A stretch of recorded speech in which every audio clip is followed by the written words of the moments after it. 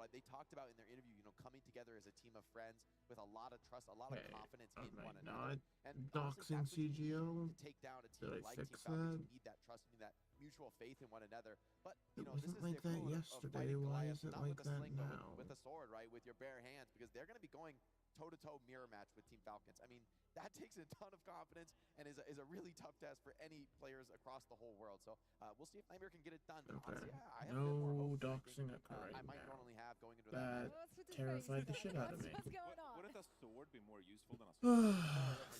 David's small, so you don't want to take Goliath in the hand-to-hand. You want to be at distance, you want to be tricky, but I don't think that's what Nightmare are going to do. You're too tall. I am Goliath. Yeah, you're Goliath. Us Davids, we get it. That is more of a sling guy. I love slings, yeah, sure. Yeah, we love great awards, we love slings and history as well, or rather, it doesn't matter. Anyway, we love many things. One thing we also love, of course, is giving credit where credit is due. Yesterday already, we got to show you and introduce you to our season MVPs of the respective regions. And now we have the utmost pleasure of introducing you to our role MVPs. And for that, we're going to send it over to Golden Boy on the stage. Role MVPs. So yes, we're going to do something pretty cool. First time we're doing it here for the OWCS. It is your role MVPs, the absolute best of the best. So seeing as all the region MVPs were DPS players. Warm welcome in the hit stand DPS position. Put your hands together Flip. for Lip. Yeah. Yep. Flip guy. And in the flex DPS role, it's none other than Proper. Wait. Not Kevster, not sugar free, it's Proper. Keeping you safe, it's your main support. It's Choron. Okay, that's a good shout. Probably the best main support. Unfair. Of course, clutching it up in that flex support role. Please welcome to the stage, Shoo. Okay, so Crazy Raccoons plus Proper is what I'm getting at so far. But certainly not least, it's your tank role. Welcome to the stage, Sean Ben.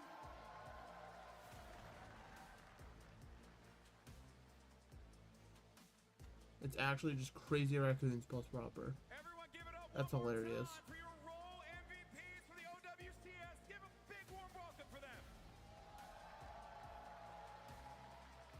Oh, they get jackets. Oh, that's cool. Congratulations once again. Let's get it back over to the desk and break it all down. Thank you so much, Alex. And these are our role MVPs of 2024, and how well deserved for each and every single one of those players. Also, those jackets. They're sick. Yeah. What? I don't know if you guys all saw it, but on the back of the thing, they had their role and their name as well. So sick. It's definitely really a cool jacket. And very deserved for all those players as Absolutely, yeah. Obviously, Lip continues to just assert his dominance as well, you know, racking up the role stars in the Overwatch League and now continuing here in OWCS. Asia MVP as well yesterday. Asia MVP yesterday as well. I mean, it's pretty much Crazy Raccoon and Proper. But like, that just speaks to how good Crazy Raccoon has been as well. And we've talked about it throughout the entire weekend. If you haven't been caught up with Overwatch esports this entire year, 2 slots in Korea, that means all the Koreans, they decided to create 2 super teams in the form of Team Falcons and Crazy Raccoon, and they've just been dominating throughout the entire year, so well-deserved. You say 2 super teams, like Zeta wasn't also amazing, it's just the fucking format only allowed for 2 putting on two performances. teams. I think it's undeniable, though, with Crazy Raccoon. Team Falcons have been just leading the year. It's been blow for blow for them across every major tournament in the year. They've been kind of the 2 teams to beat, and I think it's no different here in Stockholm, right? I think it's everyone going into this tournament would have called them the 2 favorites. Maybe Crazy Raccoon having the edge, you know, coming off that win in Dallas. But at this point, right, with Falcons winning in Asia in Stage 4, I do think this is going to be a really interesting test. I think there's probably a lot of Falcons players backstage feeling like, hey, maybe they should be up there on the stage, and I think they're going to get their chance to prove that, to fight for that, potentially in the upper bracket final, but who knows where these teams will meet. It feels like it's always going to happen at some point in the OWCS major. I have a question. Do you guys feel like these players, like the players that just got the role MVPs, do you guys, when they get these I guess awards, do you think they're like, oh, well, we kind of expected it? I mean, because Lip might they've be been used to it at this point. Yeah, because there's a, you know, You would think- they've been so dominant for so long. Maybe I think Lip and Chu, maybe it's like they've been racking these up. Everybody knows these guys are top of their class. I do think though, for players like Junbin especially, maybe Chorong. I mean, Chorong's been an elite player for so long, but I really think he's finally getting that praise from the community on Crazy Raccoon. I think people saw in Florida Mayhem in the last season of the Overwatch League how good he was, what a central figure on the team he was for them. But it's awesome to see him getting these accolades. He's had a long career, but now I feel like he's really coming into his own and having that career-defining performance this year with Crazy Raccoon. Finally as well, Lip obviously earned the Asia MVP as well, and that's an award he's been gunning for and wanting for so long as well. So not only does Lip get the role MVP here as well, he was the Asia MVP. That was something he really pushed for and wanted. So congratulations, man. Yeah. Actually, just Crazy Now we get to see them Raccoons. in action today as well. So let's dive into our first match of the day as we continue through the upper bracket semi-finals. We're going to take a look at Team Falcons and Nightmare first.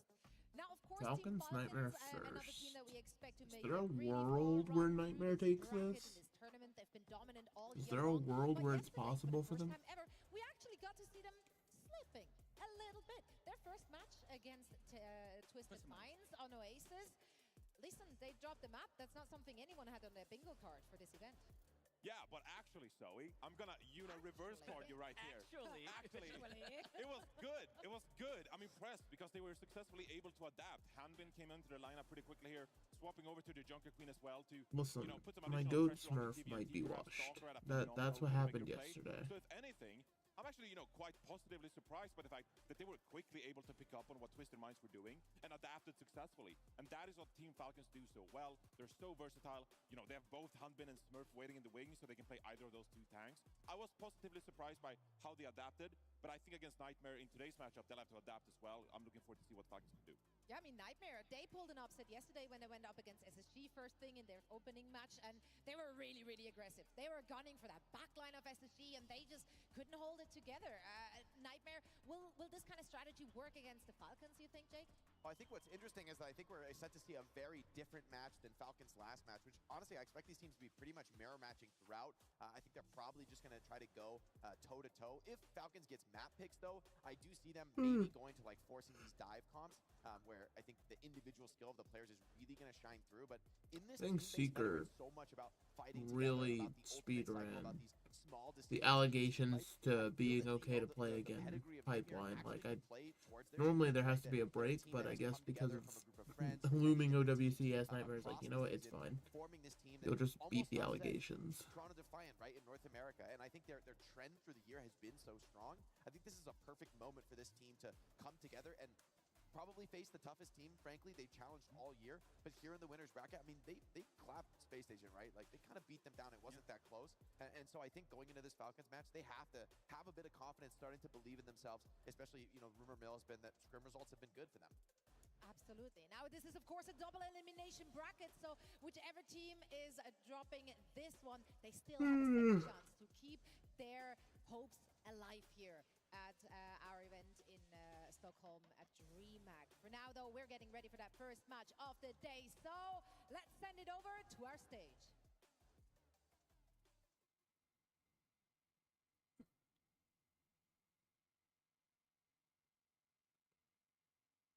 Oh, I was like, where's Golden Boy? Golden Boy's like, oh shit, I didn't realize they were gonna throw it to me that quick.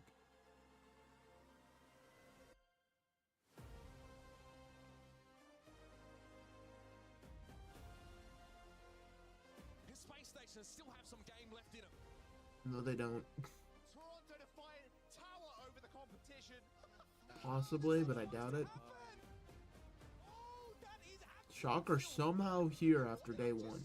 That should be the storyline right there. be the kill that gets them there. The Crazy Raccoon run away with yet another map. Almost Twisted Minds book their tickets to Stockholm. Heading birds of prey. Twisted Minds, EMEA's last hope. The wind under their wings. The previous king What is that of EMEA Pikachu? remains. Revert. Time for a showdown, everybody. Let's go. The sip. I should take a sip. I have some water right here. All right. Stockholm, how are we feeling today? This is going to be awesome. We are pretty much at that midway point in this competition, and we're about to see It's not really a sparks midway fly. point. This matchup, it's a classic David versus Goliath, Asia versus NA. It's going to be wild, and I'm all about it. You guys ready to get this going? Love it. Let's go ahead and bring out your first team. Put your hands together for the Falcons! Team Falcons joins us as the reigning kings of Asia after taking down the rivals Crazy Raccoon in a match for the ages, solidifying them as the tournament favorites. But we've seen this before. In Dallas, Falcons came out strong, but couldn't get across the finish line. Overwatch players learn their fucking spacing in real life. Okay, wait, Smurf started. Wait a minute. Oh no. Welcome to the stage. Why is Smurf starting? Oh no.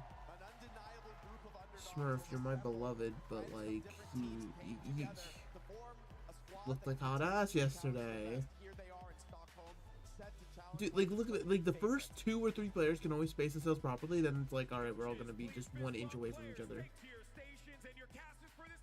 Welcome to the stage, Necra and Jaws.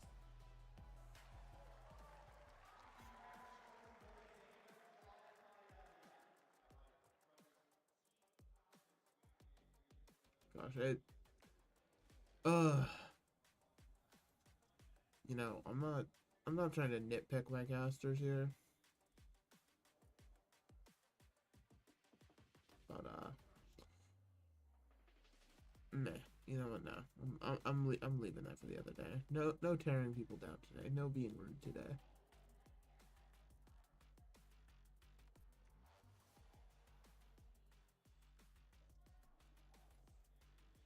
I will say these jerseys are looking snazzy.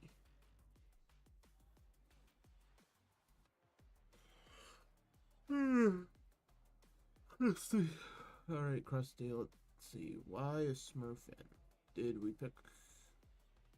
Is it Oasis again? Where are we at for a map pick? Because they got to pick Oasis yesterday and they fucking lost on it. So do they go Eos and play Winston? I would like that. I would like Winston to be played.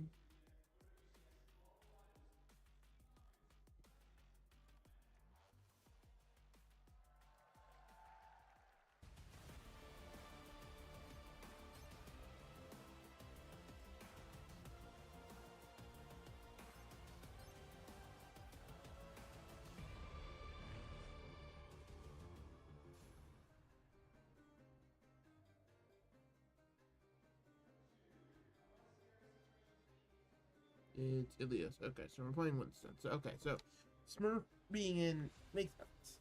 Justifiable. We can see the Smurf guy.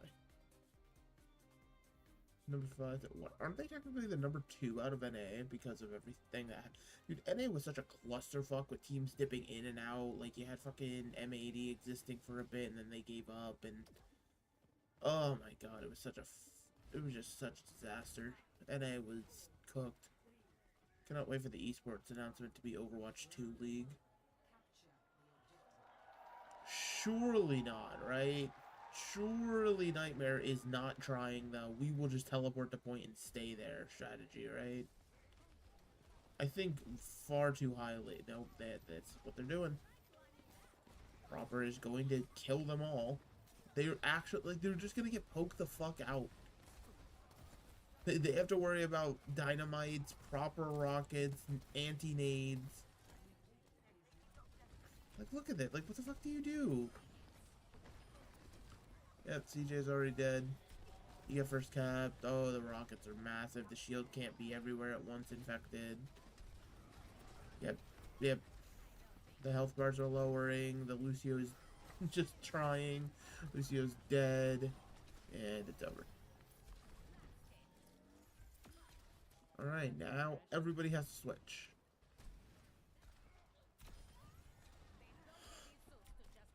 Oh my god.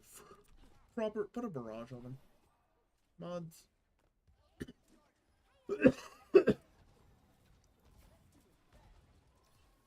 See, like, why not just start this? Like, why the fuck are you fucking around on the Rhine comp? Like, is the 15% really worth it? Oh, the richest man in Estonia, what the fuck are you doing? Now the Kiri had the TP to you. What the fuck? And you just split your whole team.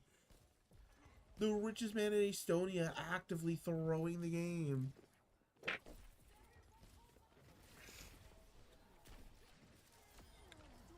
And now there's staggers. Oh no, nightmare.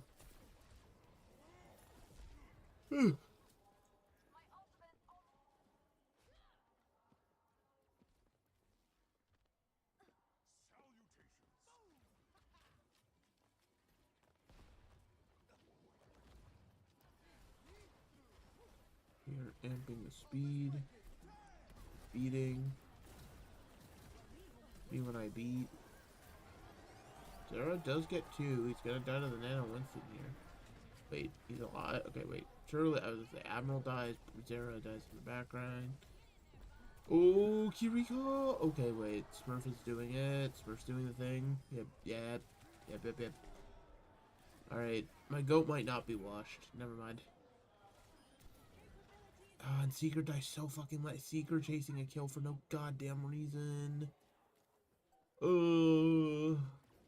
Is there gonna be a tie? Do not get flailed off the map, Infected. Okay, thank you. TP's in. They invest Kitsune. They invest Rally.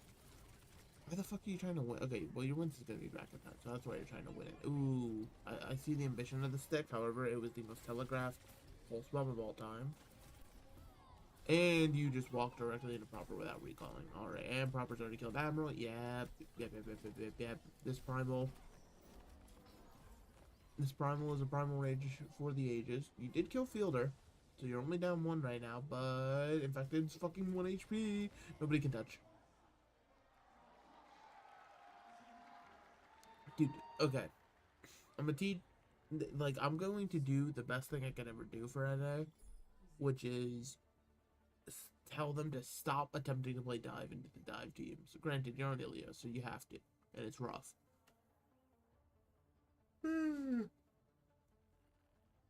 But you know, that happens to the best of us. Sometimes it's a go next situation.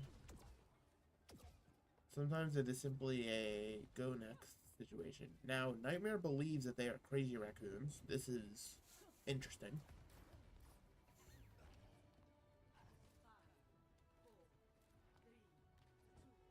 Nightmare, you know, honestly, I respect it.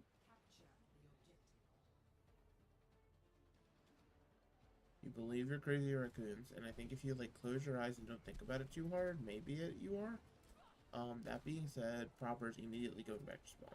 He's going Echo. Yep. He wanted to walk out on the Pharah, see what was up, realized I cannot play Pharah into this, and that's fair.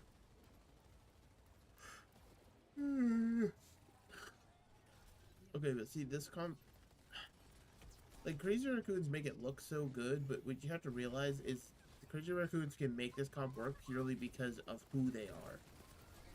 Like, you have to be a ball of, like, biblical proportions in order to make this comp work, and I do not think Infected is that Wrecking Ball player. Infected, honest to goodness, for what I originally thought of him, he's actually pretty decent on the tank roll. But he... Wait a minute. He did kill Fielder. The backline's dead. Wait a minute. Okay, but no, the backline got traded on the other side. There's this guy called Stalker. Yep. Yep.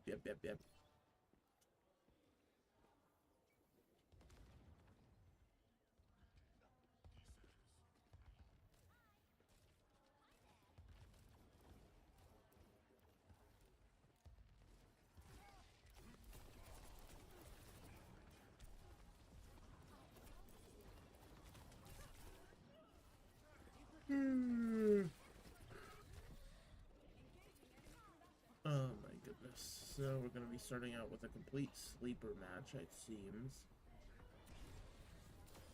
It'll be interesting to see how we look in the mirror, but in later maps. But yeah, I mean, again, my ball is making no space, so everybody else is just getting walked over. Can't even make it into fucking spawn. Jesus. Jesus Christ, Lordy.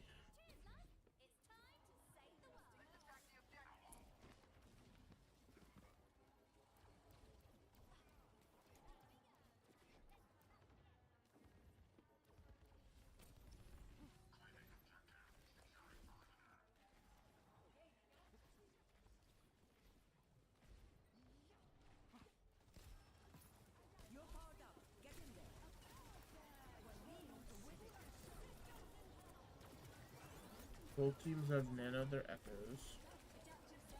Proper already duped. Now the dupe... Dude, oh my god, you lost dupe so fast. Minefield is in the backline doing nothing. Smurf is killing everybody. And that's the map. That's the map. Yep. Yep, shot. Yep. Okay. Well...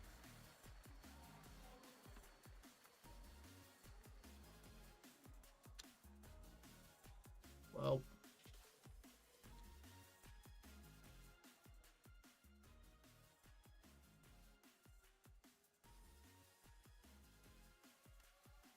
Dude, Nightmare... Alright, so Nightmare, now's your chance. Take us... Where the hell do you go? Where do you go to guarantee the meta is played? I don't even know what the fucking map pool is. What did I see yesterday? A lot of... Did I see KR yesterday? Yeah, I saw Kings Row. We saw Kings Row. Go Kings Row, see if you can force Valga.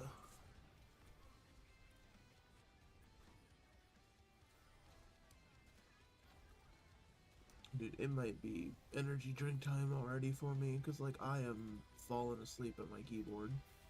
I can feel it.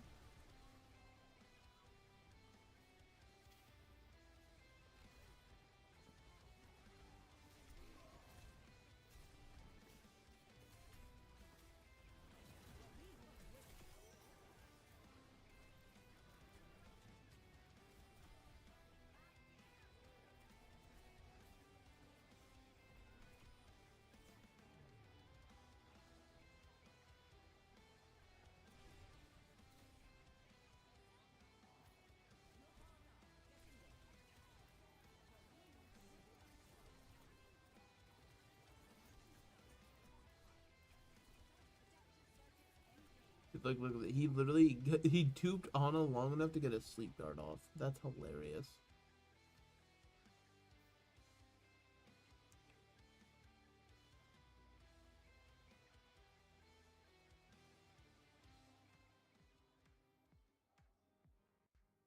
Where the fuck did all of Crazy Raccoons go? What in the hell?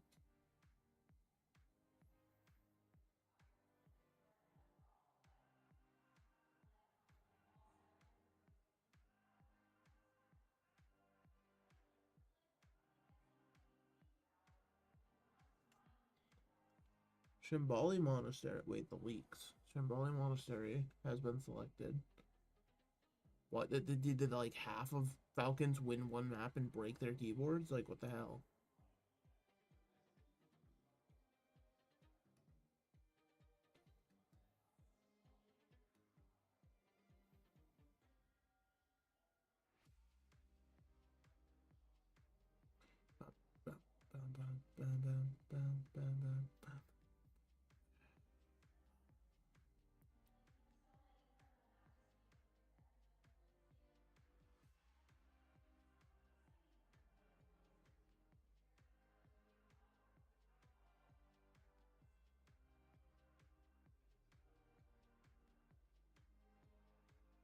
Wait, did they already update it? Is that Hanbin? Is that just Hanbin without his glasses? Because that doesn't look like Smurf. What the hell?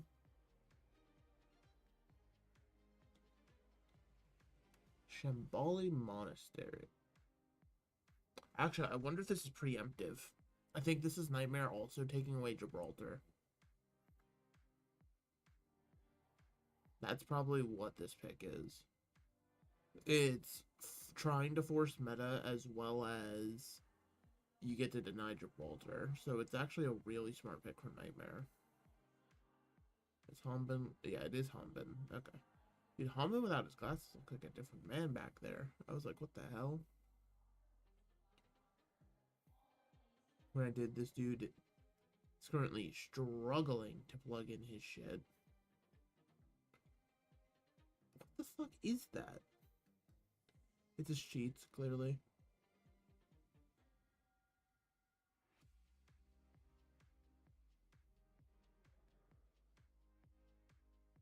What's with these gamers using full-sized ass keyboard? Well, that was a 60%. Honestly, show me an Overwatch player playing with a numpad keyboard. I think that'd be heat.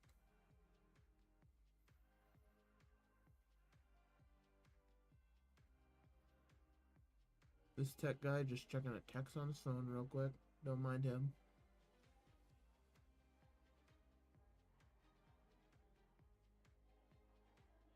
Team Falcons.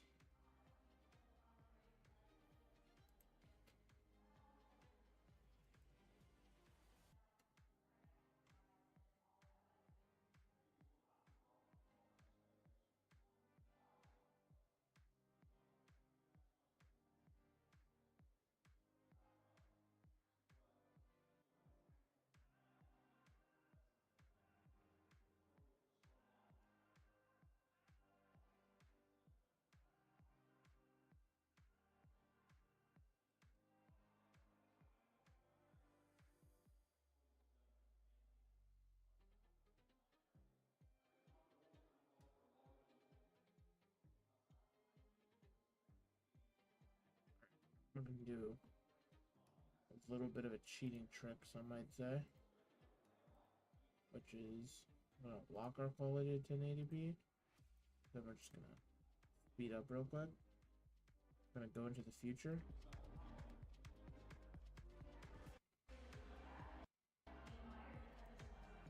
Alright. We're in the future as we can be.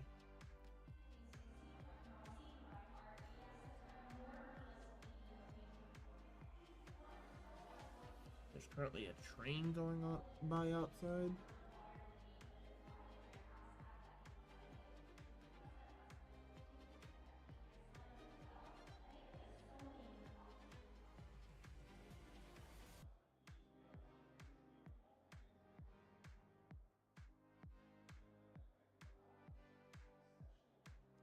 Fun fact, one of the games we are covering later for SNO is Nightmare Rotation.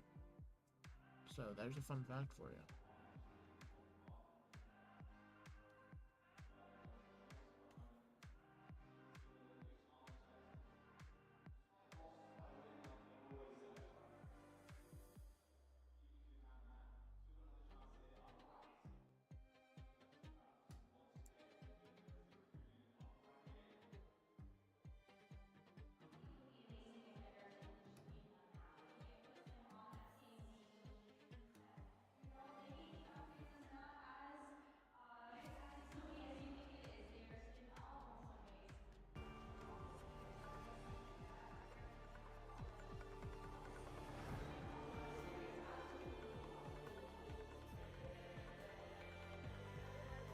I actually hear Shambolic music, so that means we are going in. Big fan of that. Big fan of going in.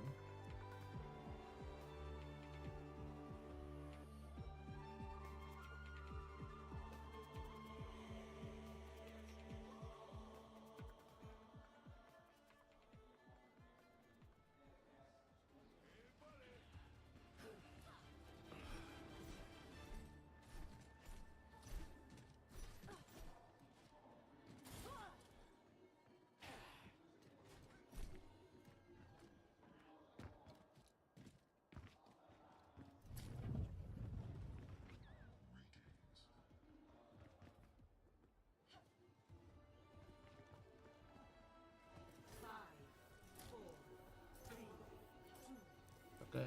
I'm assuming this is like a one volley type deal. Yep. Alright. Since the raw mirror is where Nightmare has looked best, if they can actually do anything against Falcons here, it will determine if this series is interesting or if the blowout will continue.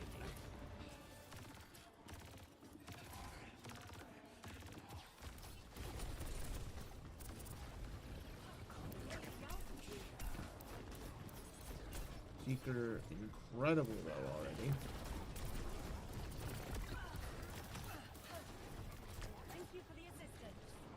Alright, pushing the payload. Now they're going to assault the high ground challenge. See how that goes for them. You realize the Reaper's behind them. Surely? Team Team, turn on Reaper. Force Wraith. There you go. Alright, now you come... Okay, actually kind of a good clear for Nightmare. Kind of what you're supposed to do. Like it. Now, this corner is the annoying corner. And Falcons already have Orbital Ray, so they're just running. Okay. And Nightmare gets Fielder because Fielder overextend. Wait a minute. Nightmare. Nightmare. You lose your... How the hell do you lose Infected? You backed up. You had your numbers. You had both your healers. Okay, Proper getting a little too in there. Bro actively thought he was him for a moment. I gotta, like, put some respect on it, but at the same time, I don't know if I should.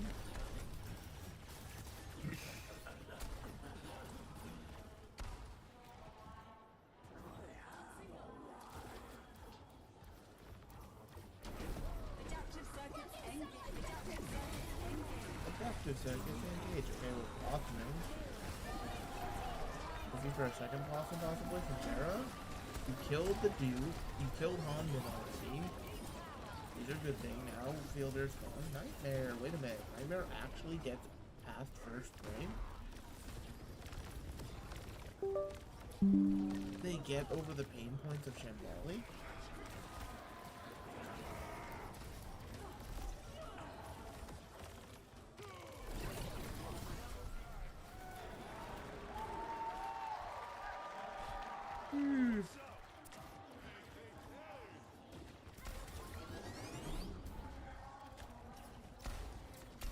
Honestly, the Wraith to not give him the 2% of ult charge is kind of like it's an ego, but I respect that ego.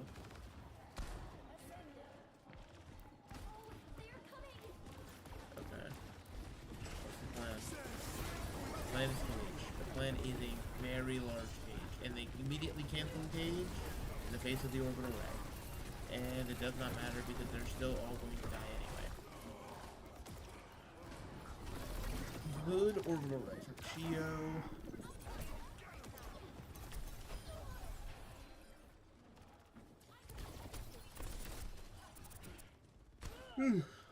That was a late one on the CJ. CJ just now respawns. Still plenty of time in the bank, but you're going to have to push through.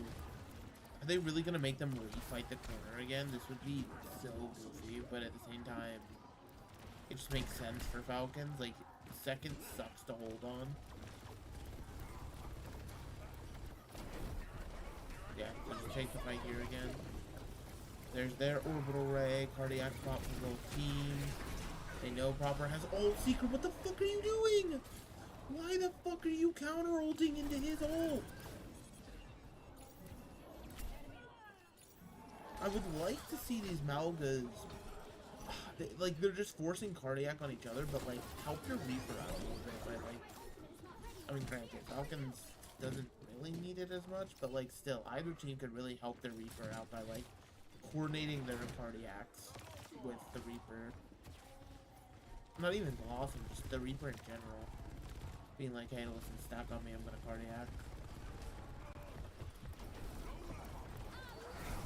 We're meeting in the tiny room. Tiny Overwatch.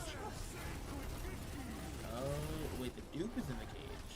Everybody else is willingly walking into the cage, and now that's Infected's cage is out. But, like, why the fuck are you all walking into a cage? You actively, like, the only person caught in it was the dupe, and, like, Malga could, like, the dupe could live. And fucking Zera had cardiac. It was fine.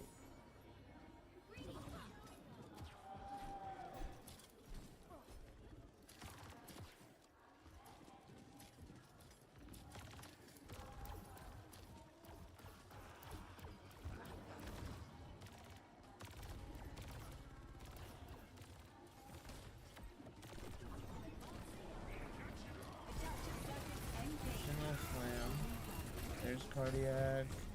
Cardiac force and then ooh, now kill the Duke, kill the Duke, that's the Blossom.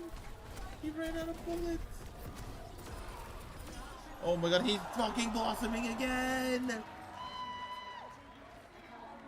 Oh no. Oh no. Nightmare. Now, believe it or not, after getting Blossom twice, a third Blossom is going to hit the Nightmare.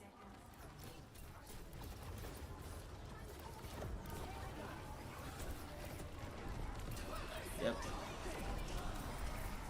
Ooh, CJ's dead. Wow, this is an impressive second point hold.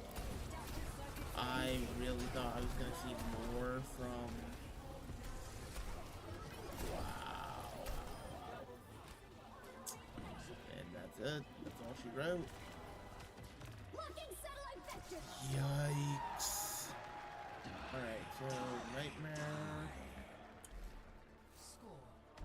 This might just be another situation of no NA or EU team is coming anywhere close to Korea. And that being said, Twisted Minds did take a map, but Twisted Minds are on their goofy ass shit with the fucking Farah Ash the entire time, so who the fuck knows?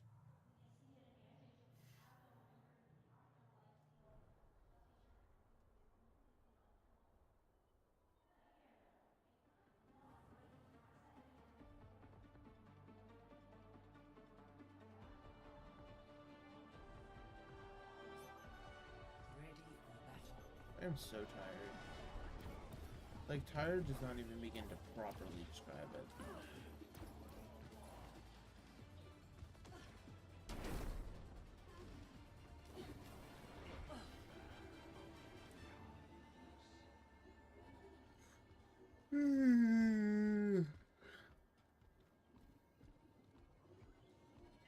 Are they gonna attempt to spawn hold? Surely not, right?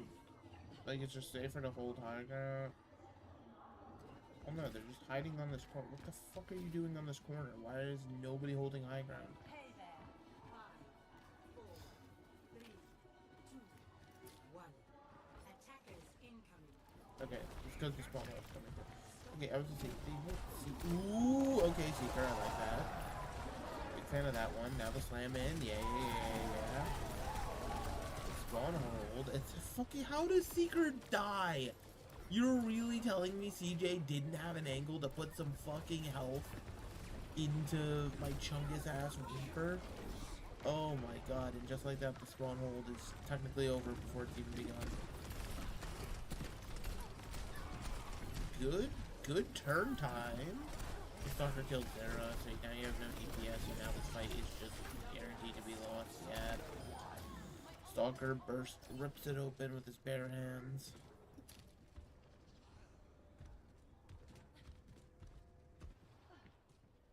Ay, caramba. Dude, look at this. Fielder already has Rally. Like, the fact that that's the first ult build tells you everything about, like, how this has been going. Like, Fielder's actually just sort of a sick freak. I don't know. I also find it very odd the fact, like, I just realized Fielder is their Brig player somehow. Yet they put Chio on Juno. I guess Fielder just wasn't comfortable on Juno, is what this is telling me. Okay, now the corner of death is being the corner of death for a reason. You traded rallies, you also had to throw dupe into it though, so now you're down one ult. That being said, you do have a cage before Hamden, so I kind of would like to see Infected Seeker link this shit up. Ooh, the orbital rays both on top of each other. Oh. Buffering. Love to see it. Ooh, Proper gets 3! How the fuck does Proper get 3? That don't make no type of sense.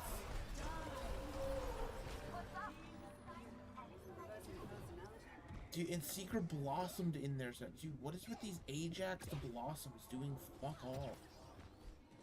Okay, you now have a cage for cage. The question is, do you really want to jump onto this card, or do you give up the point? He's daring him. Now everybody's in the cage together. Everybody's locked in. Fielder's the first death, but... oh my god, it's actually so evenly traded right now. Bahamban so low, has to run away. The Juno and Echo are just behind now. And fucking and Honda was able to get healed by being out of the fight. Both teams pop cardiac. Okay, but they find Stalker with the rally. Okay. Having to invest rally kind of ass. But, like, you gotta do what you gotta do. Okay. That being said, Falcons is speed running these next support ults. Like, Shio is 20% ahead of CJ right now.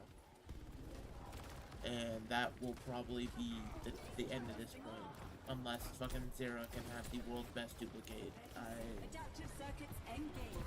It's a dupe on a Reaper for the first time, which I like. Also, I like how Falcons are playing. Like, they know they have Ray before. Adaptive circuits engaged. Reaper. They know they have Ray before they have. Ooh, oh my god, okay. That's a trade, and the Orbital Ray's still out though, and CJ's dead, so nobody can put healing on the card. That should be it. Well, that would be it for point A. I mean, technically speaking, they get one more fight, but you're pushing into a Blossom. I mean, you're gonna have your own Orbital Ray, so maybe winnable for Nightmare. But it is not looking favorable. Dude, fucking proper. Just go lurk in the tunnel. Literally go lurk in the tunnel behind them. They're not going to be able to clear it, and you just fucking blossom the back line. Yep. Oh, yep. Kill CJ. Even though the orbital ray got out, it doesn't matter. We're caging up here. I mean, the cage kills proper. Can you kill them pretty well? Yes. Use Admiral in the process. Ooh, nobody pushed cart, really? Whoa, whoa, whoa, whoa, whoa, whoa. Hamden, what are we doing? Wait, Hamden! Wait, did Hamden just do it? Nah. Hamden's the greatest to ever do it. I don't give a fuck. Take the jacket off, jump in, and give it to Hamden right now. Nah, absolutely not. That's fucking disgusting. What the fuck is that?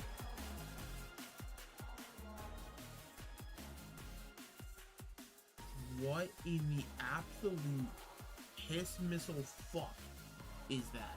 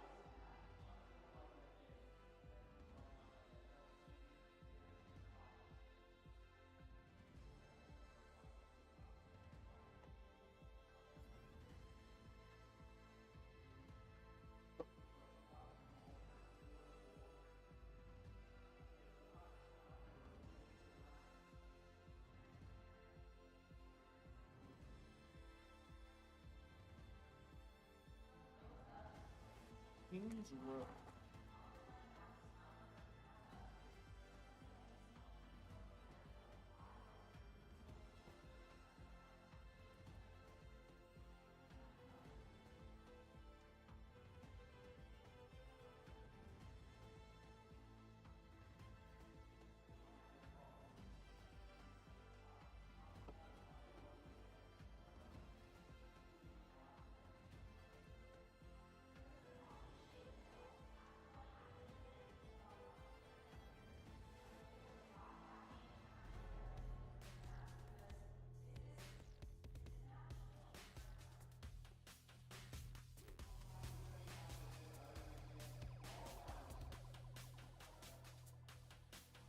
What did King's Row do for you? These other maps didn't.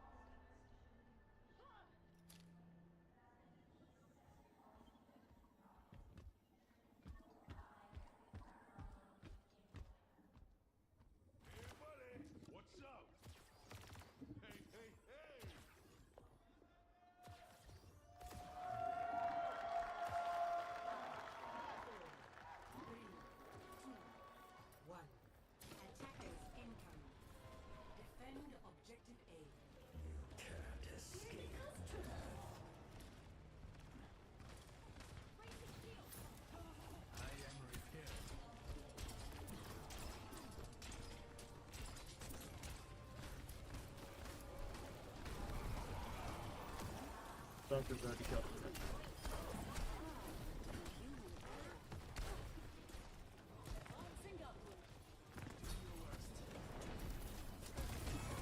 Playing the Genji instead of the Echo, I mean... I don't think the Genji can do anything.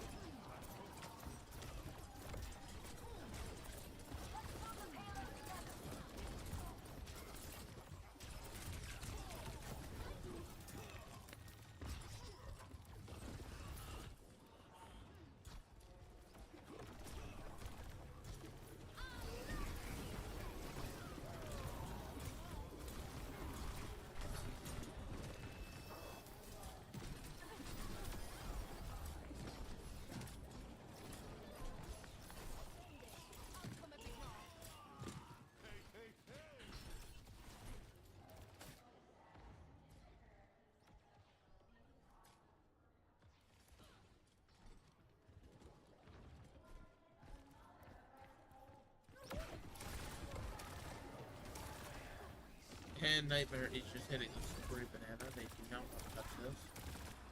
They have now flipped the card. They are the defenders.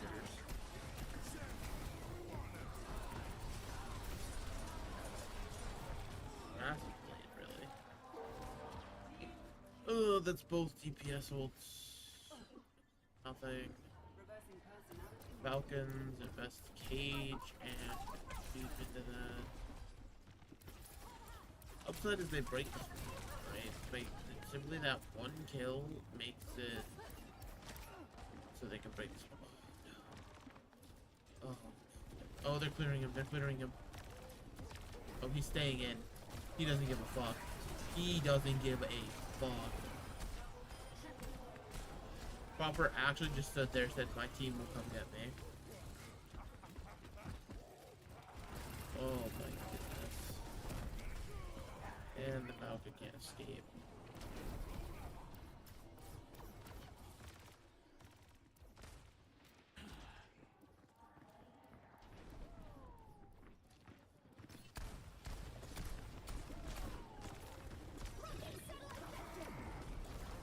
Hold reestablished. Cardiac. Execute Hombin. I appreciate the commitment there, but the orbital rate to get up spawn from Nightmare is a little bit sad.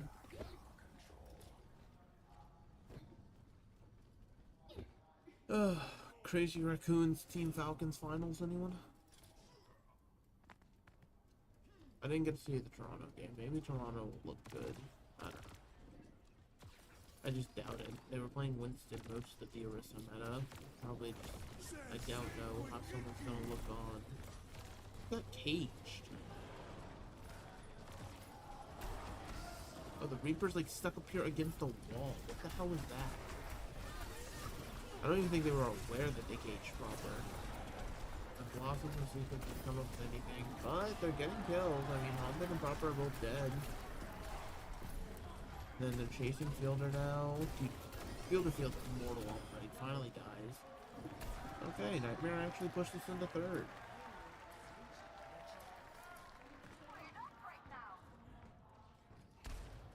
Nightmare officially got further than Twisted Minds did. Big fan of that.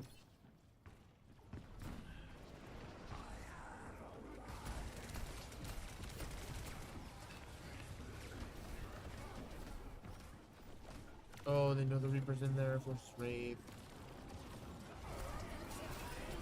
Oh my god. Oh my god. Wait. Okay, let me go. I saw health bar dropping. I was like, wait a minute. He might cook. Just saying. Cook. Yeah, no. Orbital Ray plus Proper was already in the back line. Like, there's not like there.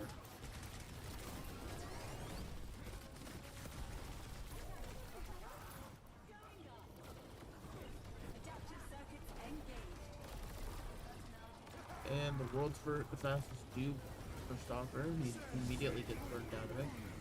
Hey, who's Cage? Okay. The Venn diagram of Cages somehow actually worked out for Nightmare. Can Nightmare actually full cap this? They have Ray, they need to kill Fielder. Fielder's supposed to rally nothing else from Falcon too. As long as they kill Fielder, Nightmare can actually do this. They'll have Ray Blossom on the card for anybody who attempts to touch. There it is. They kill Stalker. The rally's already... kill Fielder. Find Fielder. Find Fielder. 99. Oh my god, Fielder gets the rally. Wait a minute. Can this save Falcon? No, Hombin's already dead. Oh, but the Orbital Ray. It was enough for Chio to build. Oh, and now Proper has the Blossom. Yeah, you didn't kill Fielder. Fielder got Chio there long enough, and then Chio got Proper there long enough. Oh my god, you actually, all you had to do was kill Fielder. They just actually did not. Either they didn't ult track, or they just decided that they didn't have, like, he wasn't priority target. You kill Fielder there, you actually just win. Okay, can they get, I was gonna say, can they get Proper out? That's gonna waste Speed Ring as well. Wait, Proper to speed? Maybe? The duplicate's out, so there's two Malgas on the field now, but the first one's dead. The real one's dead, I should say. Oh, but the cage. Ooh, this should kill Infected. Yep, there goes Infected. Even though Chio's dead, and they finally get the dupe out. The orbital race is too late. Hopper's back on Cassidy. The Omnin's back. Yeah, no, they can't do anything. Oh, that could have been a full cap for Nightmare with Time in the Bank. Oh my god, that's tragic. All you had to do was kill Fielder.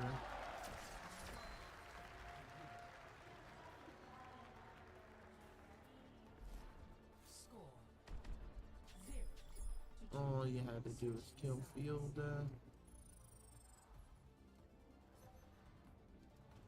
Initiating match.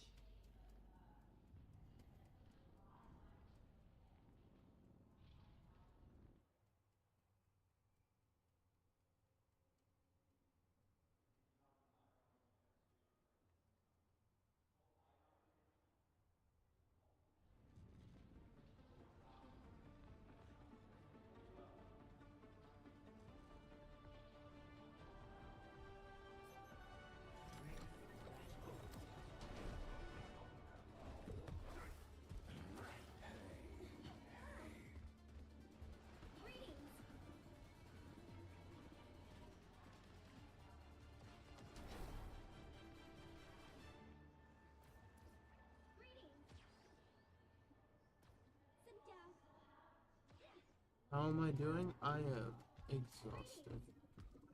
I want to be asleep. How are you doing, Ackerman? You getting your CGL tokens? That's what I'm here for. CGL token. You toke on my end.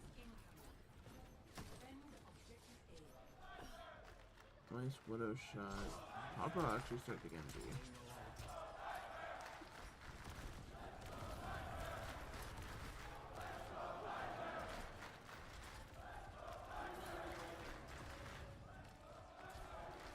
I can't hear if the crowd is saying, I'm doing fine on Monster EU, woke up. Oh, so this is, I mean, to be fair, as much as I'm, like, bemoaning, like, being completely realistic, this is probably amazing for EU, because what, this is the first time match times have been decent times for y'all in, like, 6-7 years.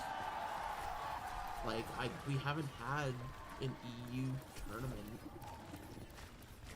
because we didn't get any of our EU matches for Overwatch League before, what's it called, before COVID started. None of the EU games got to be played, and then before Overwatch League literally been like 6-7 years ago. So as much as I'm like bemoaning and being like, gosh, I'm so tired, like shout out to all the EU people. Y'all deserved it. Y'all deserve a tournament, so you got one. Granted, you have a tournament where your top fucking teams all got shit on, but, you know, it is what it is.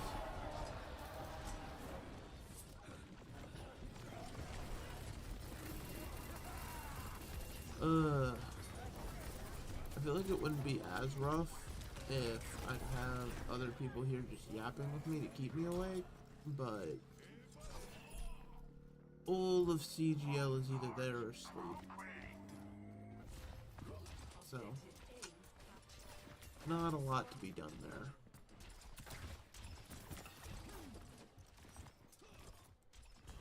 But it's fine. We only have like 6 more hours of this. Then it's time for CGL SNL. Honestly, if for CGL tokens this weekend, like this is a great weekend to give you some tokens. Blossom in the cage, what will it do? Absolutely nothing. As both Reapers are now dead. Algas are charging each other.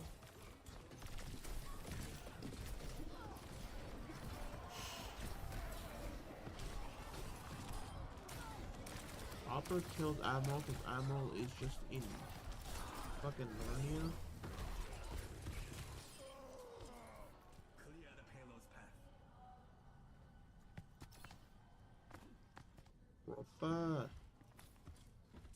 Rappa on the Genji, he has the blade, what will he do? I mean, there's no real counter, well, there's no ult counterplay, I should say, from Nightmare here.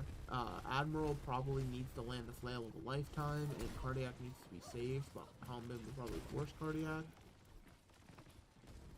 Potentially 0, 0. How do you say his name? 0, 0. There's the charge in, and there's the cardiac.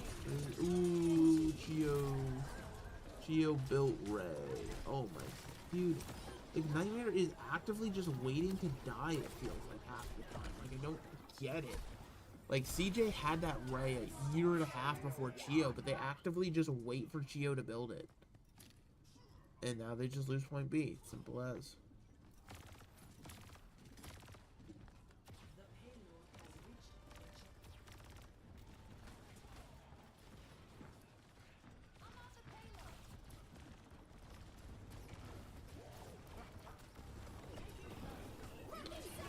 Speed rings, there's the blade. Proper accepting that the blade cannot get a kill in the face of the orbital ray. I mean, the blade forcing ray, though, is kind of insane giga value. Oh, we're blossoming in a small corridor.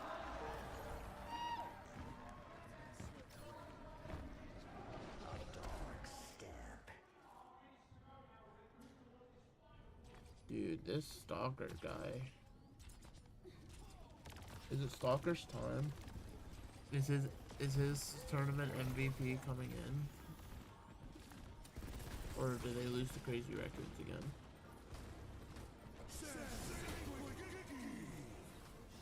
Sensekwa Geki.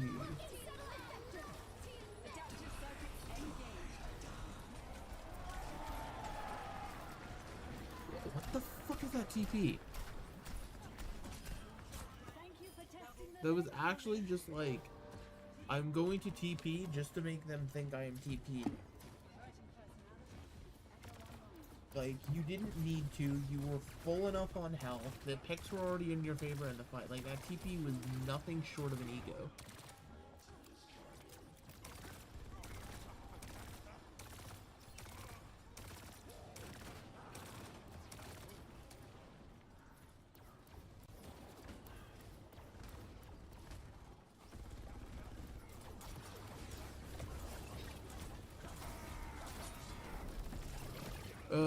This is starting to feel a little bit hopeless. Ooh, the Echo low, Seeker missing. Okay, you have Orbital Ray now. And somehow, even with Orbital Ray, you push your Echo player. Alright, Stalker. Oh my god, wait, they're coming into this with Blade Blossom. It's over.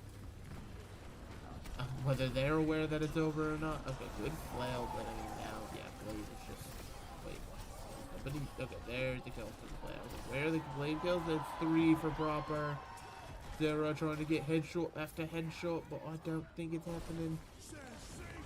And Nightmare going to lower bracket.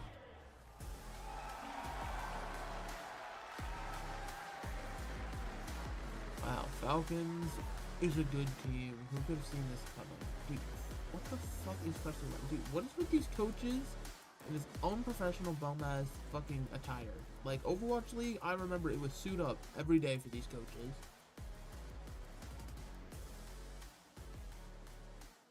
I'm sorry, did they all have to point at Daryl like, yo, dude, you gotta shake the hand. What the fuck are you doing?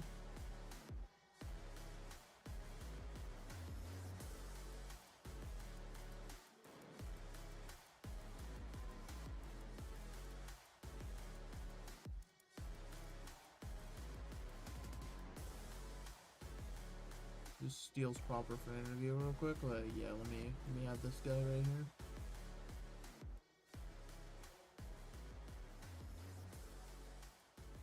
Dude, I'm not gonna lie, these jackets look fake.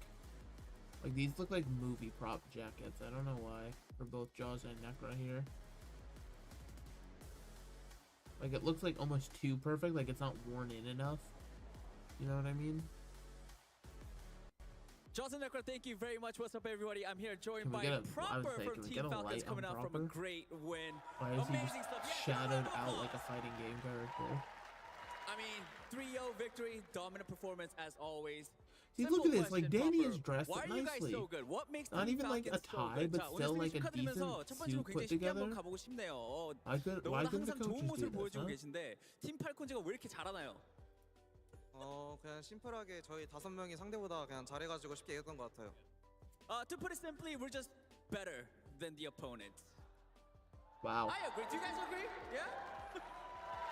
All right. Wow. Your next match is definitely going to be an interesting one. The winner of Toronto Defiant and Crazy Raccoons, whoever wins that match is going to be your new next opponent. Who do you think is going to win and be your next opponent? 자, 다음 경기가 이제 Alright, 크레이지 now 라쿤과 Proper, 토론토의 here's where you drop the 경기인데 ego and says, 거기서 I say, 승자가 I do 이제 not 팀 care. 팔콘조 경기를 치르게 될 겁니다. I do not care 프로포즈에서 who. 보셨을 때 누가 이겨서 다음 상대가 될 것 같으신가요? 그래도 한국에서 한 크레이지 라쿤 팀이 더 유리하지 않을까. Okay, he's protecting Crazy Raccoon. 한국 지역이 제일 세가지고 Believe it or not, 토론토는 안 guys, 될 I 것 같아요. totally speak Korean. It's not that he To put just it had to simply, say I feel Crazy like it is Raccoon. going to be Crazy Raccoons getting the win over Toronto. I feel like the Korea team is definitely better, so I think they do have the upper hand when it comes to that match versus Toronto. One final question. Of course, you were awarded the Flex DPS MVP, the role MVP. So, do you have anything you want to say to your fans? 자, 마지막으로 이제 이번에 롤 MVP를 받게 되셨는데 팬분들에게 한 말씀 The only 부탁드리겠습니다. non-Crazy Raccoon 사실 player 롤 to get an MVP MVP role. 그 받았다는 소식 들었을 때 되게 기분 좋았고 저 뽑아주신 팬분들 Which I'm 다들 gonna 너무 be real, don't get me 감사드리고 wrong, Proper school and all, but 좋은 like, I feel like 보답으로 Stalker 더 노력해서 may have 좋은 done 모습 more if you look 보여드리겠습니다. throughout the series. First of all, thank you guys so much for giving me this amazing award. I really didn't expect this, so huge thank you guys so much for voting me as your role MVP. I will work harder and try to live up to that award as well. Thank you guys so much. Everybody, give it up for Proper one more time. That is it for the interview. That's take it away. Thank you so much, Danny, and of course, congratulations to Where are my Proper and the CGL entire peeps? squad. They take the dub here in their first series of the day. As expected, however, if we're looking at this match as a whole, I do think Nightmare they did hold their own. They did win fights. They did fight back. They did win over. fights. So don't let the match score fool you on this one.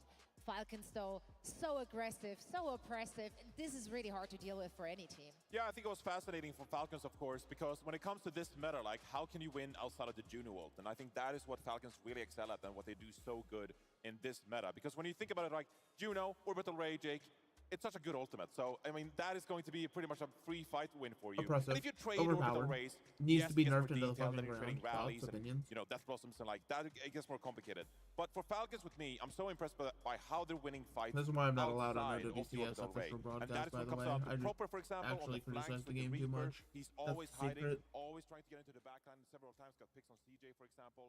But then on Shambali Monastery, we saw as well.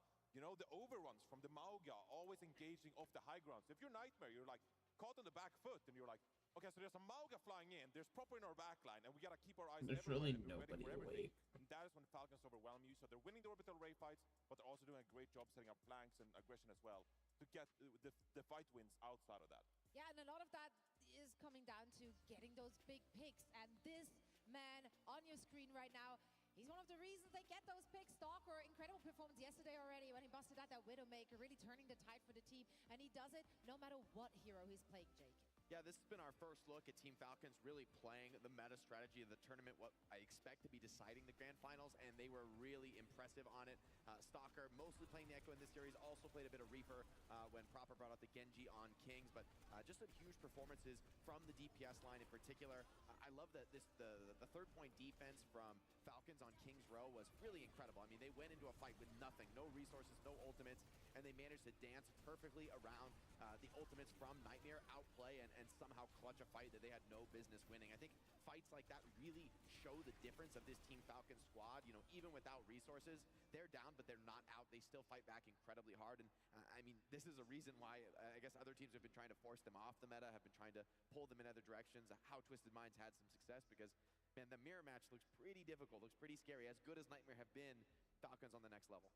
Yeah, and it's just every single player on that roster, right? Like, you can't even pick one where you go like, yeah, that could be the weak link. No, like front to back, this team just is so very good.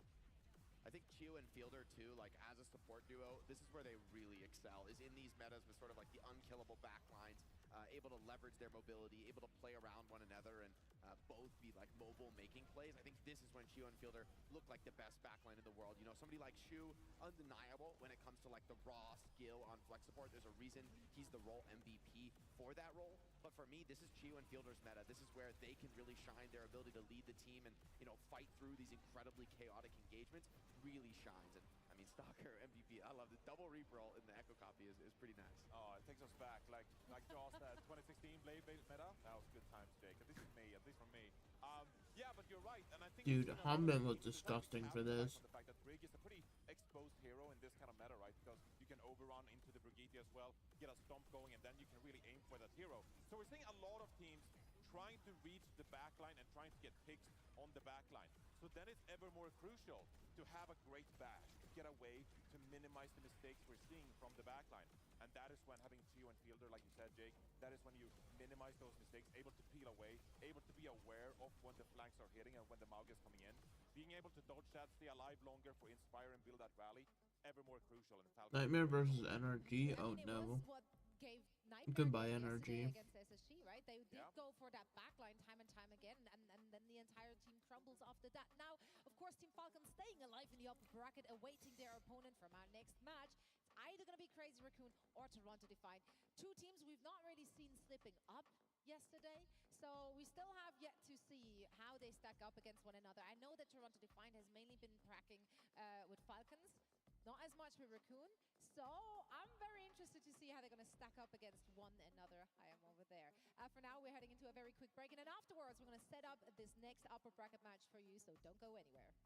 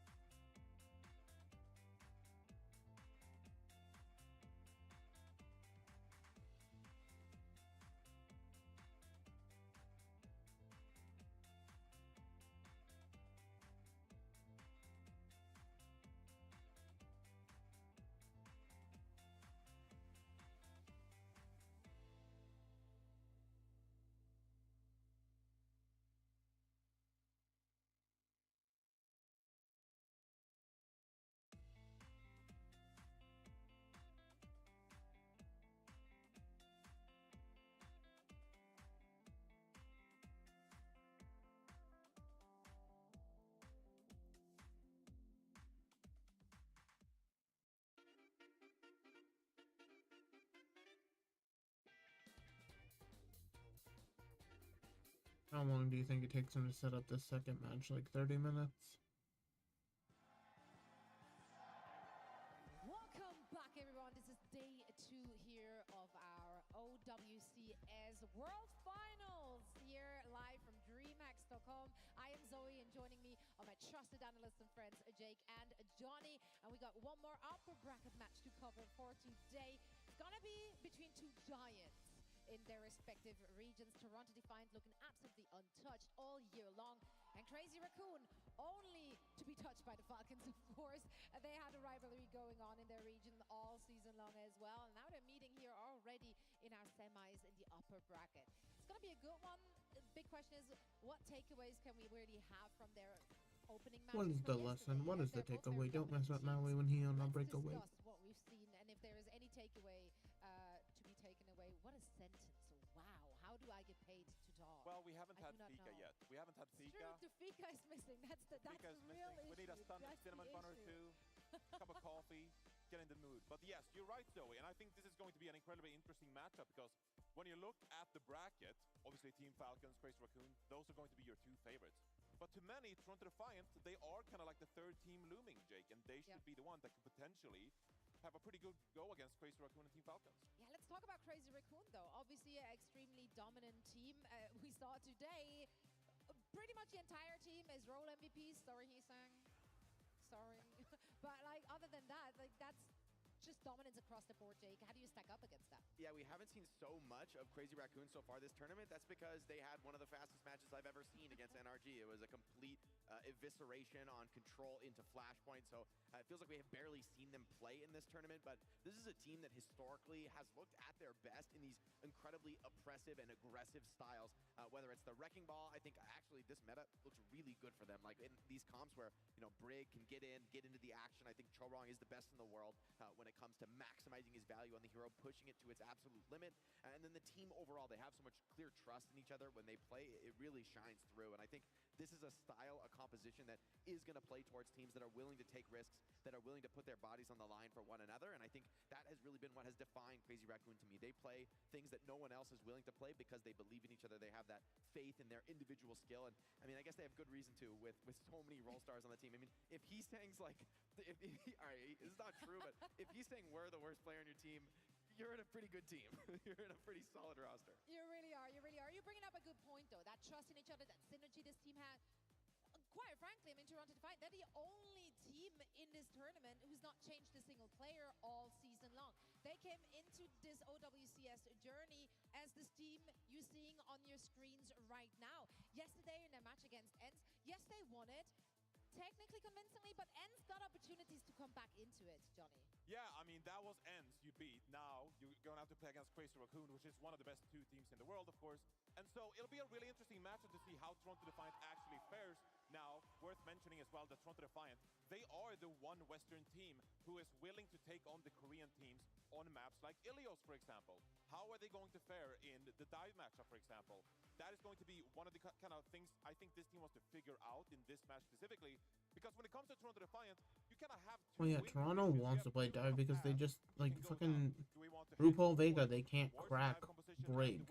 Like, that's the problem, is your Brig player and Juno player are the same person. RuPaul actually just kind of sucks at this meta. Unless he's hit the books on his Brig. But when it comes to Toronto Defiant, there's an upper bracket and a lower bracket. You have two chances to kind of like figure stuff out.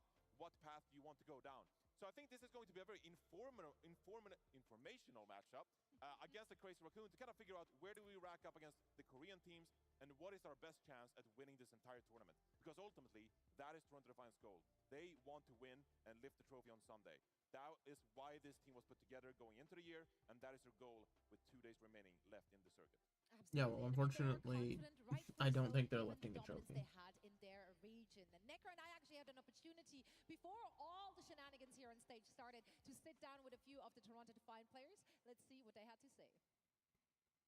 Good, everyone. Zoe here, joined by Necra, and no other than Toronto Defiant's very own.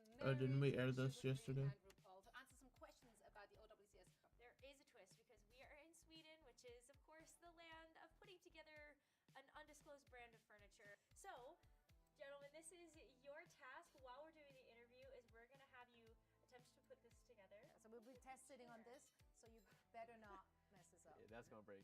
Yeah, let's, guys, please have at it.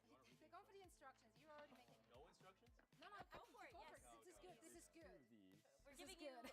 we're giving you props for going for the instructions first. Actually, we don't need instructions. No, we actually don't. Alright, we don't? Alright, we don't. So what were the vibes like heading to Stockholm? I think going into Stockholm, we're having a lot of fun. I feel like as a team, we've come a very long way. It's been a long season. I've played a lot of matches, obviously like 4 stages. But we've improved a lot,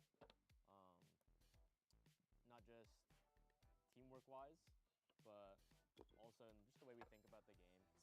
You haven't changed any of your coaches, any of your players. You guys have stuck to the same roster, and it's made you win. I think, like, if you take the whole season, we just build and build and build on top of our like already known knowledge of the game, of different metas. But like other teams, they have to like restart from scratch, and they like add players in and out. But for us, it's like a more linear progression, I'd say. Right, then guys, spill the team. Was there ever a moment where you even looked at options to add someone or drop someone? I don't know. Nah. What the hell is Lenny doing? At the end of the last stage, I feel like the competition got a lot steeper in the NA region. Were there any teams from NA or even EU that you felt like were good scrim partners? 이번에 해봤을 때는 그렇게 별 차이는 안 났던 Bro is just speaking Korean, like anybody there understands. Prepare for this type of meta right now, or can you spill anything about what your rituals are for practice? I eat donuts. You eat donuts? I eat a donut every time before scrims and matches. That sounds awful. You're gonna That's crash from actually a quite sugar high. That Dude, sounds I'm so so tired of bad. hearing this. No, I'm telling you, it makes me play better. That's a horrible advice. It doesn't matter. It could be a glaze, Okay. chocolate, strawberry. Any kind of sprinkles. donut. You guys. Honest to goodness, considering some of the other pre-match rituals I've heard of, Mare didn't turn upside down. We were actually you gotta sit on there. Yeah. You could easily sit on this. Are we insured? All right. Am I just okay? Zoe, I think you gotta go for it. Go for it. Okay. I keep my weight on my heels, so I'm not gonna. It's a good seat. That's good. Yeah, I feel really safe. Yay! Yay! You kinda did it. Oh my god, guys! You like missed the whole. This is supposed to like make it not wobble. The entire piece stays still. This is the safety one. This is like the most important one. Great job. also half of those screws are just not screwed in. Yeah, may your performance this event far succeed what we've seen in the chair building competition. But guys, thank you so much for joining us and best of luck in the tournament. Thank you. They straight up cut out the part when Merritt turned the whole thing upside down and everything fell apart. He completely threw for the team. But yeah, we got some great insights in that interview. They also shared with us that they mainly scrimmed against Falcons. They came to Europe, like I think 2 weeks prior to this tournament to get acclimated and be able to actually scrim on low ping against those strong teams. Yeah, you know, and Toronto have looked good on this meta. I think they did beat Ents, but honestly, I'm a little worried for them. I think going up against Crazy Raccoon right now, Crazy Raccoon looked in peak form. For them, frankly, second place is a failure. I mean, that's a really rough spot to be. For Toronto, I think if they got, let's say, like a top 2 placement, if we're honest, I think that would actually be pretty good for Toronto. If they could beat either one of these Korean super teams, that would be a solid placement. If they win here, I think they're going to be super stoked on that, beating Crazy Raccoon for the first time for this team. But Crazy Raccoon looked to have peaked. They just swept NRG aside in their opening match. And honestly, Ents was reasonably competitive with Toronto. And, you know, based on how the transitive property of the tournament is not looking good for them. You don't want to do too much math if you're Toronto Defiant. You got to just come in confident and play aggressive, not give anything up. But yeah, Crazy Raccoon, that's a tough test. Maybe there'll be a donut diff. I don't know. Sugar Free was talking about donuts. I'm like, I can't recommend that, but if it works for you, Sugar Free, then like, okay, fair enough. You had such a good one-liner. You wanna? Should we? Yeah, it's not very sugar-free of him. You know? I literally was thinking the same fucking thing. I was convinced that when I was competing in Korea in 2016, they fed us pizza before the games, and I'm kind of like, it's a psyop. I think it was psyop. Like the Korean tournament organizers, they're like, did they throw us under the bus by giving us pizza before the game? So that we go on stage and we're like, heavy carb and sugar crashes right before it's that. You not don't the want way. that. You don't want. I don't know. that. Eat a Caesar salad, some chicken or something. Like you don't. Caesar salad. You literally named the one unhealthy salad option. Guys, no food, just pre-workout. You know, you heard it here first. Okay. Not good either. This is not the PSA. No, So Jake explains what happened on 4 years of Houston Outlaws. We'll be lightheaded Let's finish. I don't know. Jake explaining the Death Slam incident Advice, but I do by just advise saying, you yeah, I to check popped out a our reworky features before we like- lost. Wow, what a transition. There you Wow. go. No, but honestly, this comes with plenty of cool skins, name cards, charms. You got it all in a Neon Streets style, and this mega bundle will actually contribute to our overall prize pool. So you're essentially dropping some cash on our players. 25%. 25% of our That's revenue right. goes towards the prize pool, and yes, you're supporting the players. So Show some love to the players, to the scene, get some dope skins. yeah.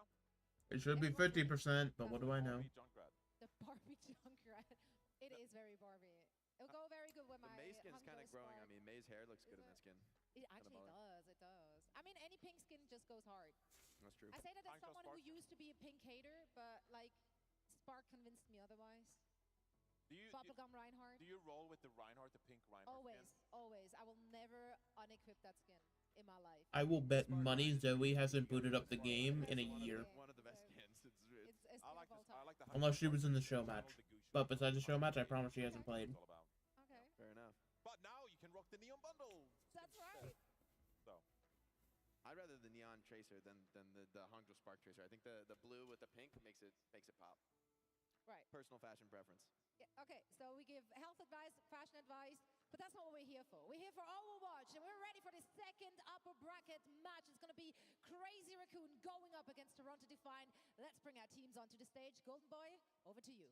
Thank you so much Yippee. for that, Zoe, and good thing because I know nothing about fashion, clearly, so that worked out really well. But let's go ahead and bring out our first team because this matchup is going to be awesome. We got two heavy hitters and honestly some heavy crowd favorites. So let's bring out the first squad. It's Crazy Raccoon! I'm sorry, does his little note card have facts? OWCS champions here to take it all, to finish the year in stride. Every opponent that has tested them has fallen.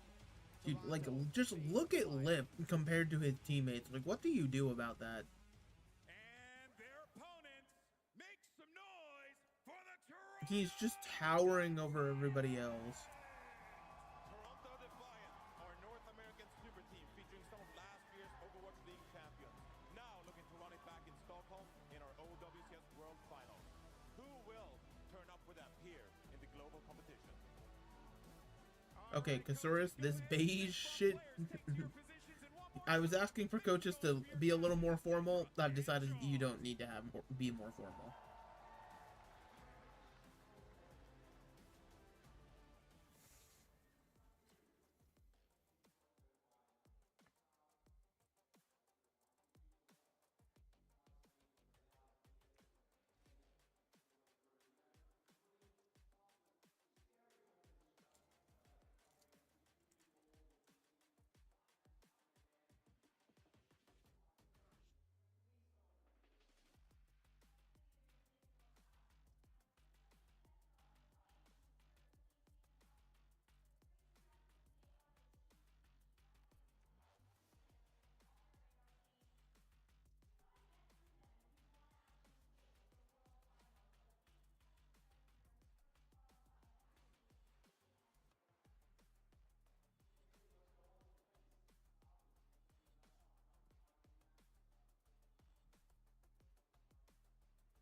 Again, Joe's and Necro both, like, these jackets just look fake. Like, they don't, like, the sleeves look well worn, but like the front of it is too smooth for both of them.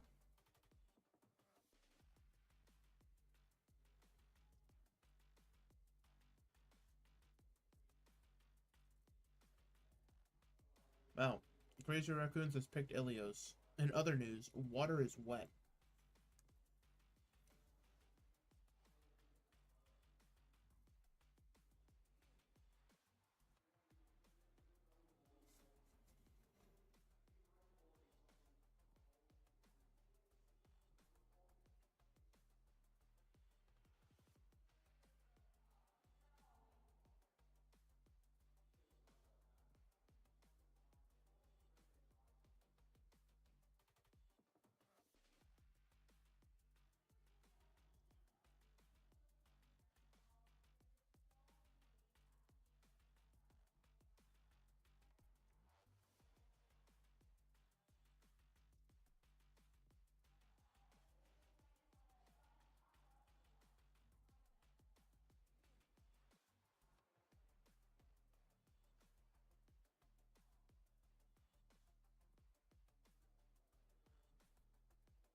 Why does someone look so scared? Is he okay?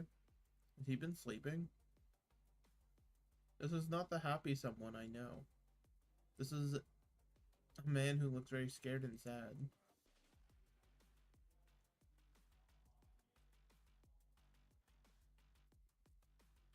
Clash Flashpoint is the only mode that Toronto has over Crazy Raccoons. That's crazy.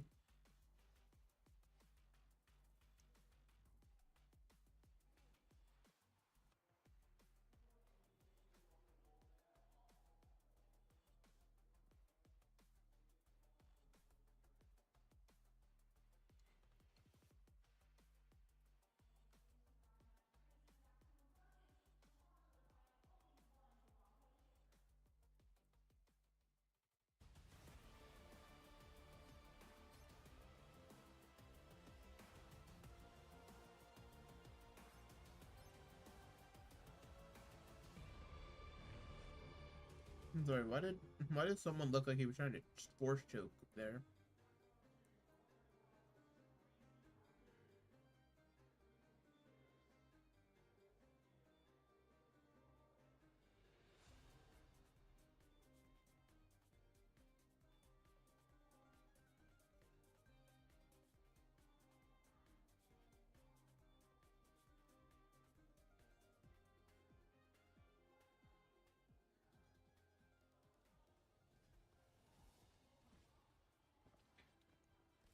Okay. So, because it's Ruins, we've got some ballers for Crazy Raccoons. And Toronto is trying to play the Malcolm meta. That was a bit of an early speed ring from RuPaul.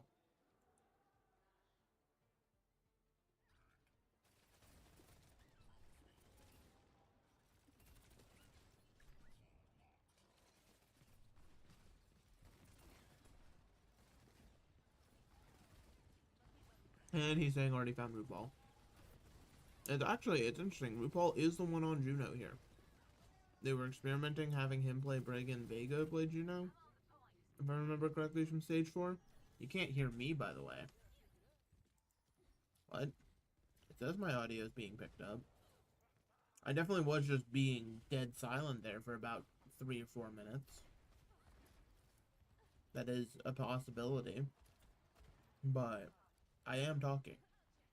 I see it in OBS. It's right there.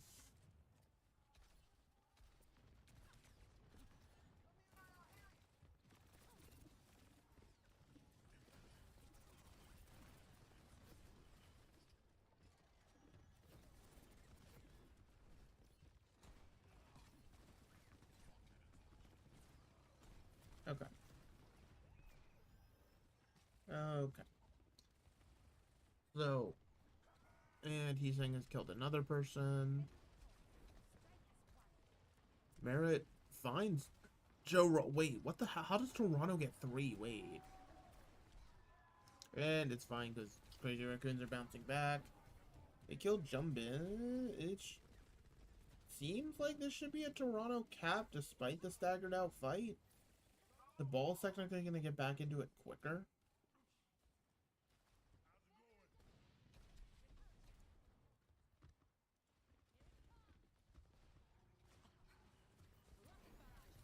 Ooh, that nade. Keeping he's saying healthy, gets 2 kills. I mean, it's 12 o'clock. I mean, nice kill on the lip, but you gotta do more than that, bruv.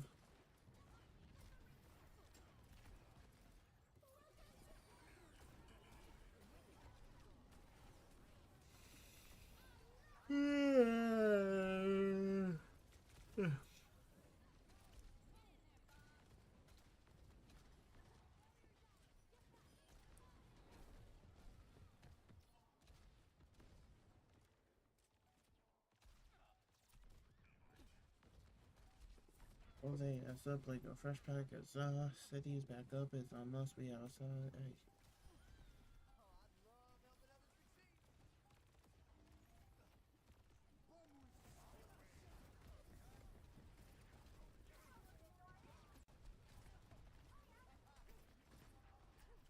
Wrong actively hunting Vega. Based.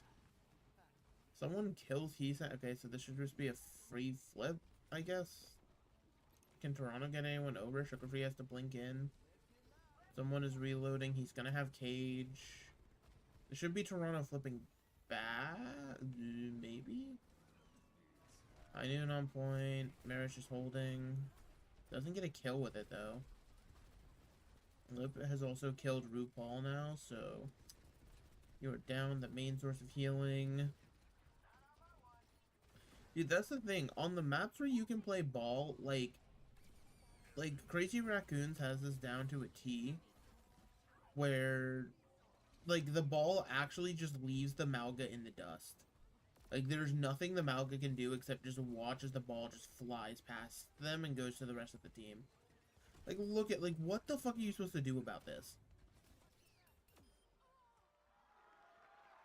There's not anything you can do.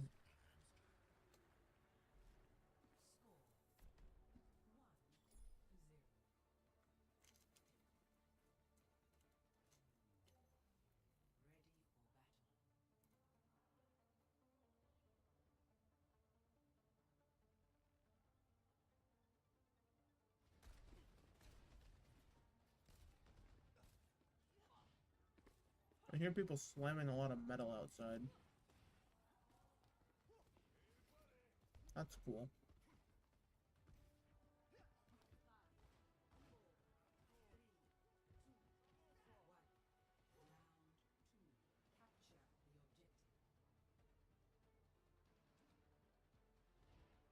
Wait, we're not matching dive. We're actively just playing Malga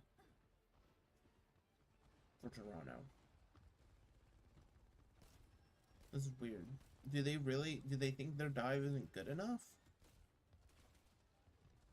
Like, this is the one NA team who is actively respecting a Korean team on dive. But they're the one team that realistically shouldn't have to. Also, we're playing Lucio Bab.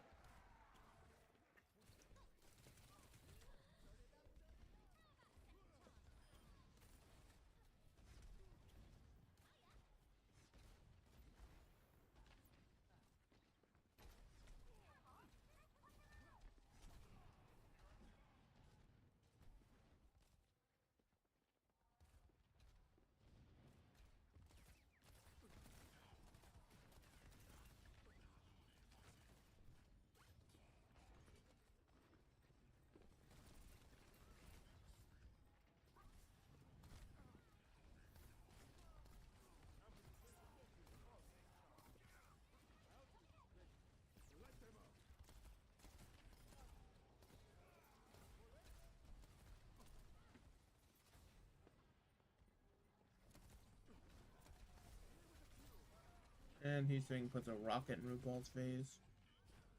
And the flip comes through.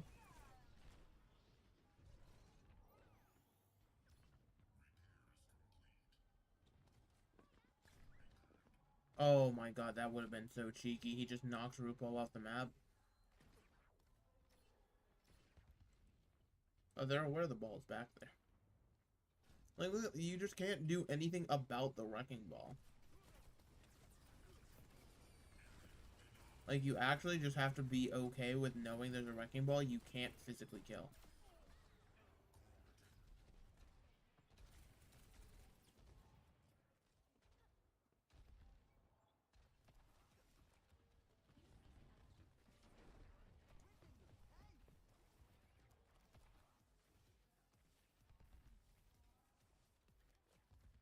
One in each hand and a smile on my face.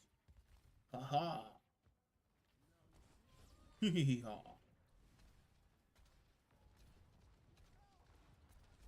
Alright, hear me out. Overwatch X Clash of Clans collab. Ooh, my god, I thought he was about to just rip that Tracer's head off. Managed to blink, though. Yeah, I don't follow what Toronto's doing here. Diva.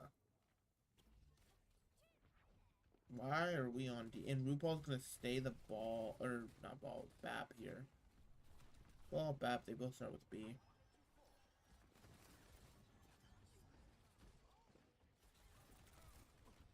The Wrecking Ball and the Baptiste.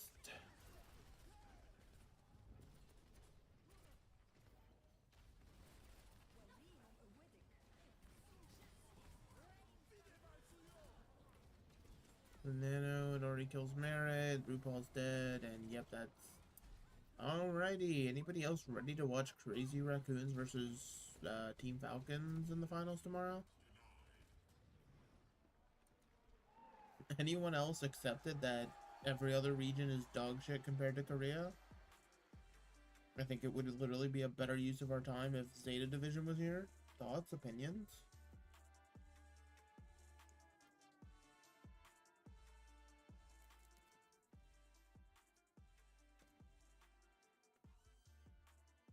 I don't know. I don't get that. Like, why the hell are you playing Malga?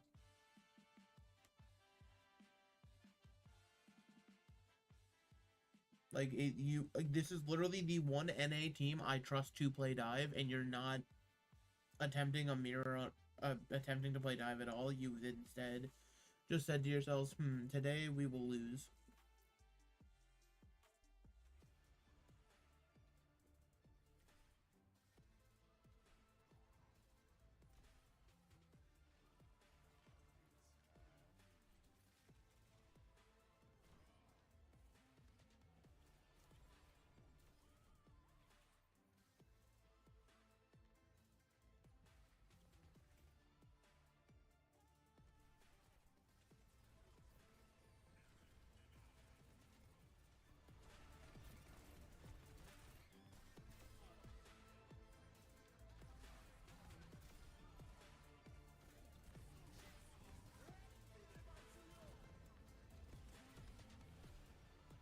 Well, that's why someone went Diva. They knew it would be final fight, and they wanted to live the barrage. That makes kind of sense. I wouldn't say makes sense, but it's justified. Like, there's justification now.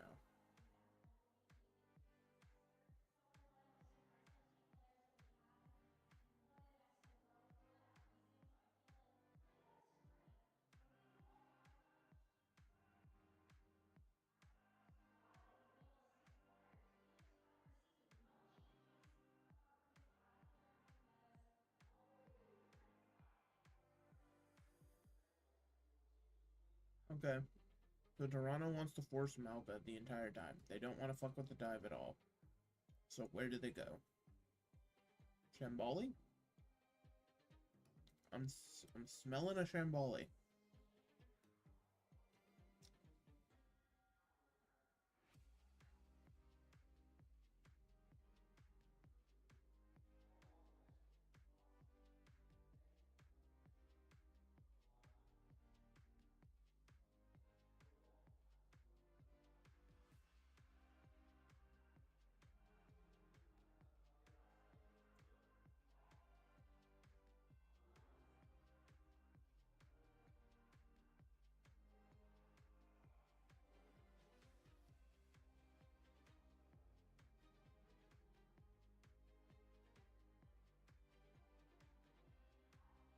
RuPaul's death rays.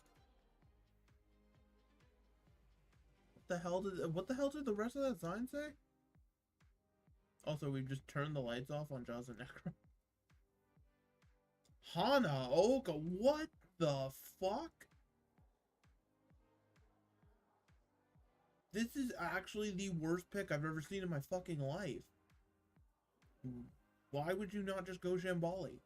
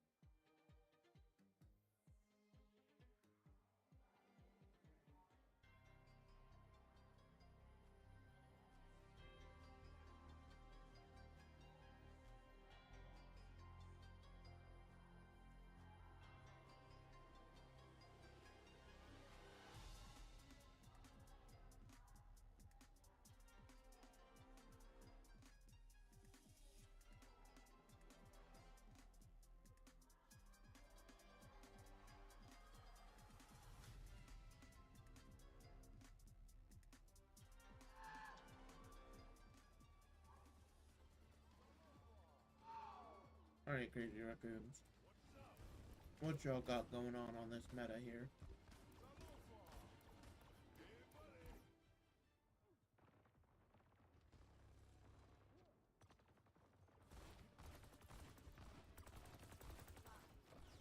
Charango Brig. Thank you. I was getting scared. Alright, complete mirror. Nobody's doing weird variants. Complete mirror.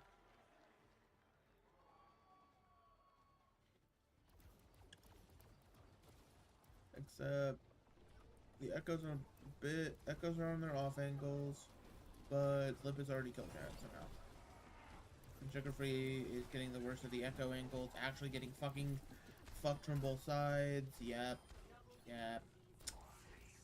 Alright. Every other region, I hope Sweden was worth your vacation for the year.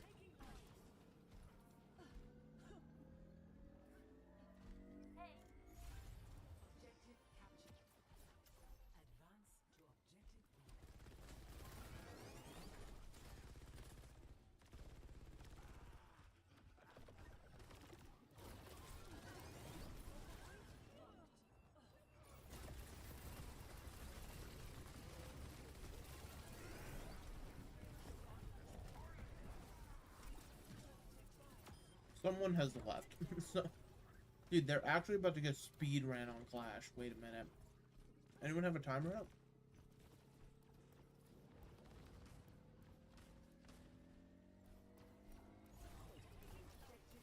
Dude, they're pushing the spawn already? Wait a minute. That wasn't how this is supposed to go, Toronto.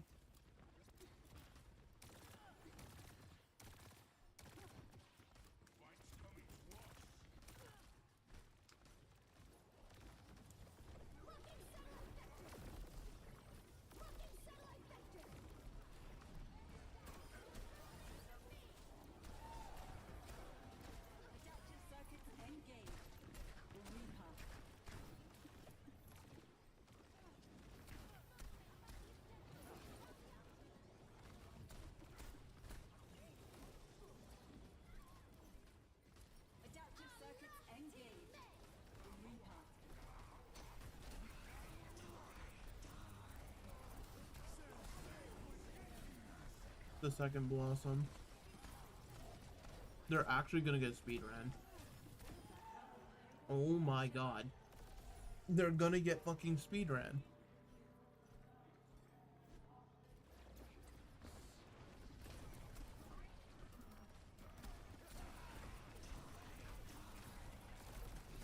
Nobody's health bar even affected. Lepus killed Vega.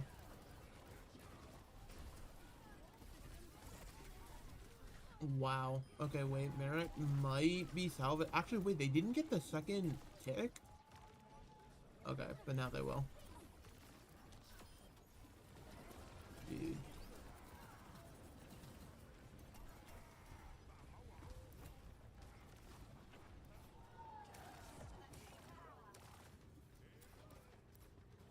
Dude, Toronto, you weren't ready for this.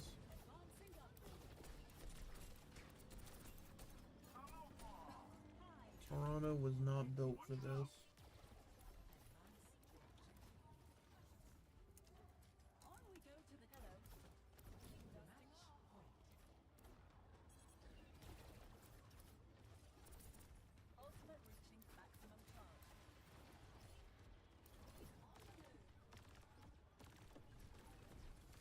Adaptive circuits engaged.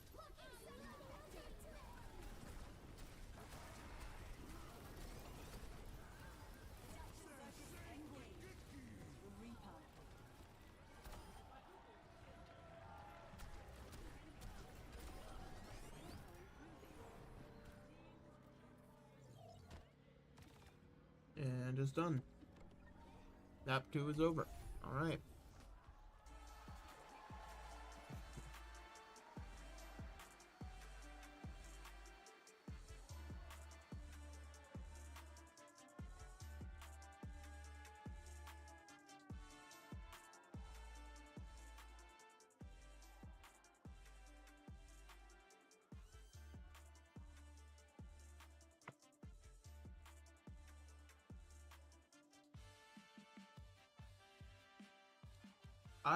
The way Kasaurus is stanced up, he's literally like an English professor who is like talking to a kid who has a 60 in the class. He's literally just out there like, you know, maybe if you had written that essay a little bit better earlier in the semester, you could do something about it, but too late now.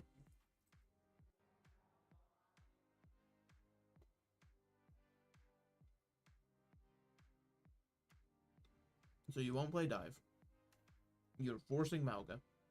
They played you in the mirror, and they shit all over you. What's the plan, Toronto?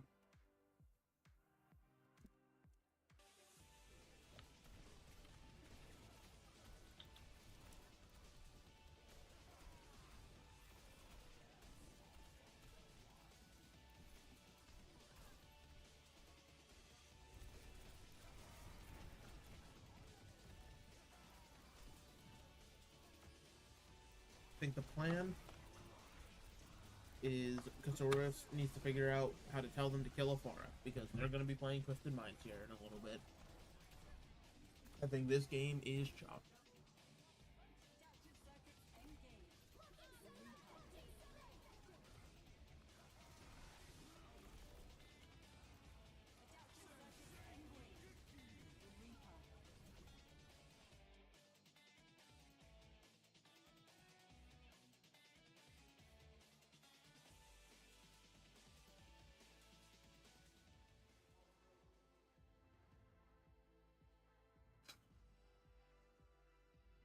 Five deaths is a lot more than I thought they got. 5 KD. Oh no. Toronto.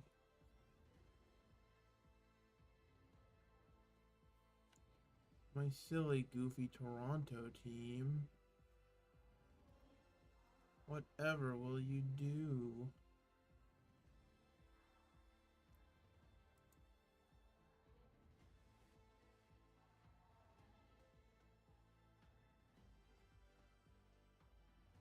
Surely this next map will be theirs, right?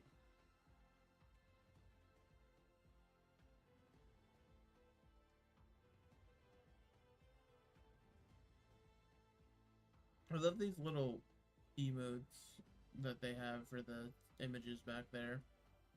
Also, why does Vega look like he's pinching his nipple?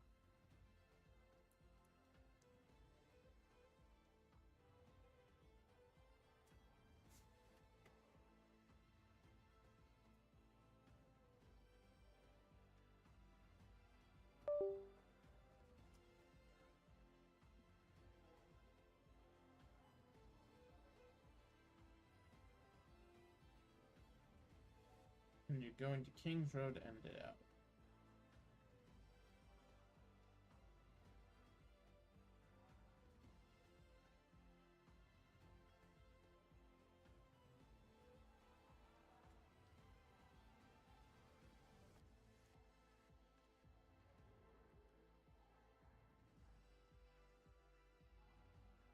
Wait, Max is coming in for Jumbin. Why?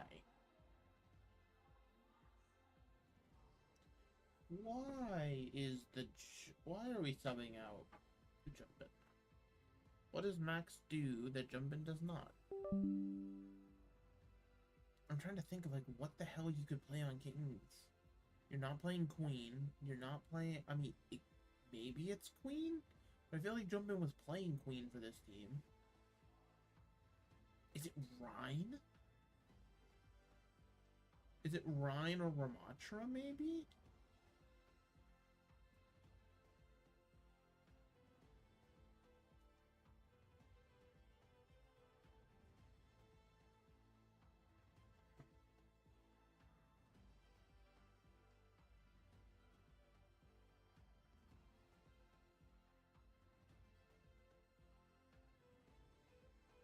Rhine, Ramatra, maybe... What's it called? Maybe...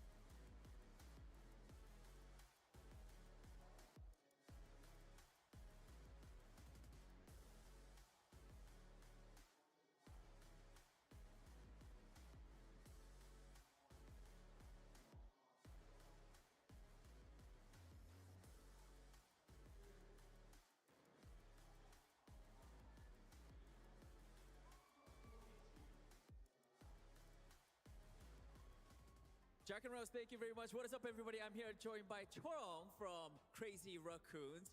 Everybody, give it up for Chorong one more time.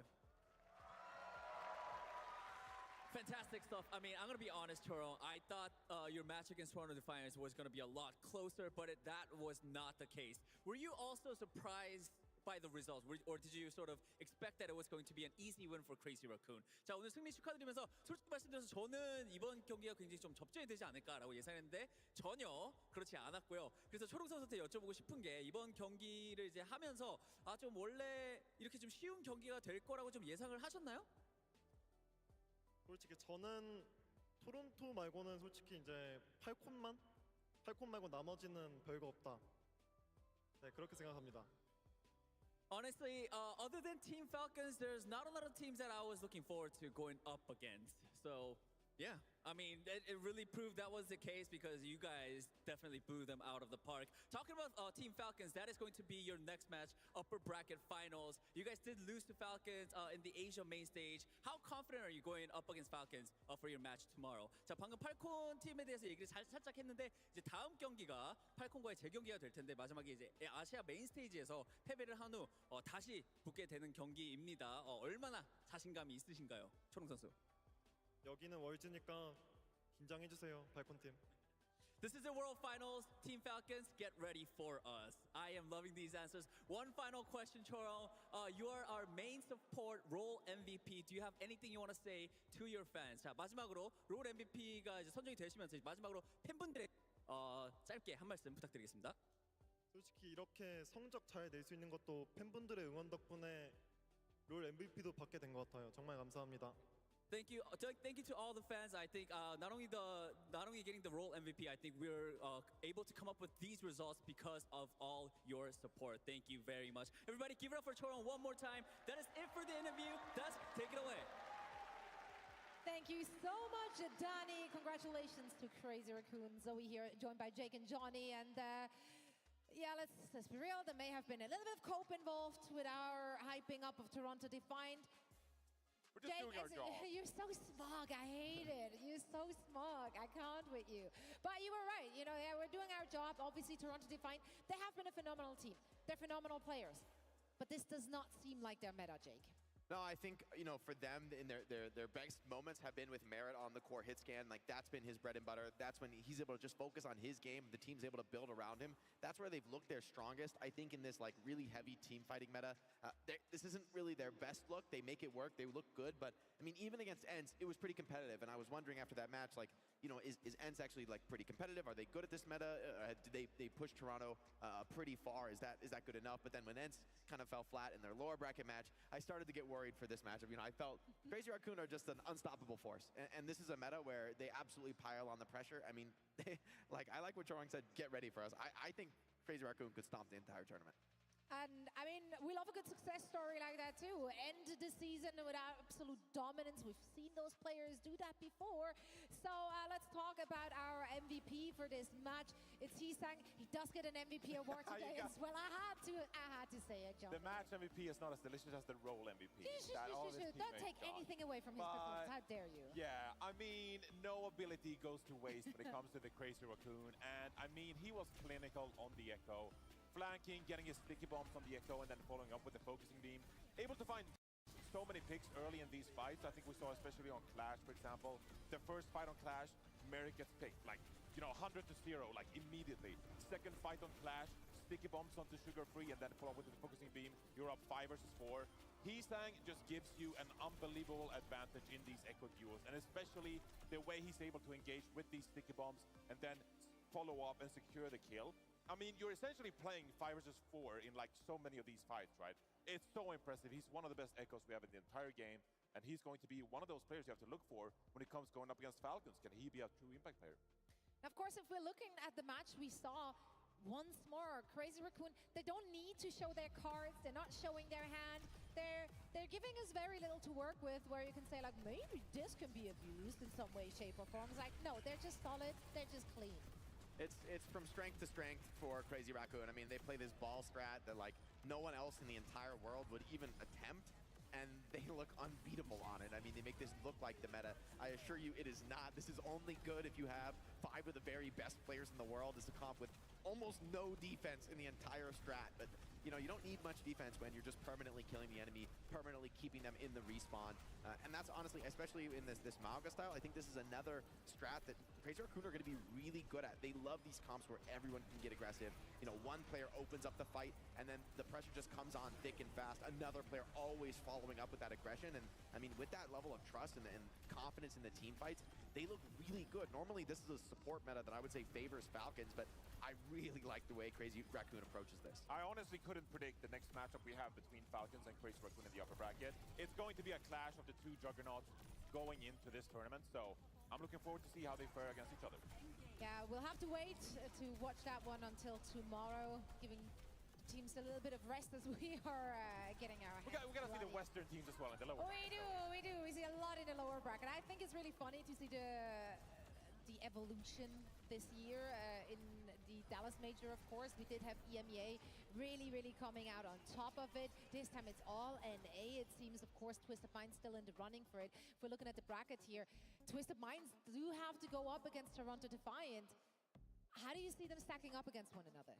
You know, honestly, I think Toronto are probably pretty happy to pull this match in the lower bracket because I think Twisted Minds are relatively exploitable, right? Like, they play a certain strategy based on their hero preference, but I think Toronto, of all the teams in the tournament, is incredibly happy to just get into a counter-picking war. You know, you're going to allow probably a lot more space for Merit to play a core hit scan where he's going to be incredibly good. I mean, as strong as Quartz has been, I think Merit is going to be a tough test for them, and I think overall as a team, they absolutely thrive when they can punish their opponents on the strategic level and counter-pick them. And so, to be honest, I think Toronto should be sitting pretty in this, but Twisted Minds, I mean, they've popped off in matches, right? Like, regardless of the strategy you bring against them, you might have been well prepared, but in the end, you've got to get by these big land performances that Quartz and Lambda have been delivering. And so, you know, you can have all the great strats in the world, but you've got to deliver on match day. And for Toronto, there has been some shakiness.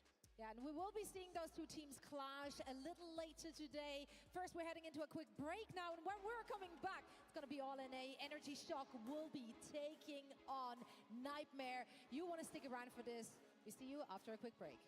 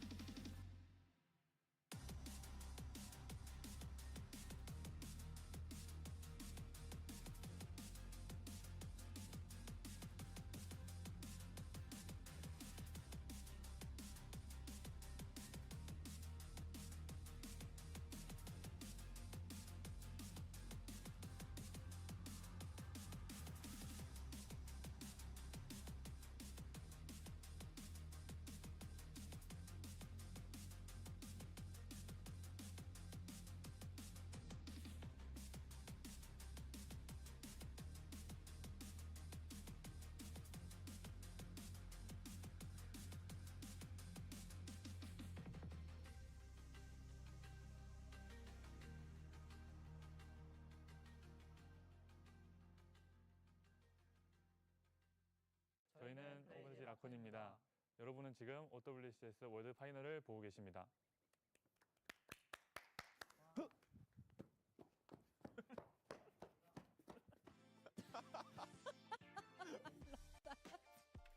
You know, sometimes they do be like that. Welcome back, everyone. We are getting things ready and set up for our first match in the lower bracket today. We will be saying goodbye to not one, not two, but 3 teams today, which is honestly sad because we've seen a lot of great stuff from all of the teams remaining. Can't pick up the trophy if you still got other opponents left, right? It's all about the elimination games for me. I think this is where the rubber really meets the road. Jake's like, this is sports. Teams get eliminated. It's the brutal reality of sports. There'll only be one winner. It's kill or be killed. It's a dog-eat-dog world.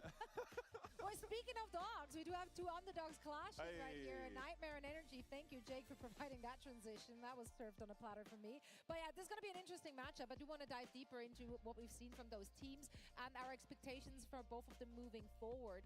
Let's start with a chat about Nightmare here. Nightmare, they're the band of friends. You know, like there were a lot of roster changes. They really just came together halfway through the season, but they have the synergy it takes to take it far. Yeah, when it comes to the mirror match in this meta, they have looked really solid. They're getting aggressive. They're trusting each other. I think Zera and Seeker have been big performers on the DPS role all year long, and they've really come into their own. I mean, even in this match against Falcons, I think both were finding success, finding their opportunities, and you know, a lot of these maps came down to super close engagements. However, the challenge for Nightmare is that I think this is almost certainly going to be the most different match they've played all tournament. I mean, NRG has refused to play the meta. They have a completely different perspective, and I don't think it's a crazy one. Like, NRG's strat actually does look pretty good to me. So this is going to be a big question mark for Nightmare. Like, how much have they prepared for this? How much can you really prepare for a team that plays off meta?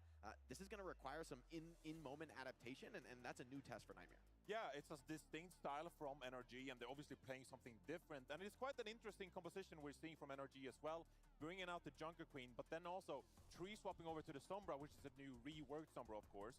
And they're putting a lot of pressure onto the enemy Mauga. We saw both against Crazy Raccoon in the upper bracket match, but also yesterday that they like to wait out for the enemy Mauga to use the overrun to get in, and then Tree likes to counter, utilize the hack, and then Sisters as well, where we saw Heesang in the earlier match. Heesang likes to flank, get around, try to find picks with the sticky bombs and the focusing beam. Sisters actually, he can go aggressive on like that, but he's also equally fine to sit back and use the sticky bombs and the focusing beam on the Mauga to capitalize on that hack onto the enemy Mauga. So when we watched yesterday's match, Vastola actually struggled because hence they didn't have that synergy. We've seen some of the Korean teams, they didn't have that trust to get deep into the backline. And so Vastola was kind of like left out to dry. And so there's a lot of responsibility onto the Mauga in this matchup to actually try to stay alive, not to like get exposed to the Sombra and the Echo at the same time, and the Junker Queen, of course, because that's going to be a lot of damage coming your way.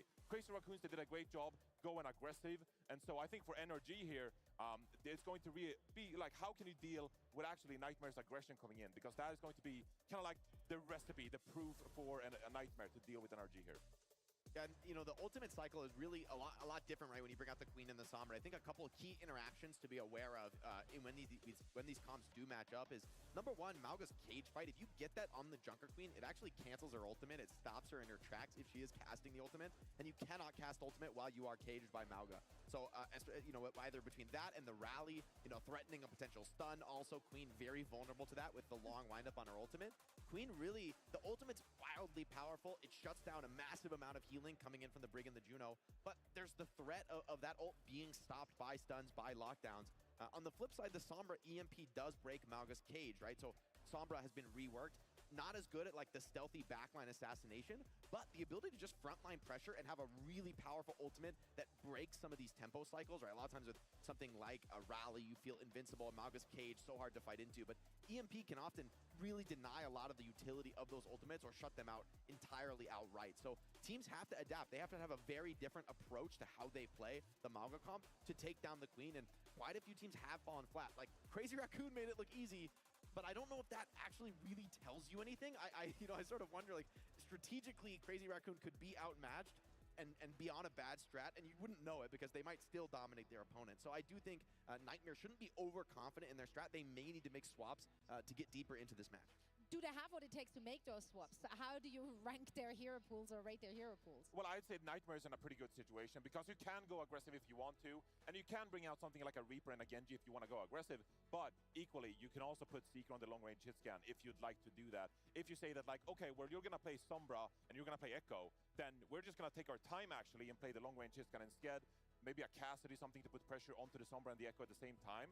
And so that is kind of game we're going to see here. Does Nightmare, do they stick with the aggression and go in? Or are they going to say, well, NRG, if you're so happy sitting back and maybe like trying to put pressure on the Mauga, then we're happy to sit back too and trade that aggression maybe with, you know, an efficient hero like a Cassidy or an Ashe, for example. I hope this is going to be one of those close games where we do see like them basically playing chess, where a lot of counter swapping or stratting is going to unfold in front of our very eyes.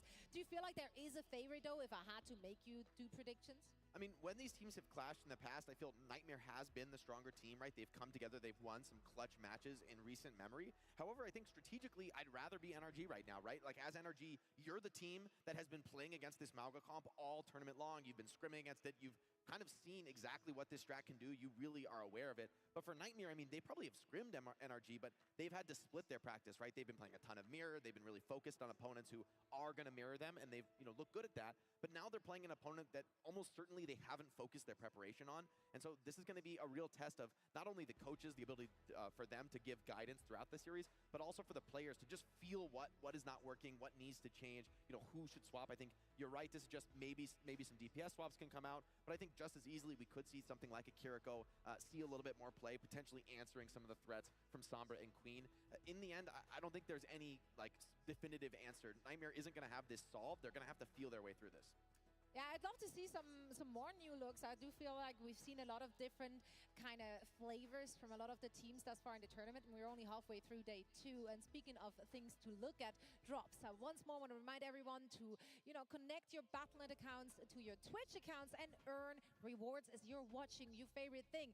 And it's not just us you can watch. No, you can also watch our co-streamers covering all the action. They have guests over there. They're having a good time. Everyone over there, like we can see them right from our stage. They are streaming all day long, and drops will be enabled on our co-streamer streams as well. And I mean, those drops, they're sick. Today is the day of Torbjorn, but also like the actual red Dollahest. So it's like, you know, the real red. The red is the iconic Dollahest. That's what you want. What is a it? Dollahest? What is it? It's a mystery. Educate us. It's a mystery. In your own words. There's so much. That sounds like he doesn't know it. That's what I'm getting. Mystery and lore behind There's so much It's history. the big unknown. You know, Zoe, that's a The real fun is fantastic finding question. out yourself. What do you think, I mean? That's a fantastic question, Zoe. It really makes me think. It makes me, you know, dive into a lot of Swedish possibilities. people, we just love the red color. You know, the typical like Swedish red house. Then why is your flag not red? Well, because yellow and blue Denmark is quite took it? quite pretty. I like the yellow and blue, don't you? I know. I'm with it. I'm with it. And the red houses are cute too. Fair. Okay, you're making great arguments. I still don't know what the horsey means, but we'll find out. We send someone out into the crowd to solve the mystery for us. One mystery we also need to solve is which of these two teams is going to move forward and which of the team will be saying goodbye today. Let's find out and send it over to Golden Boy on our stage. Thank you so much for that, Zoe. Yes, it is a classic NA clash here, and we're going to see who comes out on top. Winner moves on, loser goes home. Let's go ahead and bring out your first team. Make some noise, Stockholm, for Nightmare! Certainly filling their opponents with dread. It is Nightmare. They may have been beaten down in their last match, but they stand here, backs against the wall, ready to defeat NRG one more time, or will they be upset? And let's go ahead and bring out their opponents. You know them, you love them. It's NRG Shock! NRG came into the tournament as underdogs, but they found a style that works for them, relying on Callan's Junker Queen. Is this enough to actually bring it against some of the better teams in the tournament, starting with Nightmare? All right, folks, this is it. The teams are ready to go. Make sure you guys go and fist bump, take your seats as well, and let's get this show on the road. It's going to be a good one. We got Nightmare going up against NRG Shock.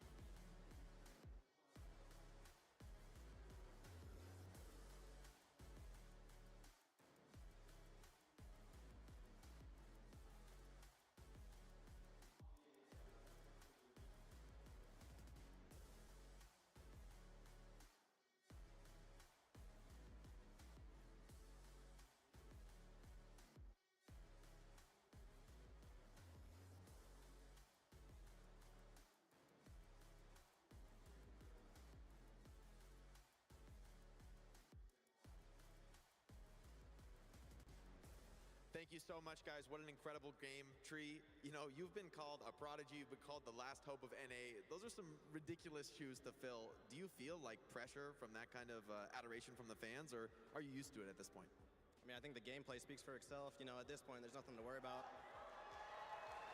All right, well, he's filling the shoes pretty well. I gotta ask for you personally, for this team, it's been kind of a wild ride of a season, right? There's been up and down results. You've been through a lot from team to team, but here you are now having the tournament best results so far. How do you look forward to the future? What are your aspirations in this tournament? How far can you see yourselves going?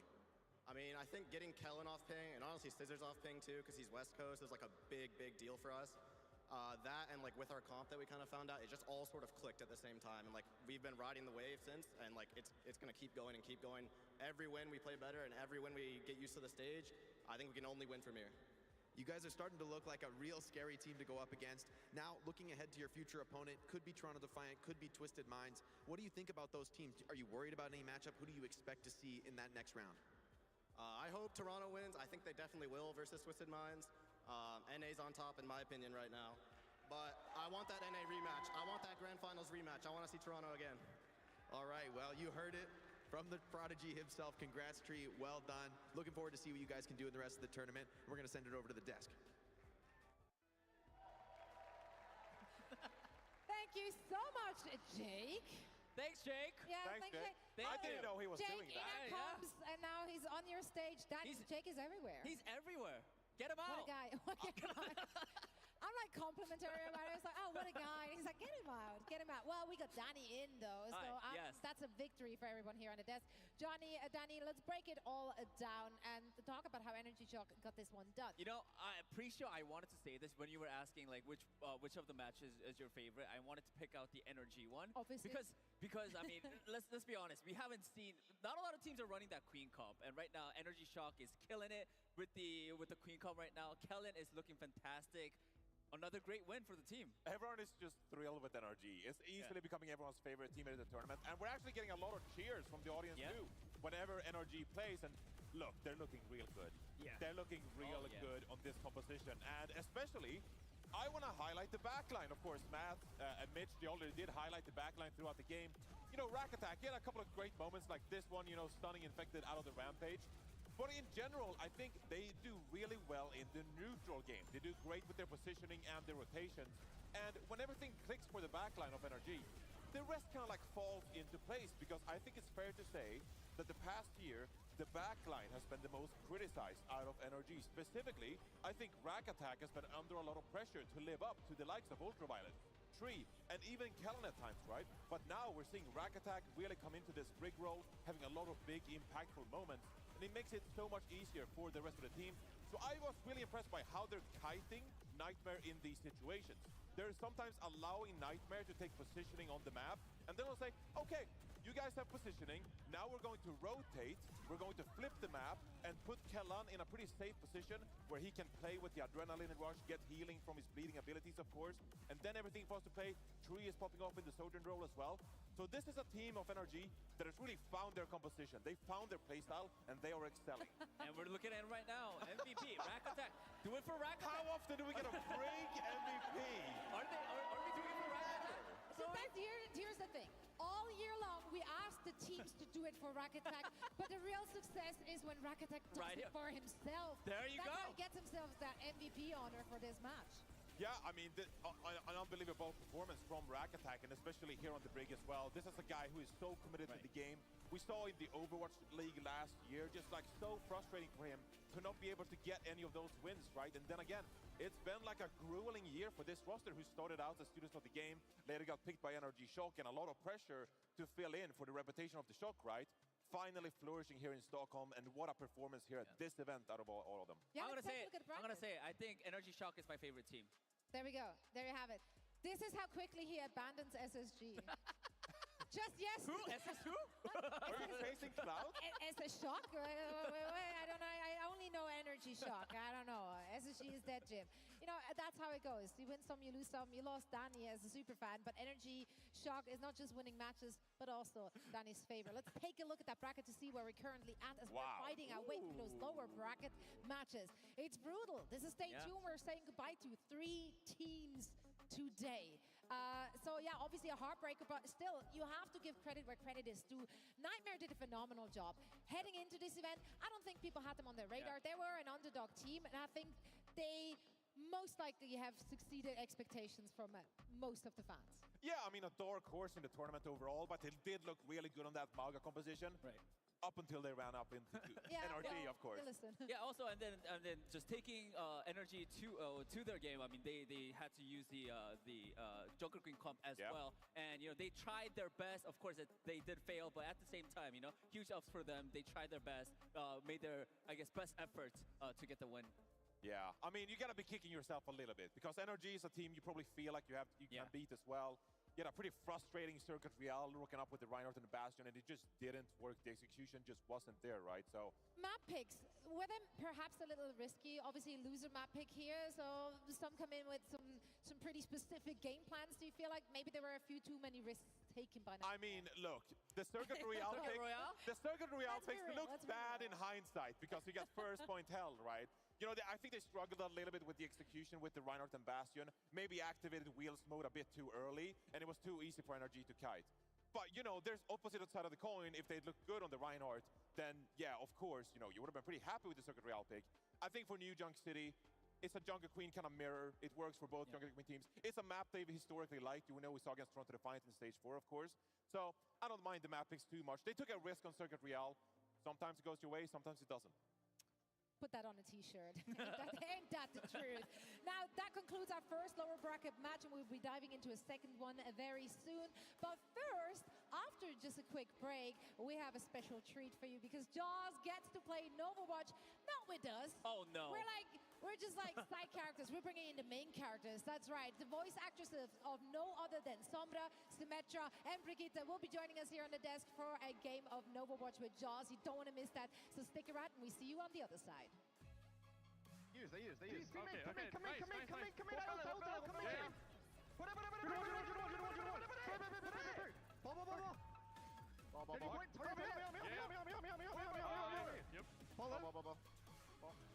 Can you hear me? Yeah, pack. 현재 올리겐지. Nice. Hello everybody, my name is Jaws. I'm here with SSG. Again, I feel like I interview you guys all the time. Kind of like, I don't know if they set that up, but Backbone, KSA, and Mr. Funny Astro. Yeah, we're here at the World Finals. I'm excited to get this stuff going, honestly. We're actually in an EU LAN, which has been a long time coming. I think one of the last times it happened was 2019 in France World Cup Paris qualifiers for the World Cup. So it's been a long time. Obviously a bit more of a home ground for you guys, kind of. Does that advantage maybe EU? Definitely. Not having stuff in LA? Yeah, sure. Yeah. I mean, we have no jet lag. They will get jet lag. Right. Yeah. We have the home crowd. I think there's going to be a massive stage. All our fans there. I did have a small game for you. It's we're going to rate. Oh, no, we're not. We're going to play Overwatch Pictionary. Okay. So we're going to have one person drawing. Who is the best? Actually, who is the best artist? Not me. For Okay. sure. I am the Well, worst. Okay, well, I guess it's me. It looks like it's going to be you But you don't drawing. feel bad enough about your drawing to... I mean, it's terrible. I just wasn't just straight in there. Okay, so we're going to have a game of Overwatch Pictionary. I'm going to give you a name, and then you're going to draw, and you two are going to try and guess. This is Overwatch Pictionary with Team Space Station. You're the best drawer, apparently, out of these? Apparently. Apparently. I mean, according to them. Yeah, they just put their hands up and said, I don't want to draw, and Astro just got owned. So we've got 5 characters, and your first one that they have to guess. Say it out loud. What are you saying? Okay. Okay, so I go, I guess. I mean, Ball. Yeah. yeah. Oh, okay, yeah. No, literal. I was thinking, with a and I was string. like, it's just a ball. Wait. Oh yeah, that's true. You'd hope at least. Okay, second one. Ooh. Okay. I could A do little bit more I tough. could do some not safe for interview. Whatever will get it quickest. Keep it safe. Whatever will get it quickest. Don't care. Okay.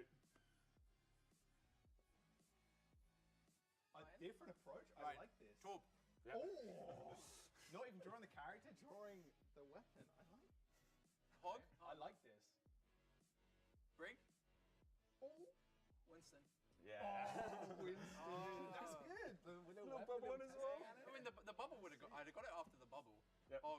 Relax, okay? Widow? Go on, you got more in you. Genji. Oh, that's good. Same time. Okay, I can play that. Man with sword. Man with sword. Stickman approach. I like this. I like this. Soldier? What? Wait, what did you say? Soldier. Oh, no. Soldier, Cass. May? This is a good drawing, no joke. Okay, I don't know what that is. Ash. Is it? I mean, it looks like if that's not a hit scan, I don't know what it is. Name them all. Ash, Soldier, Cass, Widow. One more. Who am I forgetting? Soldier. Yeah. Oh, Her gun's like under, you know? Okay, there you go. I That believe was in that. Overwatch Pictionary with Space Station. I think we've cut here, I think. Cool. I was just there, and now I'm here with some very amazing guests. Hi! Hello! Carolina, of course, voice of Sombra. Got Matilda, voice of Brig, and Anjali, the voice of Symmetra. I don't know if anybody's familiar at home with a game called Overwatch that we play sometimes. Yeah, I don't. A little bit. It's very underground. So Very Yeah, underground. it's very indie game. Very Yeah. hip, very cool. I like to think anyway. Yeah. I think the desk normally. I mean, I liked it before it was cool, so. True. That's true. Just Yeah. saying. They've been playing it a lot longer than the desk have, and I think you guys are going to do way better than them. Oh no! Look, one of my life mottos is success through lowered expectations. Okay. So let's keep those expectations low, kids. Everything can be hacked, even trivia. Oh, look what Exactly. she did. I Let's know. just hope we were meant for Because- greatness. Yeah. You just did that. I did just do Yeah. Because I will say, Johnny and especially Jake are up. Oh, good. Okay. Error. Gives us hope. Gives us hope. Okay. Oh my god. Okay, I'm going to ask you each 3 questions about your character. Oh, So no need to panic. no. I'm I so definitely ready. didn't give the answers backstage, and actually I didn't this time. I normally sneak Danny a few and Zoe a few, but We decided not to look at them because we wanted this to be I fair. asked them not to look at the questions. She did. She did. True Because story. I need to win this, because otherwise my friends will bully me so hard. okay, we can't have that. No. No. That And would be don't rubbish. worry, I'm pretty sure you got a strong chance of doing I hope so. Okay, the audience and the guests over here, you guys can play along as well, and you in the chat too, you can play along. Caroline, let's start with you. Let's do it. Are you ready? Yeah. Sort of. You two are lucky. You get to see what's I was coming up. born ready, baby. Okay, first question. What ability allows Sombra to teleport to a set location?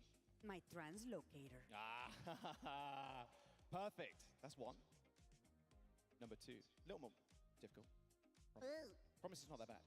What organization is Sombra affiliated with? Talon. Oh, okay. Maybe that were too easy. No. I just I've done my research and Okay. I know my character. Okay. She read the wiki. Okay, that's fine. Last one. And I think the audience is going to love this one too. What voice line does Sombra say when she activates her ult? Apagando las luces. Wow, my voice cracked. We're gonna do that again. Go right ahead. And I have several, like volvamos a la medianoche. But apagando las luces. There Perfect. we go. Yeah, 3 out of 3, baby. That's my 3 girl. out of 3. Worried? Yes. Yes. Oh, okay. Very much so. You'll be fine. I promise. EXO, this is for you. Okay. Well, Matilda. Question number 1. Which Overwatch hero is Brig, the daughter of? Torbjörn. That's how you say that. That's how you say that, just so you know. Or like Torbjörn. Torbjörn. I've been saying Torbjorn. it wrong this whole time. Yeah. No. And I play a lot of Tor. We all have. Yeah, I think it's hard. Count how many hammer kills on my profile. There's a lot. I promise you that. Okay, second question. What is the name of Brigitte's ultimate ability?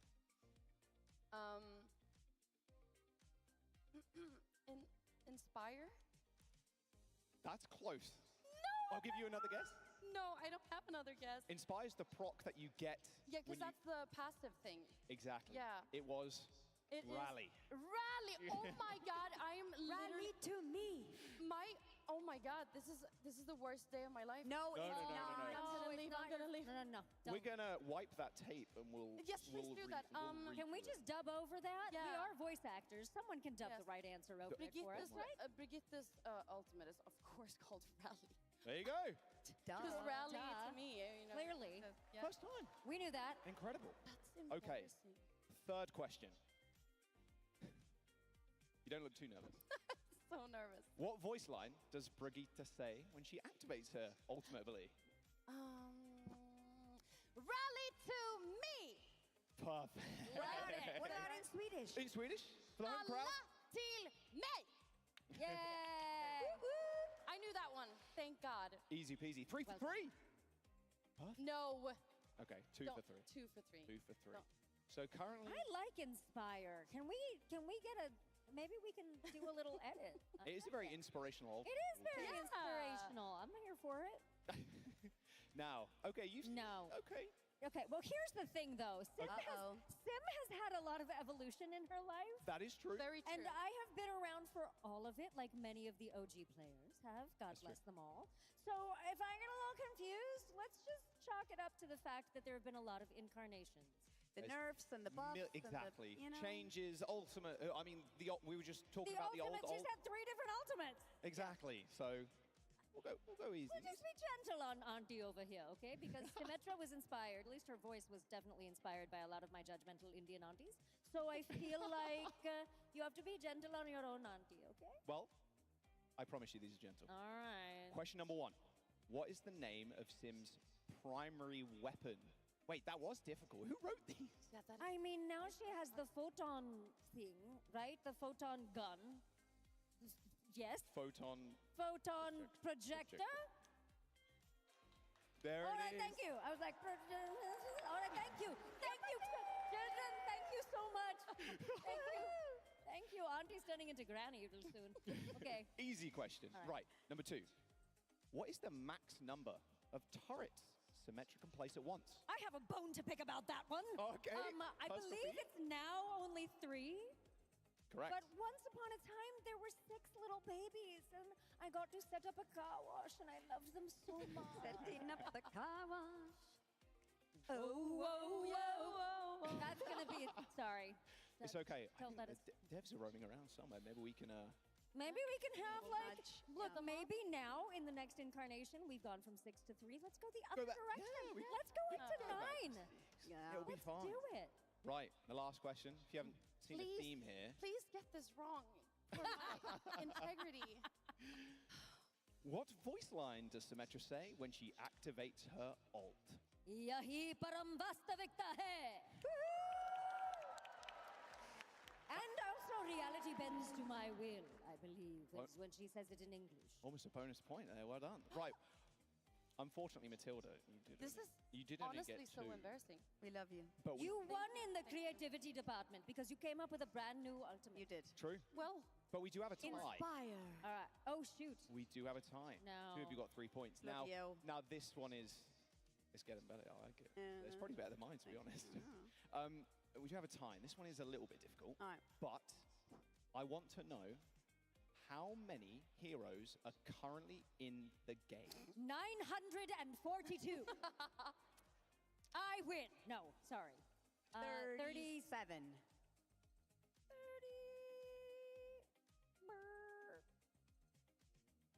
I'm not going to be able to count in my head right now, am I not? I'm just going to guess 38 so we have a different answer. Ooh. A 36. strategically placed guess. It's like the price is right. I have to do it a little bit like the Showcase Showdown. The correct answer, obviously excluding Hazard, who's not out yet, is 41. We No! are. We are so behind. We lost 41? track of it all. Wait, we have 3 When- more people we have to meet. How is that even? We have to find them. Where are you? If we haven't found you, DM us, call us, send a carrier pigeon. We want to find you. I gotta boop them all. Yes. Gotta boop them all. Well, that does mean our wonderful Symmetra Anjali, you have won. The special guest of Overwatch. What does she win? We'll discuss that later. Oh, Maybe 3 extra sim turrets. I don't know. I'm not a dev. I can't make any promises. Thank you so much for joining us, and thank you so much for being here as well. A lot of fans coming up to you guys and saying hello, and if they're wandering around, I'm sure you can nudge them, maybe get a photo, and we really appreciate how much hard work and just amazing content you've brought to so many people around the world. And yeah, we really appreciate and love you all. Well, we love this community more than we can possibly tell you guys. This game is incredible, but what you have done with it and the way you have taken it and run with it all over the world is inspiring to all of us. So you were meant for greatness. You were. Absolutely. Give them a round of applause. Thank Come you, on. guys. Well, thank you very much. We're going to go jump to a quick break. I'm going to have to run downstairs. I need to go on the stage because the next game is coming up in just a moment. Do not go anywhere.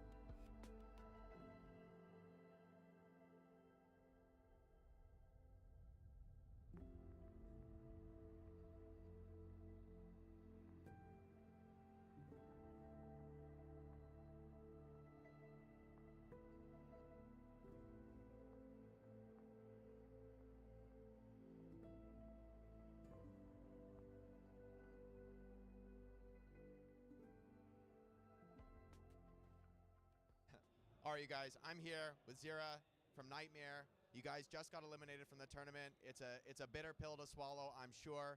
You know, you've been a player who I think has really reminded me of my passion for the game, the excitement, the dedication you bring. I think it's something that we can all look to as far as the passion. You know, what has this year meant to you? You guys having a huge breakout year, something to be really proud of, I think, despite, of course, how you feel in this moment. Looking back over this year, what do you think about? What do you want to say? I mean, I had a really tough start to the year. I think I finished like 8th place in OWCS Stage 1. So to be able to, I guess, kind of turn my year around, find a group of players I can stick with and compete with, has been, it means a lot to me. So yeah, it's a sad way to finish, a sad way to end the tournament, losing to a team that we consider our like rivals in NA. But yeah, I'm really grateful for the opportunity to be here, and I think we'll come back stronger. Tell me more about this team, you know, this group of friends that you guys have brought together to come so far, to have such a breakout season. I think bringing a ton of unknowns onto the scene and really impressing a lot of the fans. What do you want to say to your teammates right now after the performance, after the year you guys have put on? To my teammates, I'm really proud of you all. I think we've worked so hard, and I see how passionate each and every one of you are every day. So it really motivates me to keep playing and to keep putting in as much effort as you guys do, because I don't want to let you down. Yeah, overall, you know, I'm really proud, and I couldn't ask for a better group of players to be on a team with.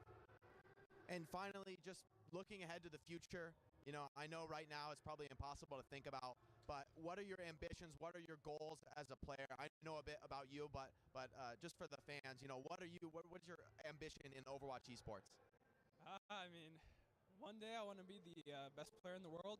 I'm young, I'm 18, so I think I have time and, you know, hard work, passion, dedication, gonna keep pushing to hopefully one day, you know, win the awards that the other players do and be the best player in the world. I'm sure you've got what it takes to do it, man. Thank you so much for taking the time. Really, it's been an impressive year. You've been so fun to watch. Congrats to you and the guys. Still, well done this year.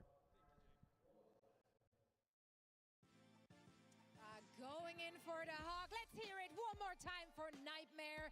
We've been so blessed to watch these players throughout the year and their journeys of the OWCS inaugural season. Jake and Johnny back with me to set up our next lower bracket match. That means it's another elimination game. That means we have to say goodbye to yet another team. And we have questions for both of these teams, obviously, and we hope they will be answered here once again. Quick reminder on where we're currently at in our tournament. Here's our bracket after just 1.5 day of action. Johnny, what was the biggest surprise for you thus far? Well, the big surprise is inarguably NRG, who to many was the worst team heading into the tournament. But now already surviving 2 rounds in the lower bracket with their unique Junker Queen composition. They found a composition that works for them and a playstyle that works for those players. And it's been mightily impressive. And now in our very next match, we're going to see Twisted Minds, another team who's found a bit of an off-meta composition that, again, they found capable of getting wins for them. That's right. And Twisted Minds will be bringing it to Toronto Defiant. Will their very unique composition work against Toronto Defiant? A team that so far has not been looking too hot in that meta, Jake. I feel like thus far, maybe not performing to most people's expectations. I don't think this is Toronto Defiant's ideal meta, but I think they are probably super happy to face an opponent that's very vulnerable to counterpicking. I think there's few teams more than Toronto that love to counterswap, get ahead strategically on their opponents, and Twisted Minds has made no secret of what they're going to play. I mean, it's pretty obvious they're going to keep running this Ash Pharah style, and you know, come hell or high water, they're committed to it. I think, though, Toronto Defiant, they have the tools they need. I think Stalker figured it out, right? Like the opportunity to play a hard hit scan into that relatively passive, slow backline DPS comp. Merit could be a huge key for Toronto Defiant. I think if he's unleashed on the hit scan, he could really run rampant in this series. Sorry, but that's someone hero shot there. Absolute main character energy. For good reason, though. I mean, this team has been so dominant all season long. It'd be a real shame to see them going out on day 2. Yeah, I mean, it's what Jake is talking about. They're so good at adapting, and that is why they've been dominating in North America, winning all 4 stages in North America. It's because whatever the meta is, they're going to find a way to make one single hero swap that is going to make the entire difference in the game. So now you go up against Twisted Minds, who excel playing a Pharah composition, which, again, they've been doing so well all year, but isn't a meta hero. Toronto Defiant, they're going to be so confident in going in with a game plan that is going to counter Twisted Minds. The big question is, can Twisted Minds actually outplay them because of their sheer individual mechanical skill because of Quartz and Lambda? I mean, if we're looking at their earlier performances just yesterday, they did take it to Falcons, they won Oasis, and that was based on not just because they played something wonky, but it was absolute highlight-worthy moments from that DPS duo. Quartz has been playing out of his mind, Lambda as well. That was so much firepower that Falcons had to stand up against. Yeah, I think crucially, this is such a scary team because at the very start of the fight, that is when Twisted Minds' composition excels. They find picks early when the enemy team is approaching. And so you have to find a way to navigate all the poke damage coming in from the Pharah and the poke damage coming in from Quartz. Quartz, who is one of the best hit scan players in the entire world. Now, if you can navigate that, if you can get up close to this composition, that is when it really crumbles. And that is when I think Toronto Defiant, they'll be able to survive. They'll utilize their support players to walk up and get close to Twisted Minds, and then they'll put pressure. That is when they will get on top of the Twisted Minds, and that is when Twisted Minds will struggle. So, can Lambda and Quartz find those picks? That is what it comes down to in this series. Do you think that there is a a world where we see Twisted Minds being forced off of that composition? Will they be forced into playing just normal meta? And if so, can they compete?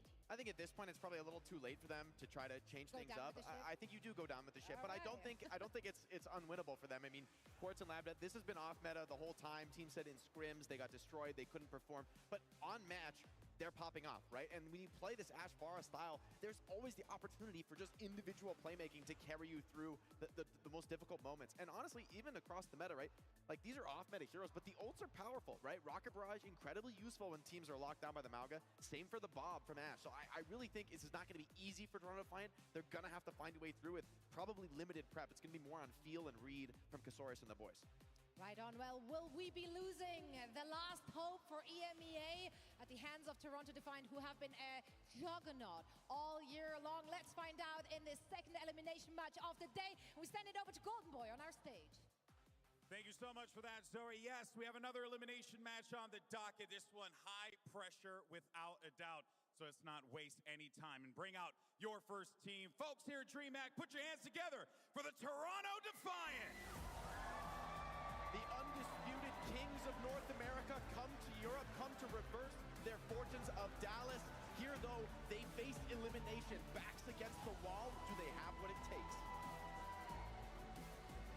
And now it's time to bring out their opponent, the last hope for EMEA. Make some noise for Twisted Minds! The last hope for EMEA indeed, and underdogs fighting in the lower bracket.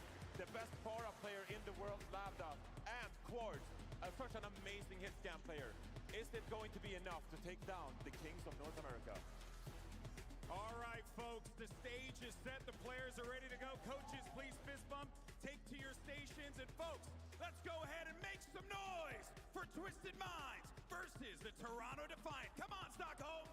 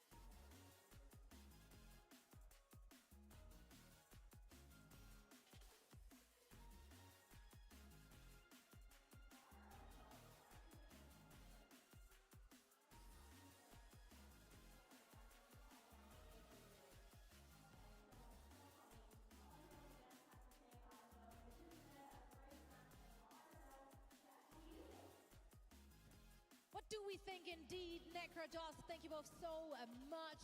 Let's break down what we saw thus far. Toronto Defiant currently leading, and they're doing exactly what you said they're going to do, Jake. We have too many J names in this broadcast. Like Sorry. Jake, Johnny, Jack. My bad. Yeah, no, get with it. I don't know. S names are pretty hot right now, just saying. Either way, Toronto Defiant also pretty hot right now. They're doing exactly what you said heading into this match. They're happy to counterpick. They're happy to take Twisted Minds to places which are uncomfortable, be that a map or a certain composition. Yeah, Ilios and Gibraltar, really tough spots to play. The Pharah, you know, they do win a round on well. That's definitely to Twisted Minds' credit.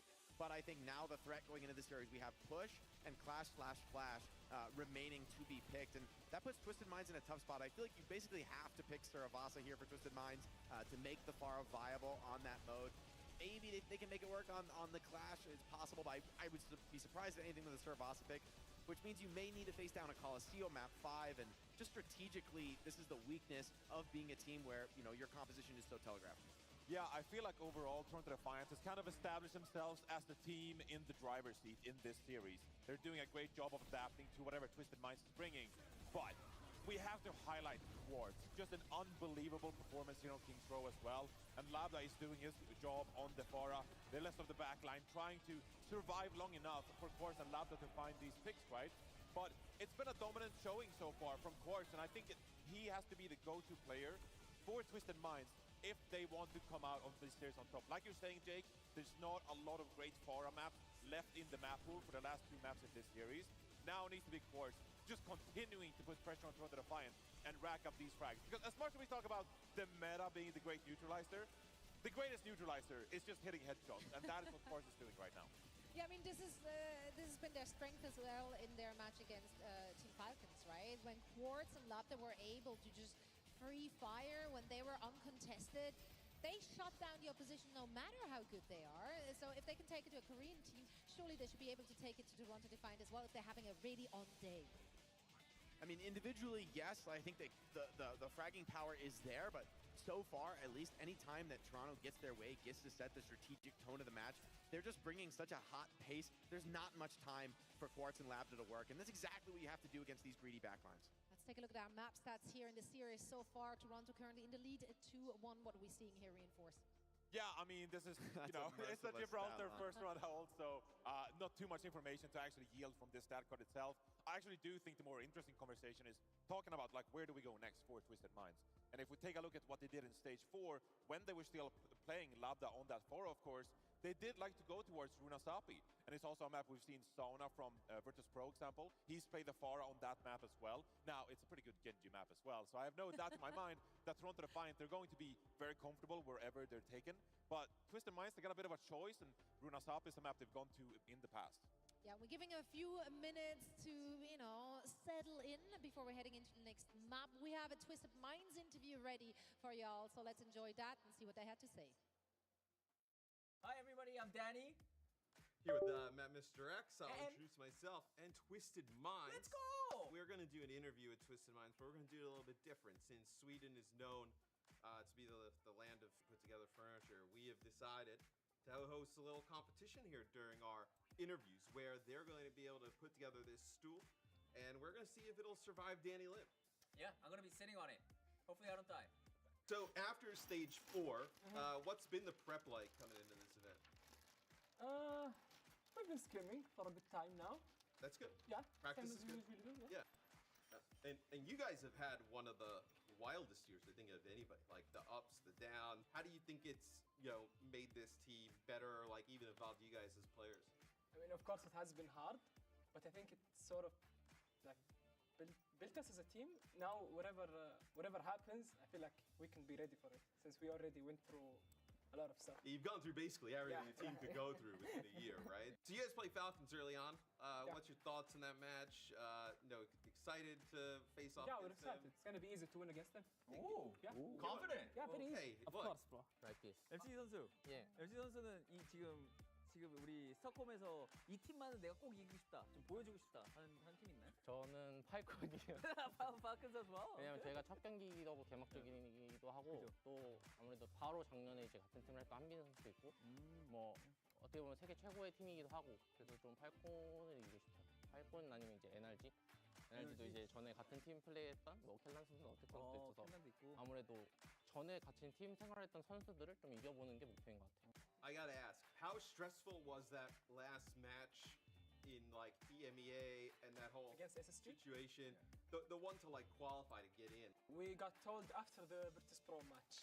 So you guys are probably super excited after the first Pro we were match. celebrating. Then we see the team chat message saying that we need to win one map with UB. So now we have another thing to complete. We have to win one map against SSG. Yeah.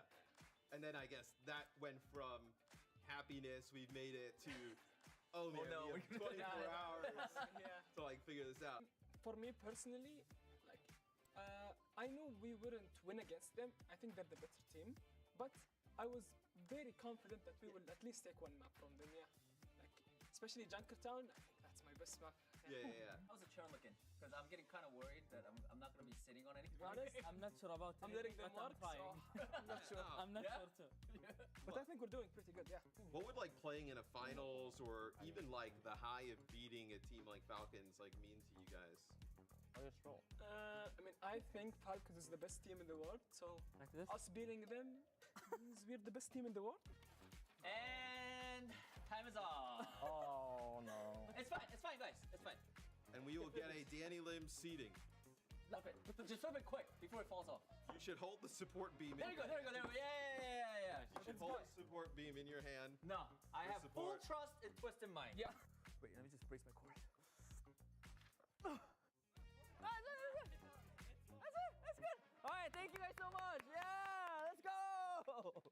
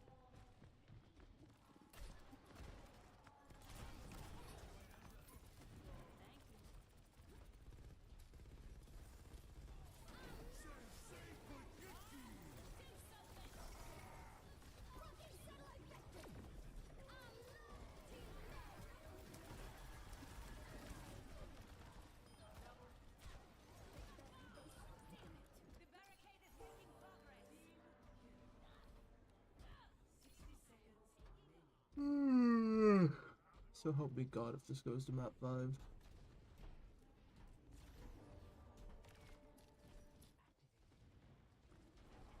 Like, surely we cage someone, they kill the. Oh my.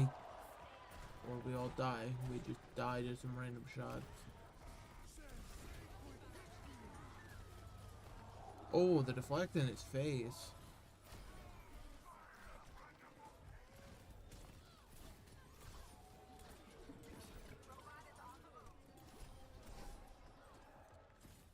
Leonard.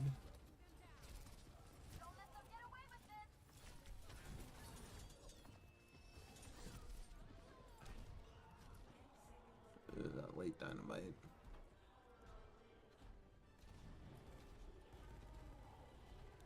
This could actually be bad. LCD is gonna build orbital surely, unless Sugar Free can like get out and blade him like within the next 3 seconds.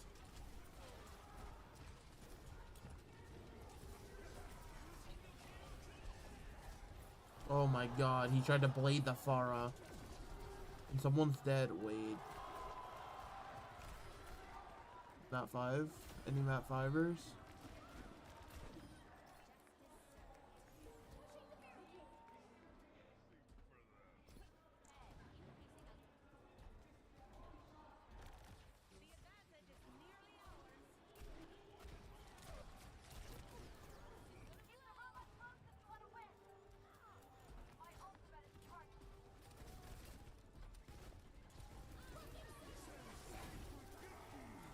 Having to push into the cage, the Ray. TVNT's already dead though. Wait, Quartz is coming up though. Now the rally for Bliss, wait. Oh god, did they even realize Quartz is up here just free firing? We actually are going to map 5, that's crazy.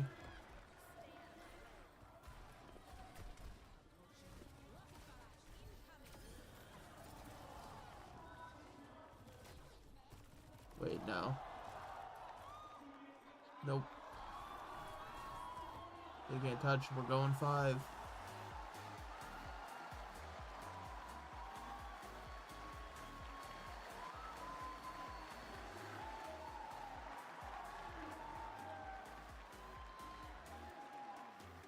Wow.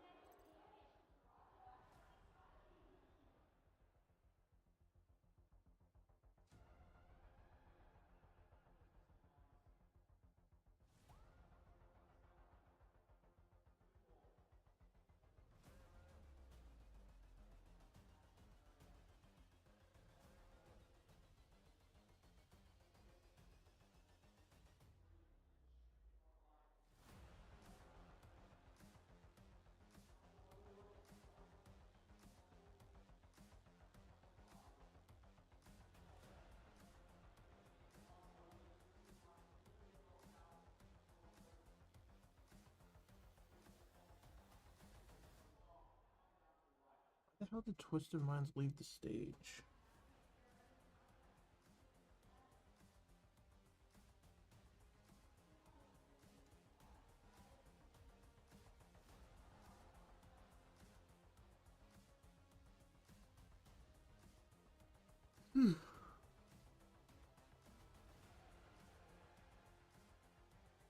Alright. Oh my god, it's Clash Point left. That's kind of bad.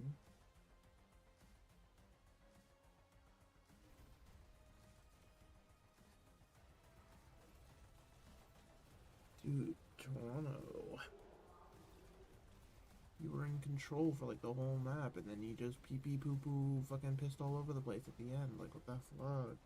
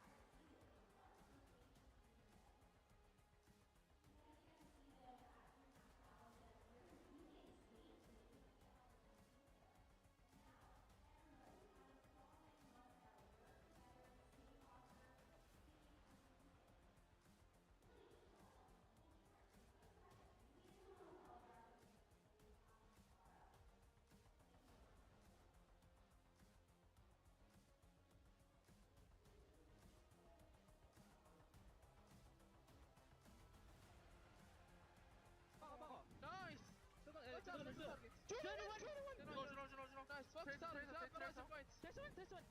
Nice, nice. Let's gather. Let's gather.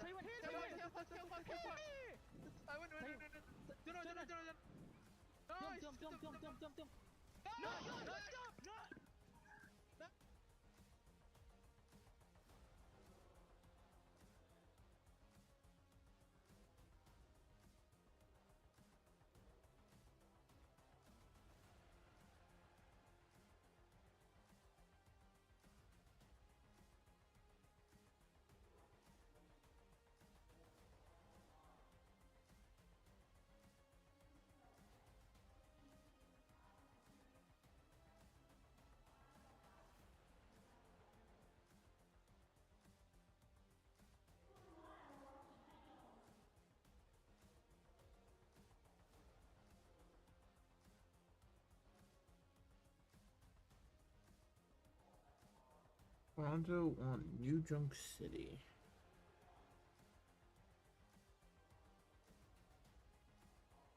I mean, I can see that at least.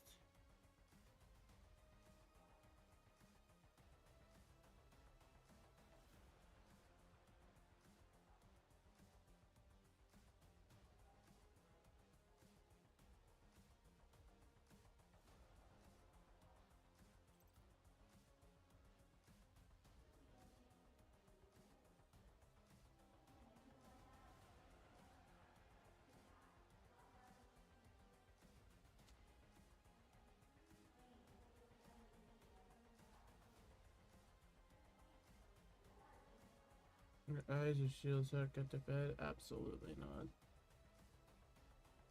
Absolutely not. We got Overwatch to watch. I said I'll be here, so I'm here. Tuesday, you need to peep peep the Queen cheerio. I don't know what the fuck I'm on about.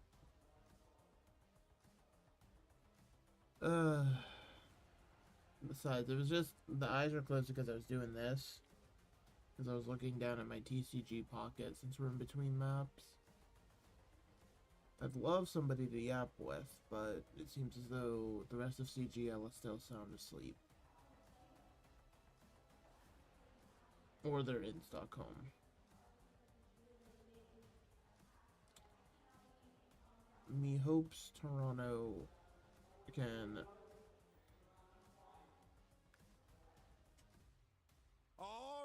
DreamHack Stockholm, you ready for Game 5? Why are we doing a Golden Boy hype for... Wait, look for Headrimmer's bald head. Find it, chat.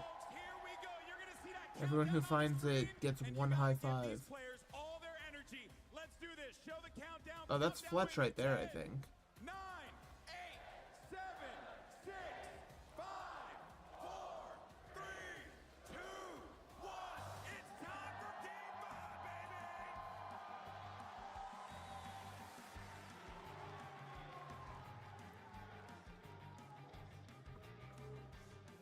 Oh, jeez.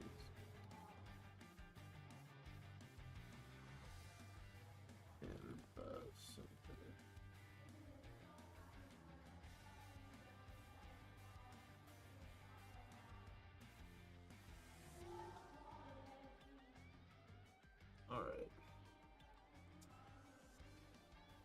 New Junk City.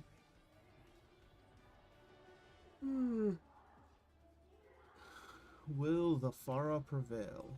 Or will Toronto be able to figure out how to kill Labda and Quartz before they all die?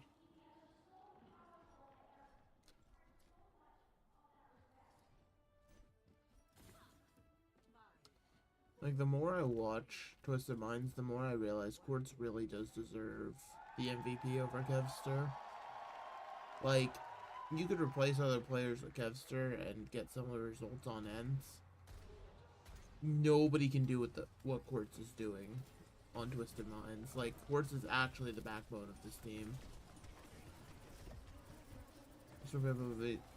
Actually, backbone is on...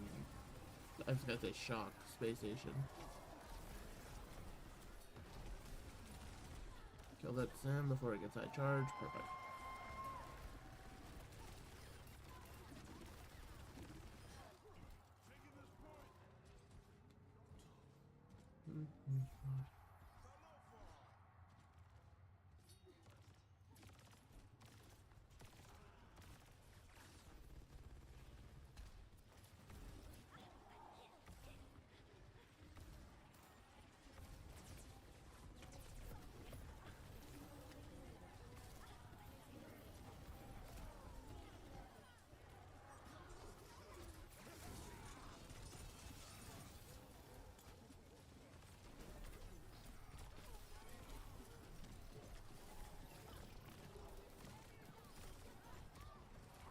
Vega gets chased down. RuPaul's low. Did they invest rally into this? Okay, no. So Bliss just dies incredibly late now. Making it so all the kills aren't happening.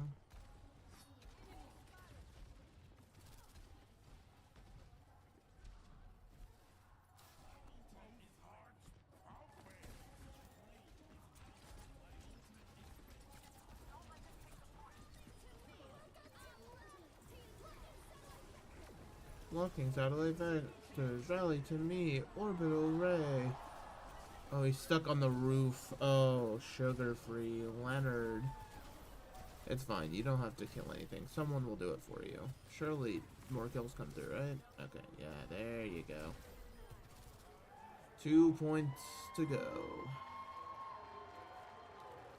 2 points to go before the NRG Shock beat either of these teams, I think. Shock are kind of on a heater in lower bracket, not gonna lie.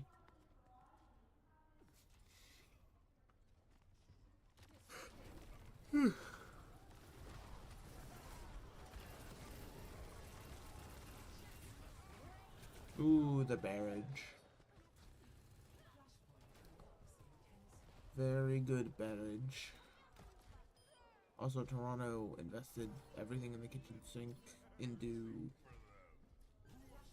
their previous fight.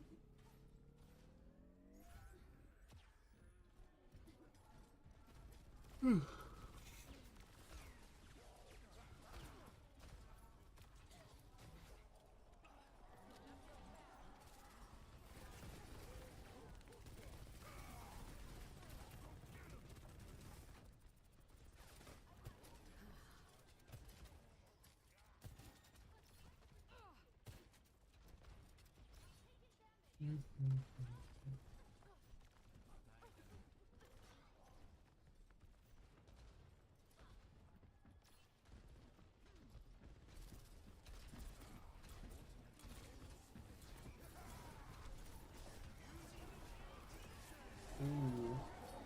He's caged. Leonard is in the cage. Oh no. Yeah, and the orbital ray. Yep, kills. And just like that, we're tied one apiece.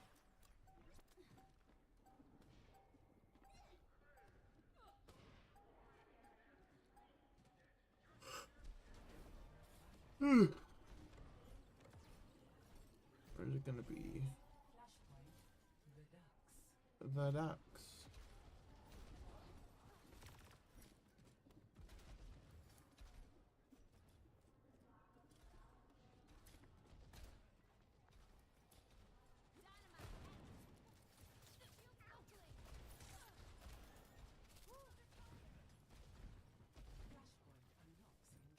Someone is just like, alright team, let's push in here.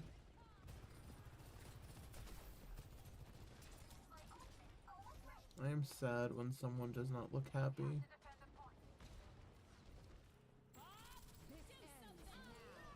Bob is onto the rallying brig. We use overclock to kill Bob. Not a fan of that one. This mine's get a free point cap off of it. We actually forced out rally and overclock with Bob. Like, what the fuck is that? Now, okay, but now orbital ray wins the fight. Good. Toronto choosing to fight. outside instead of inside, which, yeah, I don't know about all that. You may, yeah, there you go. Come back indoors because Labda has a barrage and surely somebody tracked it.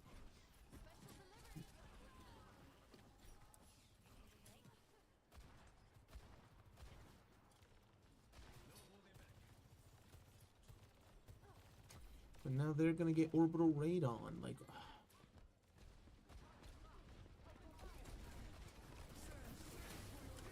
Catches them in rotation. And they kill the barrage. Plus killing the Brig Juno.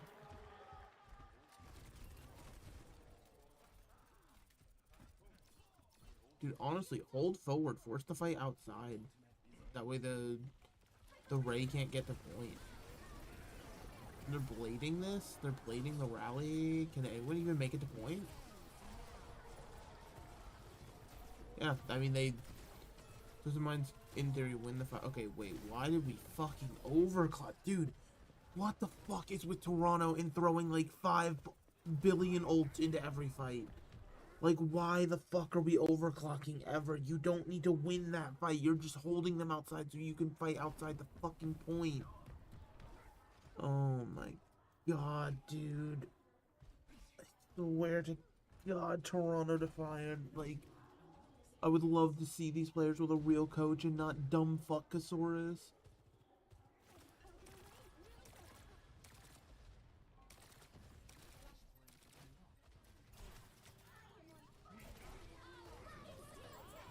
Lord's aimbot is working. Oh my god. For trading rays, it seems like Twisted Mind's coming out on top, even with losing TVNT. Oh, dude. This fucking Quartz is a sick human being. This is some sick shit to just fucking laser your opponents with this much accuracy. Okay.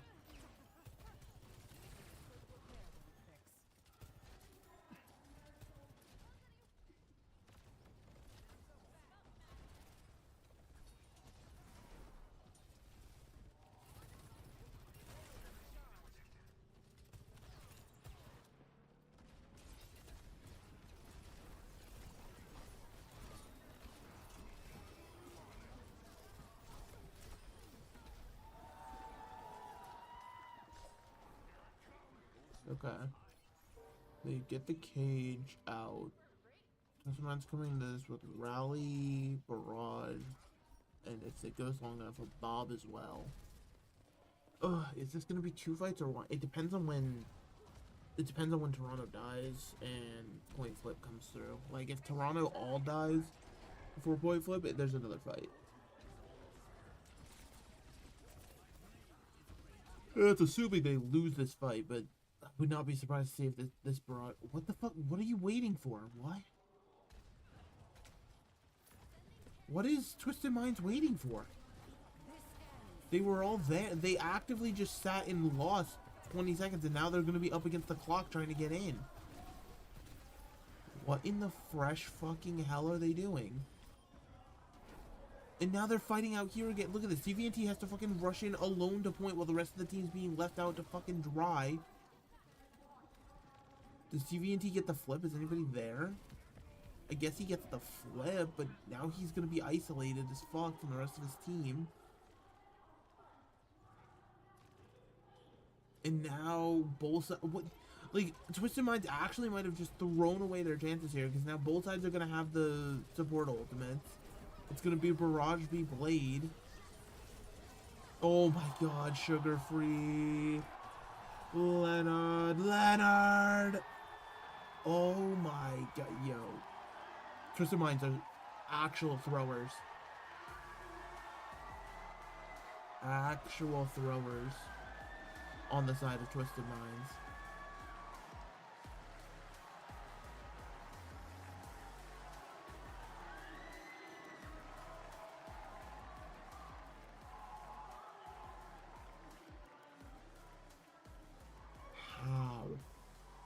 How the fuck? Like, Twisted Minds actively were at like Toronto was at 20% and Twisted Minds decided we will not take this fight until they are at 70. Like, why? You actually removed all chances of a second fight, as well as you completely negated your own ult advantage.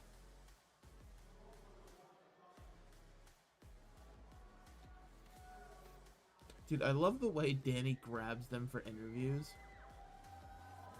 He just comes up and he's just like, you. He like just actively like places a hand on their shoulder.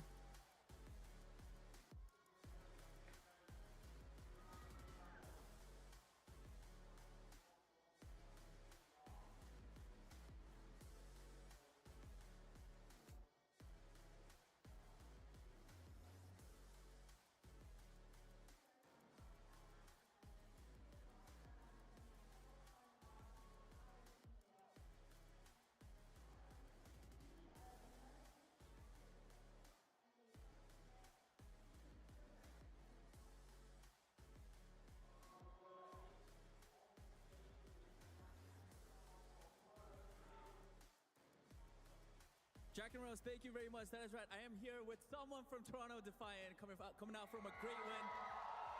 Amazing stuff. I mean, There you go. There's the that smile. was a very close series. I mean, this was your second match. I just want to hear from you, someone. How do you feel right now? 자, 굉장히 접전이었습니다. 힘든 경기였지만 끝에 가서 승리를 하셨는데요. 지금 소감 한 말씀 부탁드릴게요. 짐 싸고 집 갈 줄 알았는데 이겨서 정말 좋고 그래도 아직 경기가 아직 많이 남았으니까 최선을 다해보겠습니다. I sort of thought that I had to pack my stuff and get ready to go home, but that's not the case. We did get the win. We have more matches coming up, so I'm going to stay focused and try to win that one as well. Talking about your next match, you have one more match, third match of the day. I know you're tired, but I know you got this. You guys are up against Energy Shock.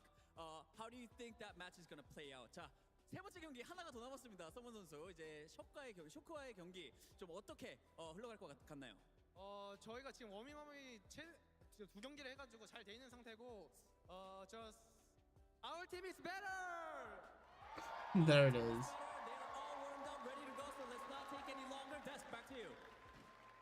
Thank you so much, Danny. Toronto Defiant are staying alive. Let's take a listen in on their winning moments. Leonard's just gonna say it's all over the screen. Yeah, Kane, Shoot fire. I can it all. Yeah, I'm with you. Push. Maga.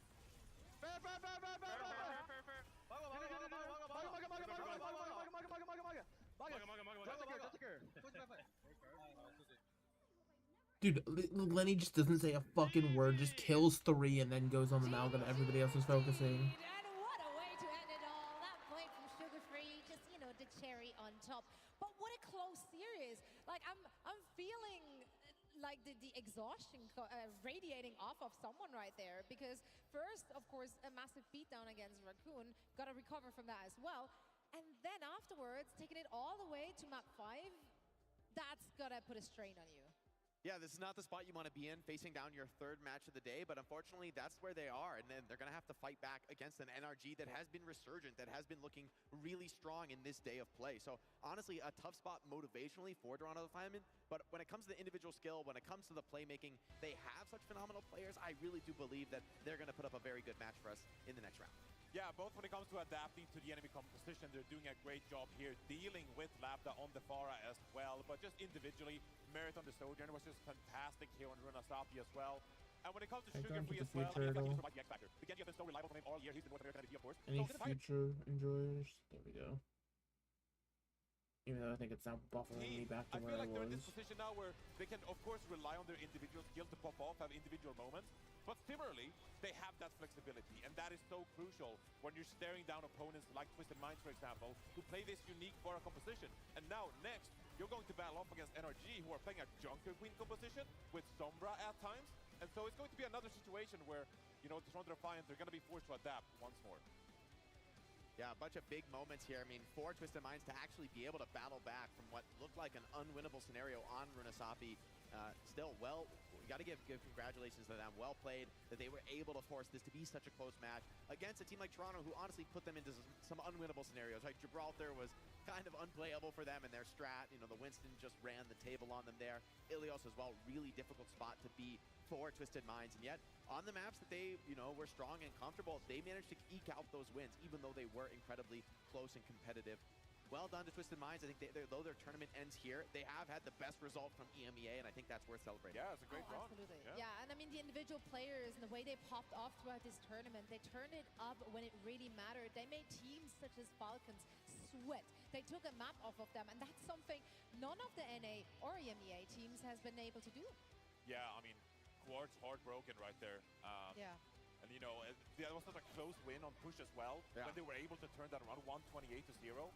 That's an unbelievable comeback. I mean, we're talking about it. It's so unlikely we called to come that back. one like way before. Well, okay, Jake was sitting up there like, if there was a push map to come back, it would be Renasapi because, you know, there was like one bad ultimate cycle there from the Defiant. They didn't get value from the orbital ray, and that kind of snowballs allows Twisted Minds to get back into the game. And, I mean, Twisted Minds even made it close somewhat here in New Junk City. I feel like that first round with the Symmetra, that was so pivotal, but then you see TVNT, he's kind of peeling towards an indoors area. The rest of the team can't help him, and the first point falls apart. Then you're fighting like an uphill battle, because then you have to win the refinery round. You have to win the duck. And those are inside rounds. It's hard to make that far work if you don't have positioning. They didn't make it close here on New Junk City, but it was a map they were always going to be disadvantaged on. And you know what? Like, they stuck to their identity. They stuck to what they felt. They just excel at and look It's best all they can play. I love when Lab just just sucks decides ass to on fight everything their else. Like, it's... Yeah, that's what you got to do, I think, for this team. I think they made the right moves strategically in this tournament, but the opposition was just too fierce. I feel Sugar Free was also such a key, pivotal player on the Genji in this match. I'd love to see Quartz on a team that's Genji not, doesn't have the best like, matchup ass. against Pharah, but Sugar Free's use of the deflect was a real game changer. I felt constantly throughout I think the series, Quartz, you he's pair him with, deflect like, a killing really on this good Pharah, team, whether it's the barrage, like, places that like this, or sometimes getting could that be, like, a final recipe blow of with a success. deflected rocket. And The you shit know, he when a was Genji's doing. playing that well around the deflect, it's such a mental thorn in your side because you're constantly sort of questioning yourself, even wanting to constantly put pressure down on the enemy. You have to think twice when you're facing that deflect. So well done by Toronto Defiant to close this out. Yeah, and here is Wait, our KD player 0. of the Wait. match, Sugar Free, earning himself that MVP honors. I mean, with that blade at the very end, no question about it. He's starting a habit of winning moments. Right? In stage 4, it was the Genji deflect against Seeker on the Cassidy with the high noon that sealed the stage 4 win against them, for them actually against Sniper. And once more here, you know, it was the deflect onto Labda and the Pharah. So if it comes down to the final fight in the next match, NRG, just be careful for the Sugar Free deflect because it's gonna come in handy. But you know, equally as well on the Tracer, he's just a phenomenal player. And, he's the X factor for this team. Really, I do think so.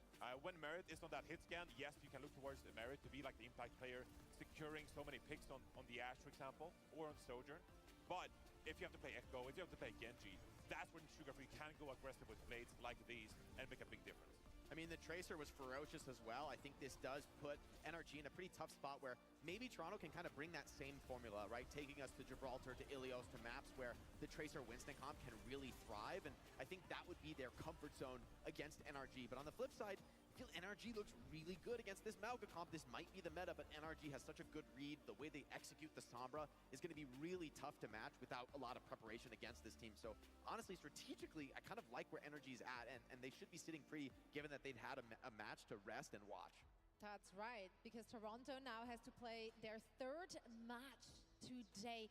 We saw it right there in the post-game interview. Someone already saying, like, I was ready to pack my bags. Now, you got to come back from that as well, right? So they have a few minutes, of course, to collect themselves and get ready for their match against Energy Shock, who have been sitting prettily waiting for their next opponent.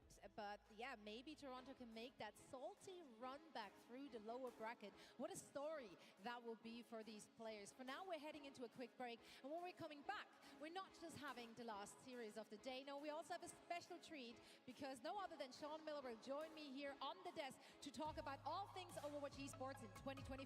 You don't want to miss it.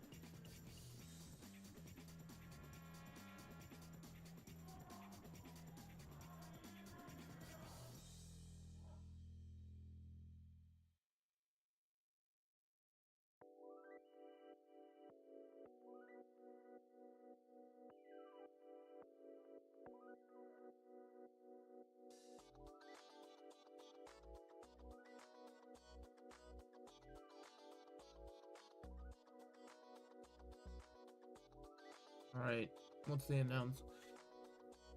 Genuinely, I think the announcement is it's going to be a similar format, potentially incorporating APAC in a different way. I think they'll have heard people on that, and then from there, maybe the confirmation of hero bans.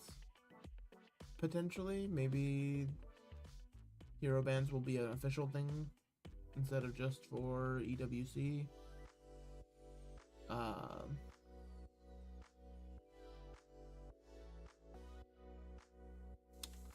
don't know. That's gonna be my guess.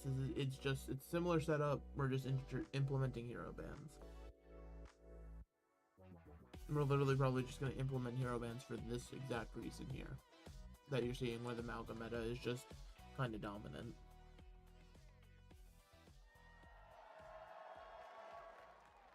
Finals live here from DreamHack Stockholm. Before we get into the next match, we're going to dive into what's next for Overwatch Esports. Welcome back, everyone, to the desk. Zoe here, and as you can see, I'm joined by the one and only, it's Sean Miller, the head of Overwatch Esports, and you're here bearing some good news. But first things first, how has your day been? How's your DreamHack been? Have you been in Stockholm before?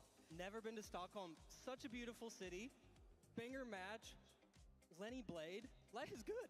Life is good. Life is good indeed. We got good Overwatch, and I'm hearing you got some good news regarding the future of Overwatch as well, so please do share. Thank you, Zoe. Yes, it's been such an amazing final so far. Our inaugural year has been everything we were hoping for and more. I mean, just earlier this year, it's crazy to think that we launched an entirely new esports program and meant to be more open. And the result has been this awesome year of crazy matches, amazing storylines, and just all this passion from all the fans. So it's just been so cool. Yeah, I think I speak for everyone when I say this open eco system has been really, really cool to watch throughout the year. We get to see seasoned veterans again, the players we know and love from years and years of Overwatch esports action.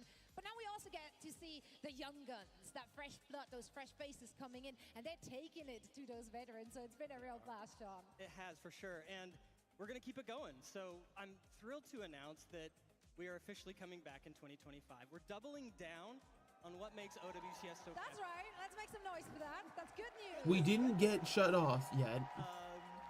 We're doubling down on what makes things so captivating. Rewarding experience. We're going to streamline the competition next year, and we're going to make it even more accessible for everyone. That sounds good to me. Before we dive deeper, we have a little video for you guys, so let's enjoy this one together. Okay. In 2024, the inaugural season of the Overwatch Champion Series set the stage. Challengers emerged, stepped up, and were crowned champions. And in 2025, OWCS is back. Clutch moved into the highlight reel.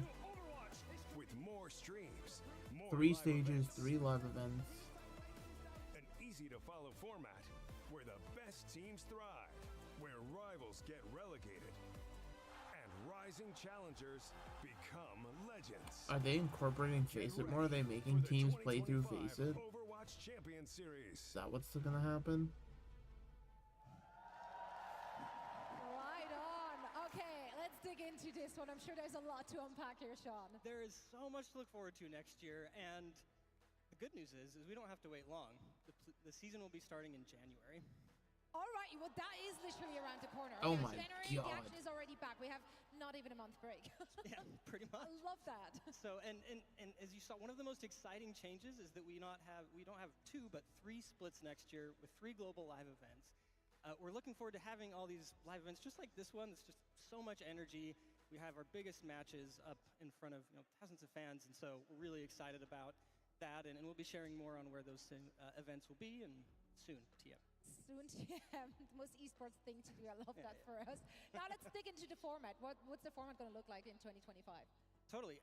So, as I said, 3 stages, 3 live events, and each region split will be more consistent across the globe. So, NA, EME, and Asia, 1 global qualifier at the beginning of the season, followed by a regular season between each split, and excitingly, there will be promotion and relegation. Oh, which we'll talk more about. Okay. And next year's region split will also be more consistent, as I said, than in 2024. So, really excited about all the things happening here. All right, so more matches, more broadcasts, more Overwatch. Does that sound good to you, Stockholm? And you mentioned relegations too. Keep on going. So let's talk about it. Let's talk about this. we want to continue to make, as I said before, Overwatch competition just more accessible to everyone. And the way that we want to do that next year is through a promotion relegation system through FACEIT. So at the end of each stage, the top 2 FACEIT teams will compete against the bottom 2 OWCS teams, and the OWCS spots will be on the line. So really exciting stuff. That is so cool. So actually, so integrating FACEIT more. If, like your sites aren't okay, but what is APAC APAC going to do? Because APAC doesn't use FACEIT. Competition across the board, with pricing, other incentives to reward everyone that plays. So.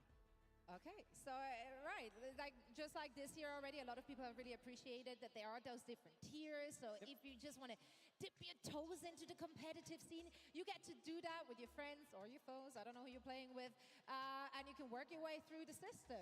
And now you can actually end up here at the top in OWCS. That's really really neat. I know that signups are open right now, so people can actually get to do that. And of course, that's going to be. They have to get on with that. Since January, when we're starting the season, that's going to be a close call to make, right? Is there anything else you can share? We do have one more small thing to share today. So I am thrilled to announce that in 2025, we will have an OWCS Team Partner Program. We'll be collaborating with select teams across North America, EMEA, and Asia to create team skins, icons, sprays. And there it is. And there it is. Hey, we got him with the skins. That, you can learn more about. You can support these in games next year. We'll have more to share. Check out the blog. But super excited about this partner program next year. Oh, so am I. And so is everyone in this house. Ain't that right, Stockholm? Man, we're in for so many treats. Sean, thank you so much for sharing all of this with us today. And we're heading back into the action after a quick break as well, so don't go anywhere.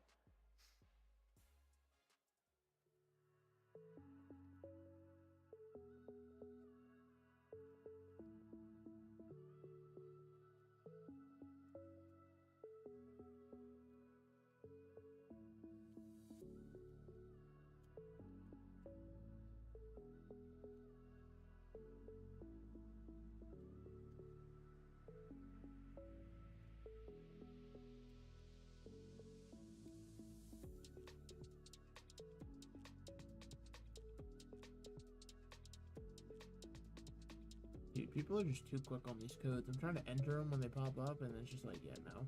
People already took it. Tragic. Are they gonna... So, what's the plan for APAC, then? Are they gonna force them to use FACEIT? Also, how does this incorporate China? Is China gonna be allowed on FACEIT? I don't even know if China's allowed? That was somehow a lot of information and not a lot of information at the same time.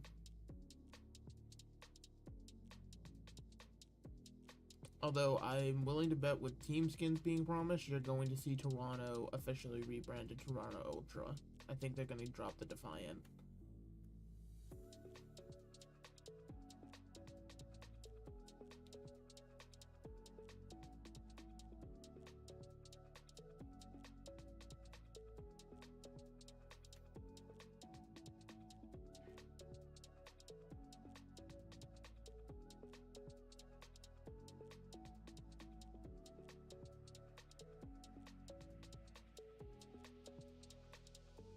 I need to use the restroom and there's no one here, so I'm just gonna do this.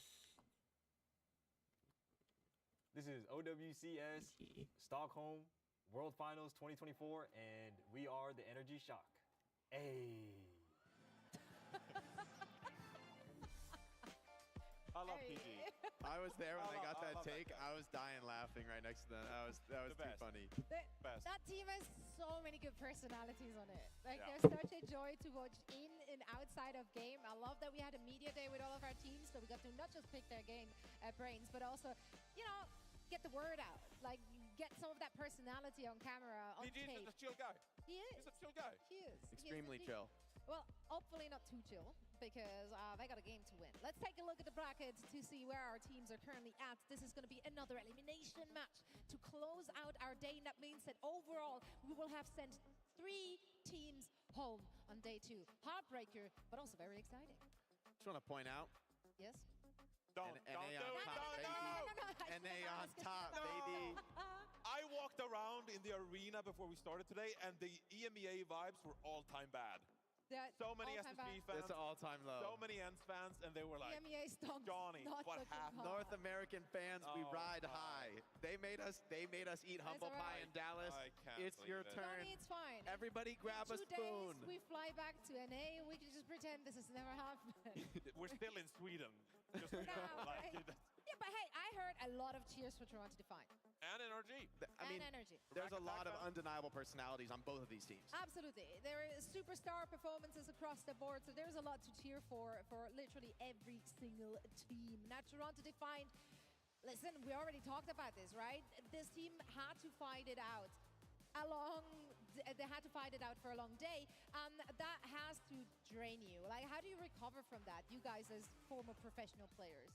You know, these are experienced pros, though. I think they can pace themselves and can continue to deliver throughout long matches.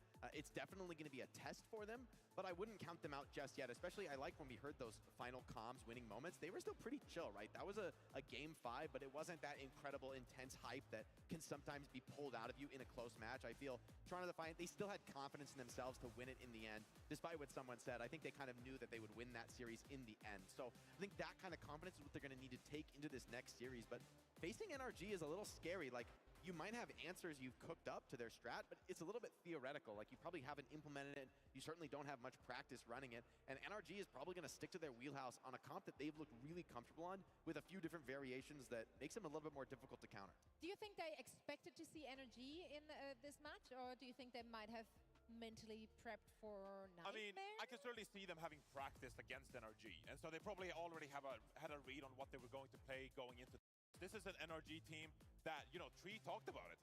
We found this composition like some weeks ago, and we decided to stick with it. It really worked for us. It fit our style, and we've seen the entire team really excel in all departments, whether it's the backline and the rotations, rack attack standing out on the Brigitte, Tree popping off on the hit scan, as well as the reworked Sombra.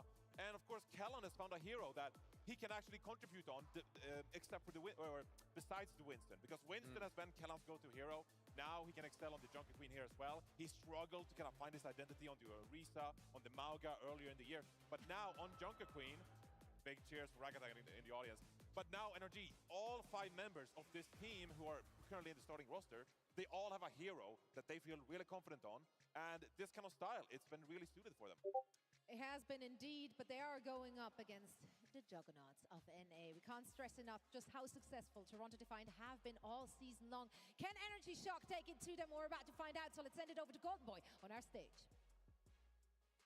All right, DreamHack, we got one more match today, and I need some energy. How you feeling out there? Let's try it again. How you feeling, Stockholm?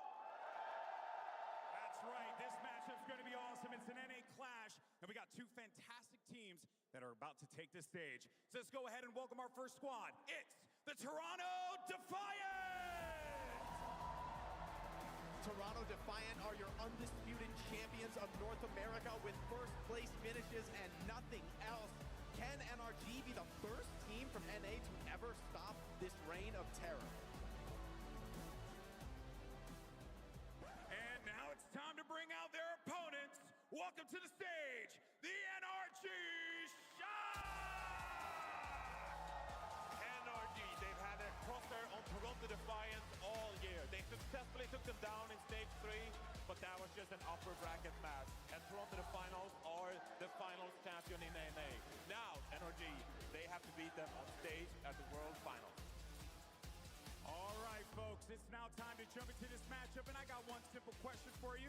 Are you guys ready? I gotta hear you a little bit better. I said, are you ready? It's now time for the Defiant versus the Shock.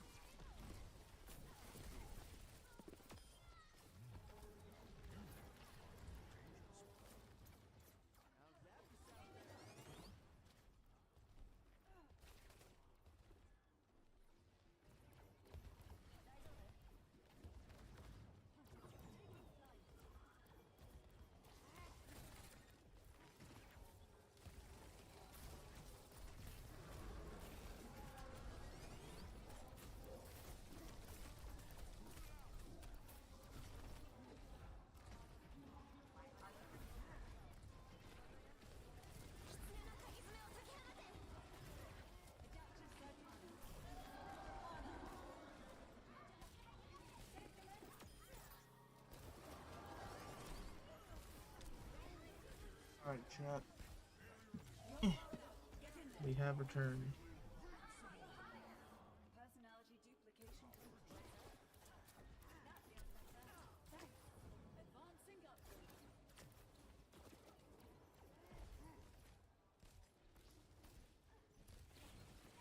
Ping that.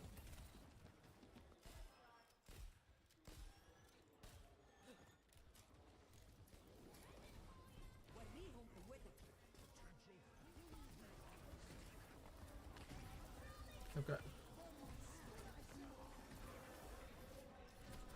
Both teams are playing dive. That's cool. Big fan of dive.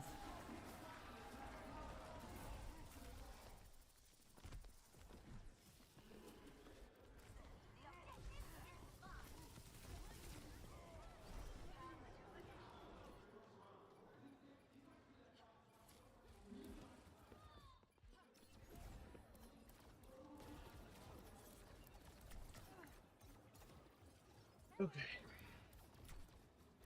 Let's actually see what's going on here.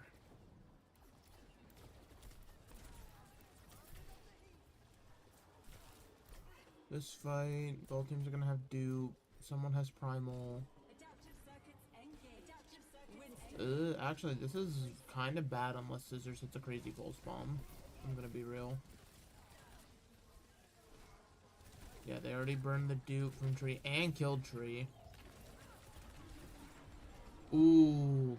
Okay, this pulse bomb does kill RuPaul. So now you're 4v4, but you don't have your Echo. Oh, wait, how does Toronto flip? Okay, but wait, Shocker winning the fight? Unless Merit can do a lot more?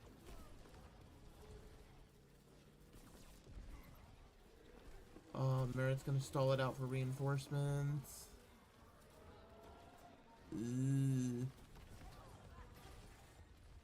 Merit just tiptoeing on point. He has Pulse Bomb.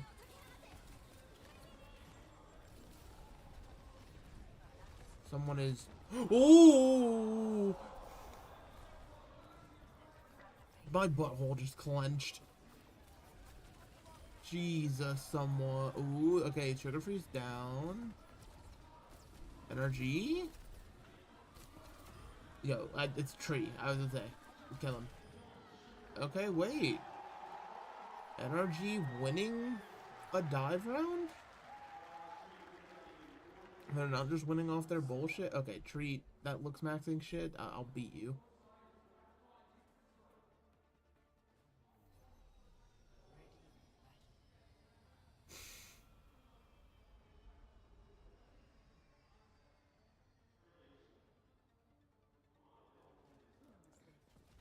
Okay. Last round is Lighthouse.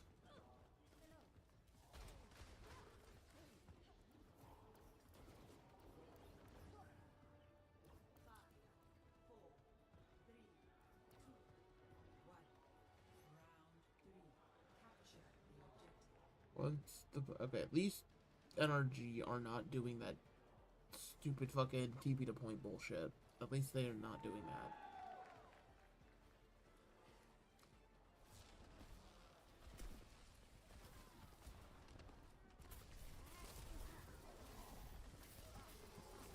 Merit has already killed Tree, however. Ooh. Merit. Gotta put a content warning if you're gonna do shit like that, Merit. I mean, god damn.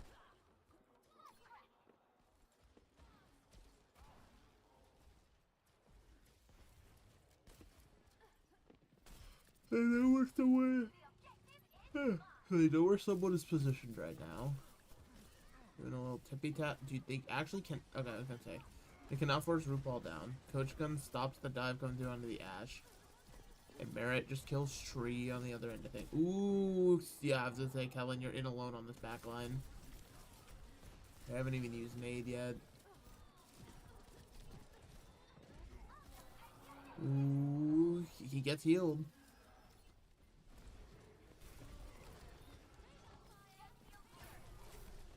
How close are we to Bob? Merit doesn't have Bob yet? He's been fucking giga pounding.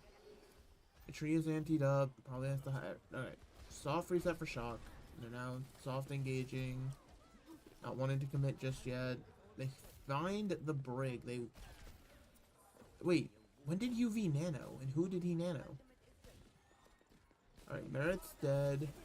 They've nanoed someone who's able to trade out. Yep, and now he goes over to point. Yeah, Shocker just playing. Whoa, whoa, whoa, whoa. Why are we primaling Kellen?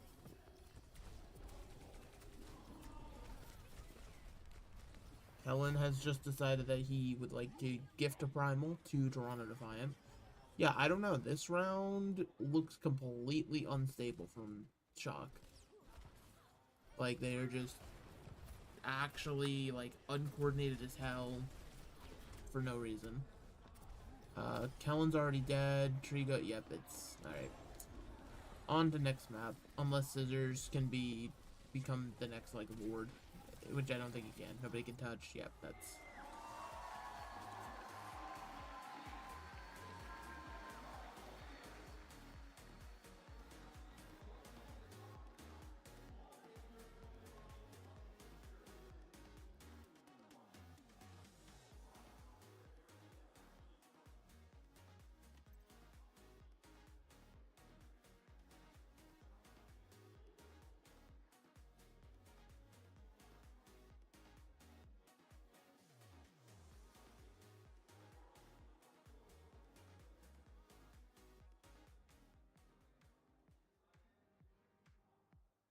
What map are we going to next? I guess is Kings Row? Does that sound right?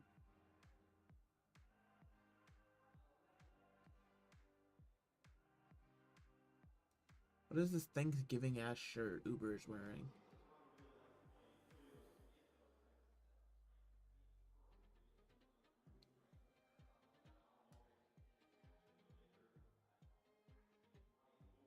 Has Mr. X been hitting the gym?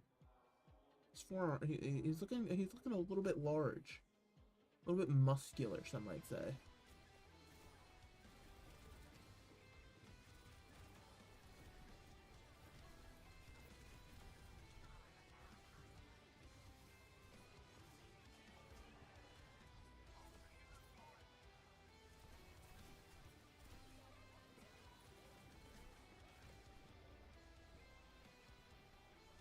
So did we really slow-mo this?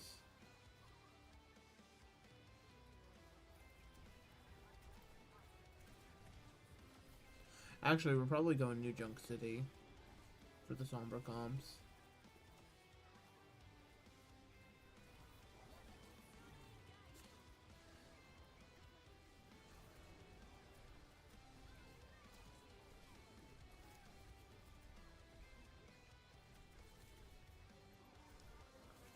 Or actually, I think you do pick Shambali just to deny the Gibraltar pick later. At least that's my thought process.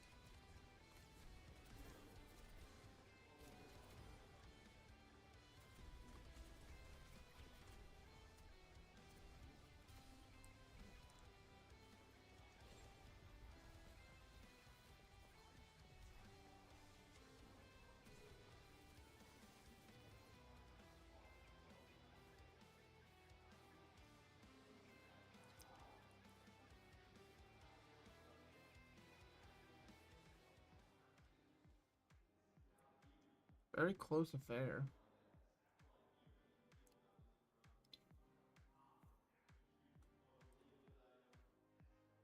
Cervasa. So it was Flashpoint. Oh, but dude, even if you win here, they're literally just gonna take you to Gibraltar. I feel like it should have been Shambali. Like, you could still pick this after, even if you lose Shambali, but at least you... I don't know. Unless maybe you feel confident enough in your dive that maybe they don't pick... They wouldn't pick, Gibraltar.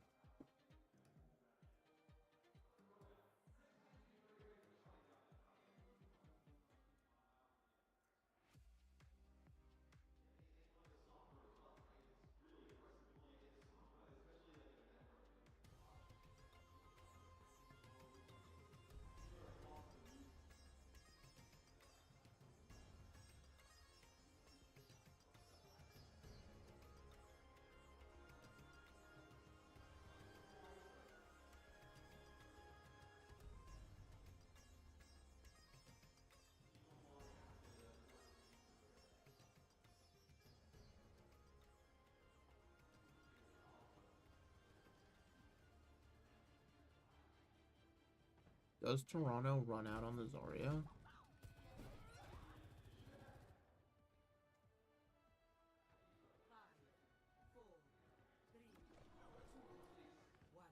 They do.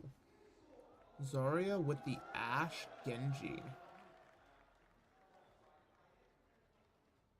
Are they gonna expect Tree on Sojourn? That they're probably predicting Sombra.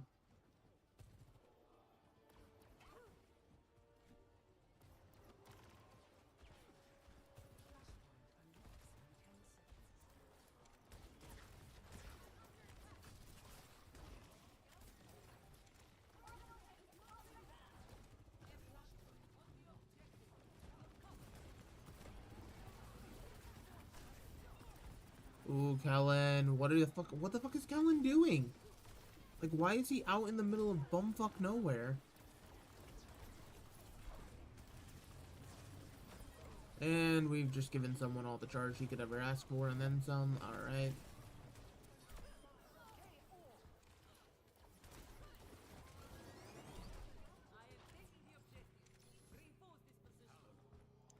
Both teams down to Juno.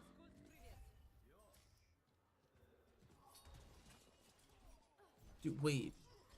Okay, I was gonna say, I thought Scissors was like in the middle of enemy team, but no, the minimap just was not large enough by a terrible eye.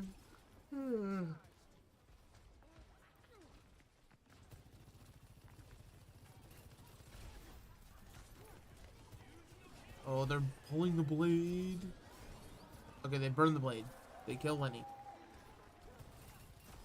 Okay, and Vega. Alright, surely this is your fight to win, Shock. Alright, there you go. Yep, Shock. Actually, Shock win that without using a single ult, and they get Blade out. That, you know, you take that. And actually, Shock somehow built their support ults first, so if they go first, they're fine. I think. Question is, are they aware that they need to go first? Oh, they're aware. They're aware. They're going first. Not gonna kill with it. Oh, they're bobbing. Oh, no. And now the support ults are on the other side. Oh, no. And the dupe gets burned. Oh, no. Shock. Shock, you used 3 ults and you got nothing. Shock, you used 3 ults and you come up with fuck all. Like, how the fuck do you do that? Fucking plat teams can figure out how to use ults.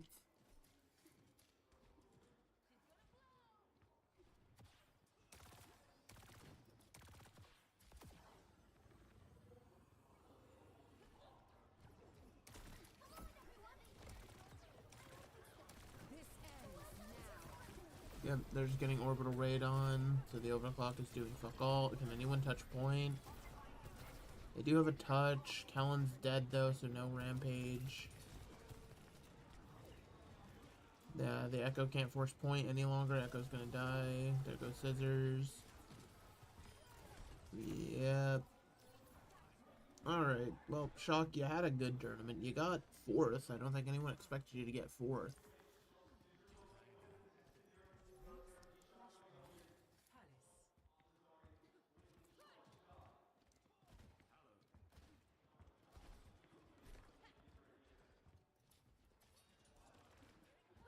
Alright. Force bubbles, get a large rampage, profit. Those are the steps right now.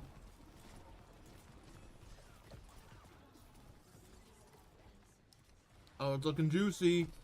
It only connects onto one and it's immediately bubbled. Alright. Oh, the good follow-up there.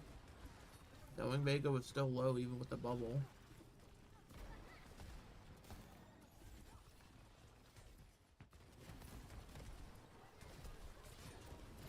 Wait a minute, Zarya's feeding. Wait, you don't have your Briggs, someone. What are you doing?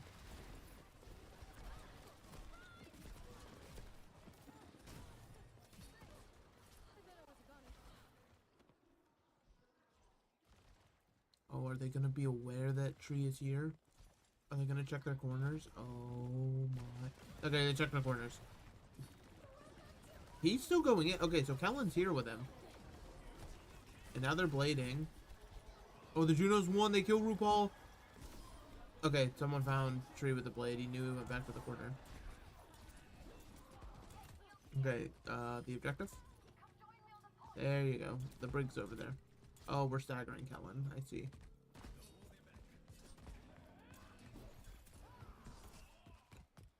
Why would you shout, Kellen? You can't leave.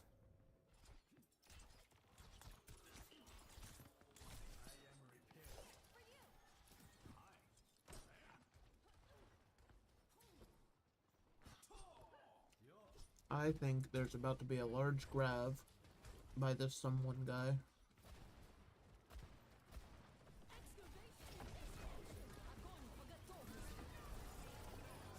Yep, he just grabs up tree.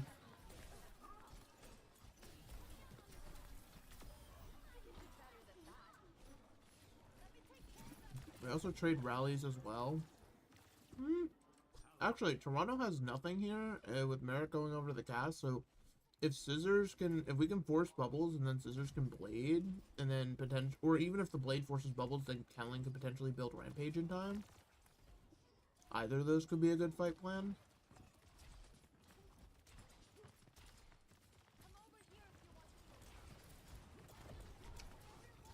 You see the Genji in the back line, overtime's triggered. Dude, just dash up and blade. Just fuck it. They know you have it. There it is. Finds RuPaul. Beautiful. They actually don't even need Rampage. Ooh, wait. This could be massive to hold on to Rampage here. Now Toronto are running for the hills. They can't touch. Yep, that's okay. We're tied one apiece.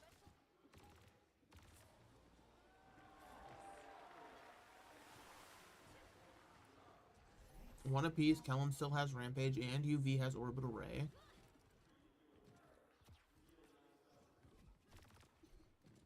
It's not looking too shabby right now.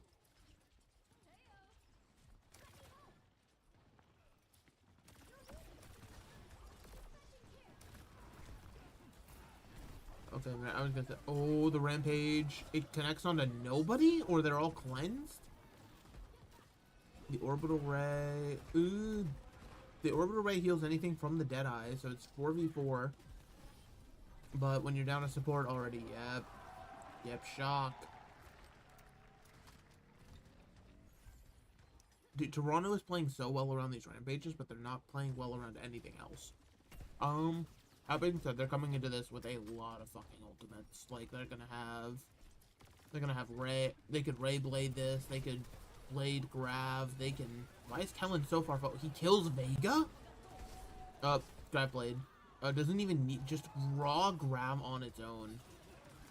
That's actually kind of criminal. I'm not gonna lie.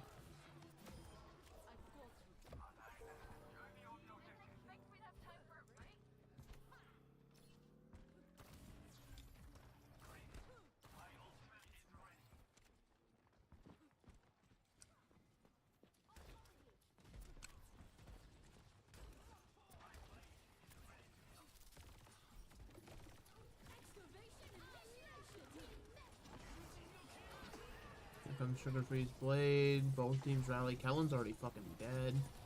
Why are you bashing in rack? What the fuck are you doing, man? Wait, would you Tectonic Shock? Ooh, good Widow headshot.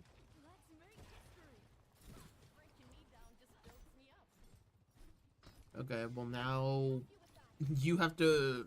Shock has to force Ray, get the fuck out of the Ray, and come back in with their own Ray. All while making sure they can touch point at some point. Ooh, they're walking forward and they overclock. Nope. They're dead. They're dead as hell. Yep, there goes support line. Wait, this could be a kind of big flip for Scissors. Because now Scissors can touch again. No, they're Money knows the tricks, buddy. Tree gets a touch. I mean, they're gonna have Ray. But they're down one already. Do you invest Rampage into this? Also, Toronto just willingly backing off. Now they have Grav. Ooh, they could. This Grav could be nasty again.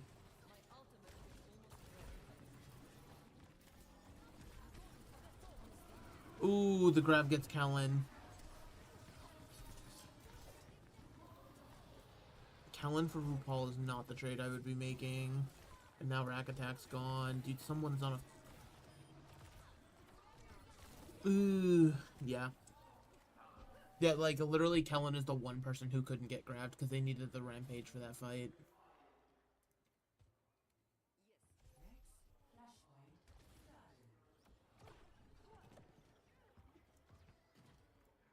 And now Vega's gonna have Rally again. Yeah, Shock might just be cooked.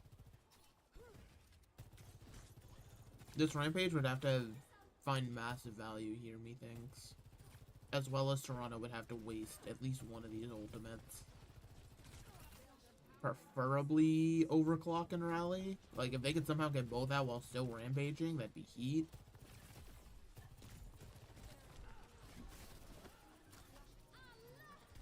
There's Rally. Do not rampage off the map, please, for the love of God. Connects onto RuPaul. They can kill RuPaul, right? Okay. Sugar Freeze blading into this. Even with the rally, it's not enough for Rack to stay alive. Toronto got the cap in the middle of all this, though, so... Ooh. Who's on point? It's... Let's say it's... UV dying means that now Kellen is actually just on an island. And now he's getting staggered. That's rough. That's actually as rough as it could be for Shock. I mean, the upside, they got all the ultimates out. Kellen going Ramatra? Bold move. You're going to be mirroring Rays. This should apply more pressure to someone.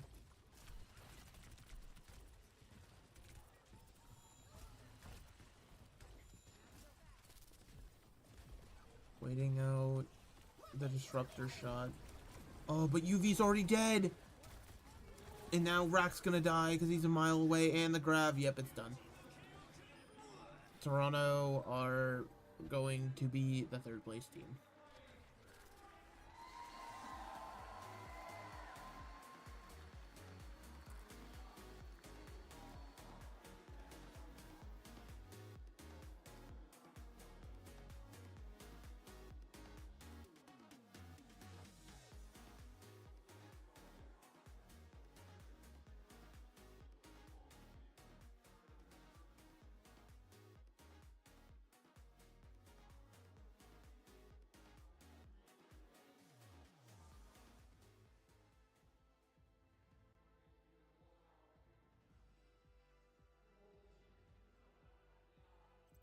Dude, you have to take, like, even if you don't want to go to Shambali, you have to go to Shambali or whatever the other the escort map is. Purely because if you leave that on the table for them to pick Gibraltar, you're fucked. Like, you're already screwed. Like, you're down, but I don't know.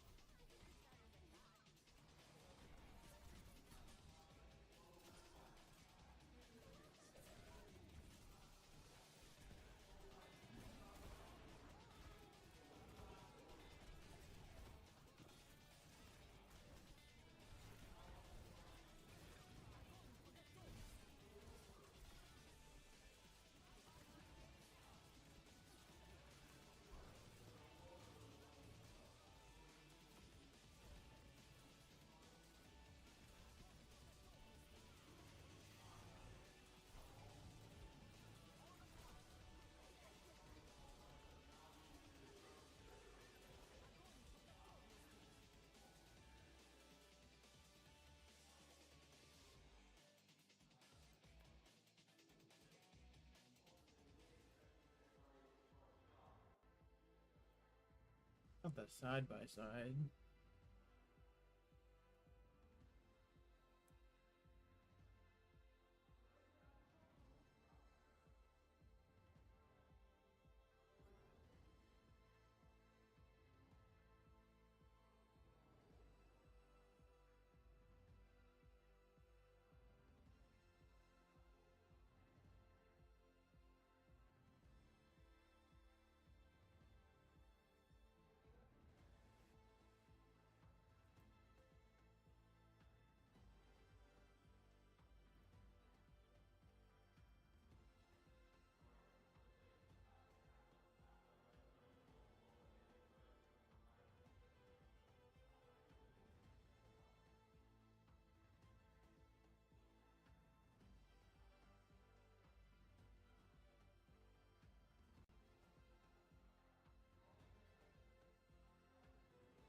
There it is. Shambali picked it in Gibraltar.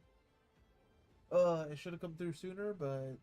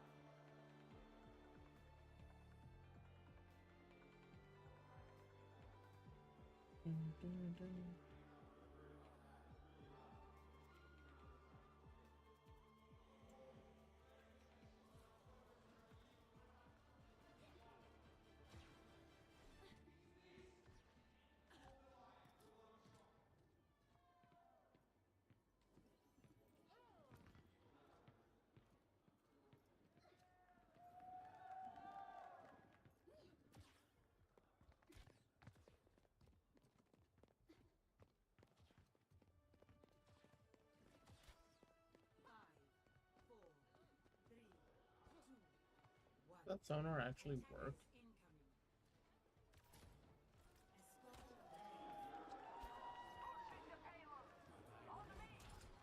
They're actually okay. So they're just sticking the Zarya because they know the Zarya's. They're sticking Zarya because they know it's gonna be Queen.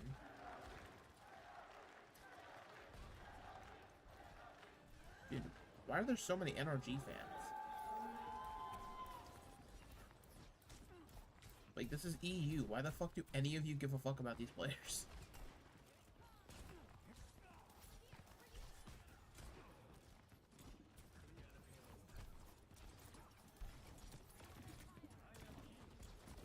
Dude, what? I don't know what this defense is from Shock. Like, they're just everywhere. The payload just moves completely around the first corner without being contested, and now there's a fight happening in the small room. And Kellen just dies. Like, what the fuck are you doing in there, Kellen?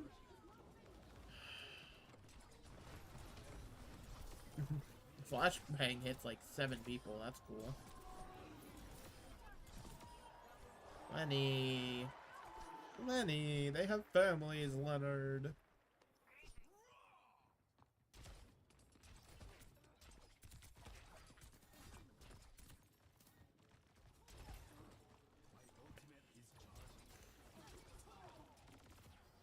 I smell a blade coming.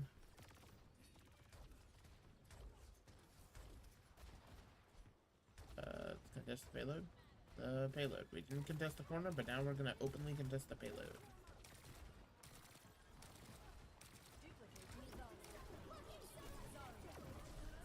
And the dupe immediately burned. And the blade's coming out in the orbital. Dude, the UV used orbital as well. Alright, it's done. It's done. Wrap it up. Yep, Shock. You know, Shock, you got 4th place. You got to beat up on Nightmare. That was pretty cool. And then, who else did you beat? Who did you beat round 1? Ents? I think it was. You came in, smacked Ents around a little bit.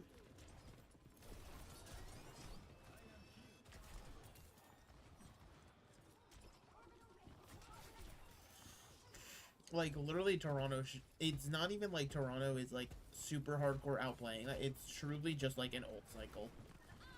They're actually just caught in the fucking ult cycle.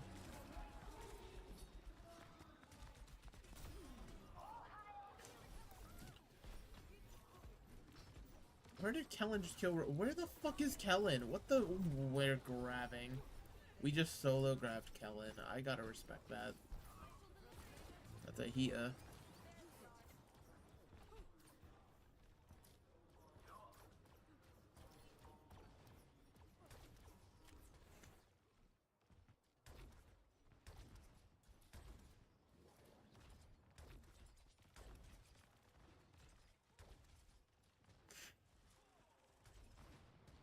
Okay, we're on Ramatra. Now, unfortunately, this means even if they win this fight, which they won't because Tree is already fucking dead, they're just going to go fucking Malga.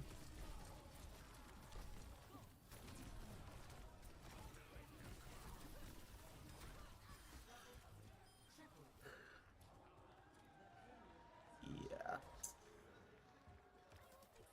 Womp womp.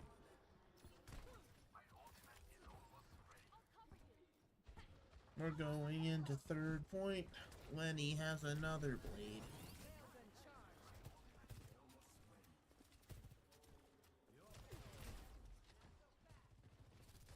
Leonard, they have families.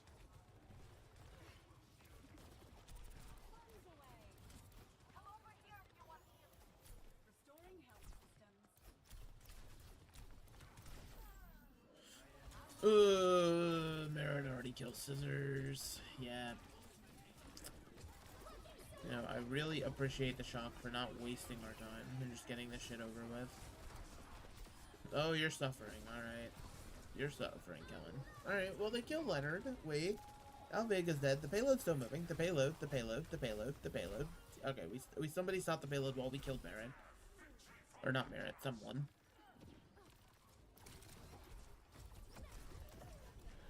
Ooh, RuPaul wanted the clip. Alright. Shock, you won one fight. If you do that like 4 or 5 more times, you invested. Oh my god. Well, I mean, okay, wait. You traded support ults. That was also... And it was Blade for Annihilation. So now you have DPS ults versus Grav Overclock. Ugh. Scissors actually just thinking he can lurk. Oh no. They're sent running. Oh, they're all grouped up. Oh, someone, don't do it to him. Oh, it's from downtown. It's from downtown.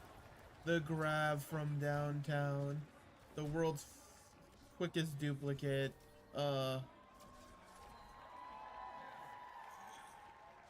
Dude, Shocker just out of their league. You hate to see it.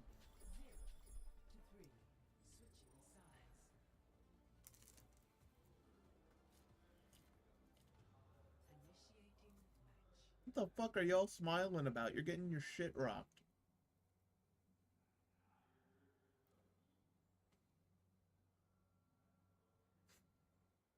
How many times are we gonna see the payload glitch out? That'd be funny.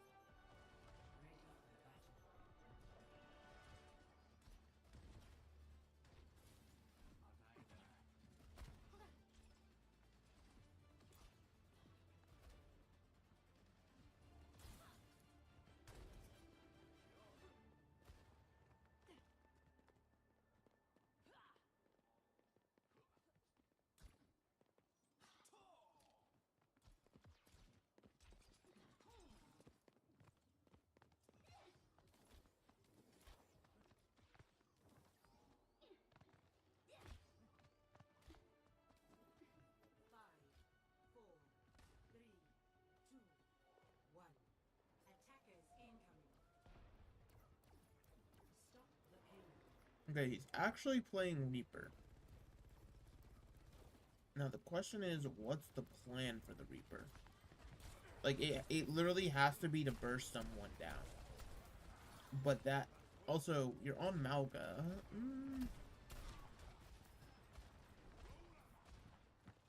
Let's see.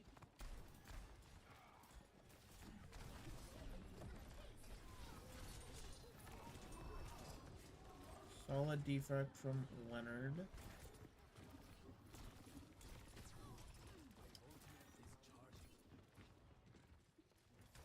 I was gonna say, he's aware of the Reapers in the room.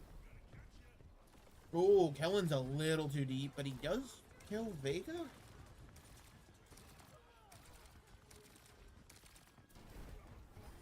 Traded out for... Okay, someone dies.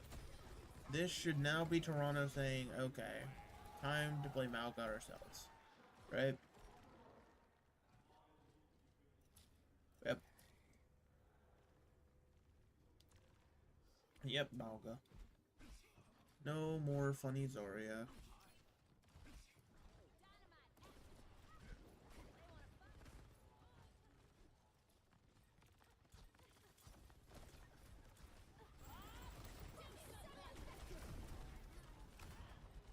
Early orbital ray, but because of how early it is, it's just going to be kited. They do get Bob out from Merit, which is nice, but now they're going to all get caught with this blade, unless... Nope. Scissor somehow does no damage to Lenny there. Interesting. Yeah, orbital ray blade. Yep. Leonard. Wait, why did we fucking dupe, dudes? And Shock are actually just unraveling. Like, they... I can smell the desperation on the other side of the world.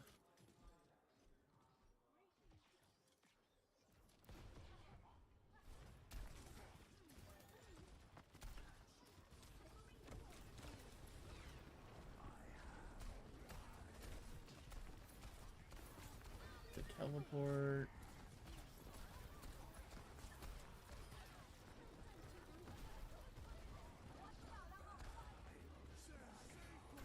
Killed Vega, trading cages, Sugarfree's killing people despite being caged. So yeah, Shock just still lose this fight. He popped cardiac. He didn't even kill him. Merit fucking lived. Oh my god, dude. Yeah, it's over.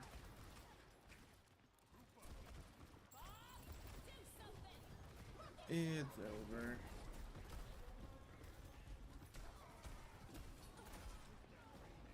Good focus on the Vega. Oh, Tree comes up with 2.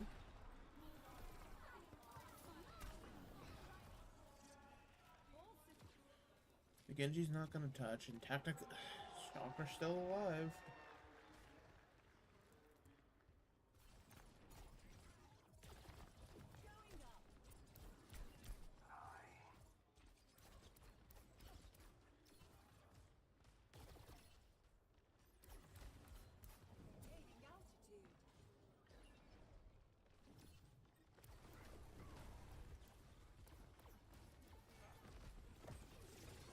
Orbital ray for RuPaul. 3, 2, 1. There it is. Oh no, they found out you came back here. Oh, UV, you fucking suck. Ooh, beautiful deflect.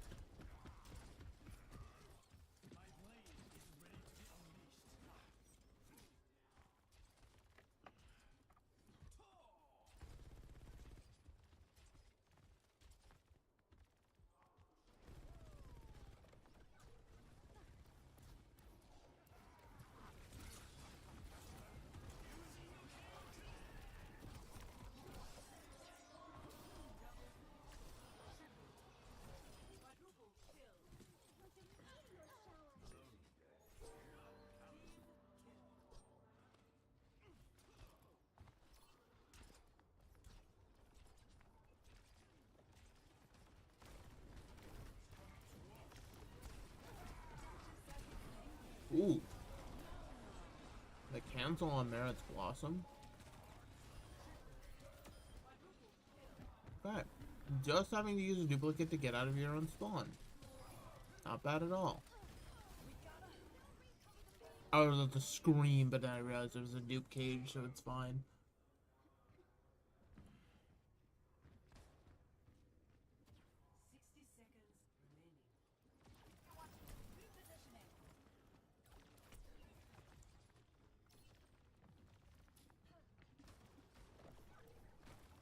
Good speed ring.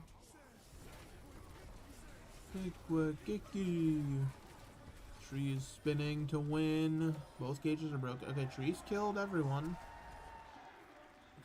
Shock art. Dude, they had to use Ray, Cage, Blossom. All for just Cage. Oh my god, dude. Shock. You gotta stop throwing 18 ult. Especially because there's still gonna be another touch. Oh no. Merritt has to die. They cannot let Merritt do this to him. Callan's already dead. And the blade's out. And UV's the last one. And that's it.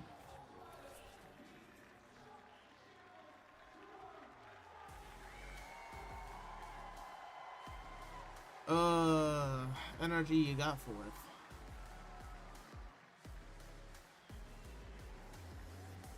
You got fourth.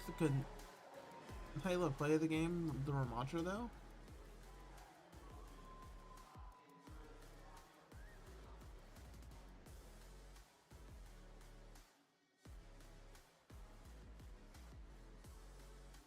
UV, you disrespectful fuck, not getting out of your fucking chair. I hate you.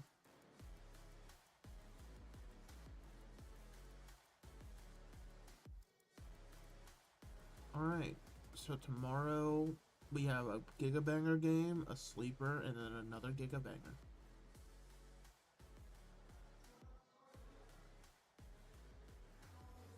Grabbing RuPaul for interview, you love that.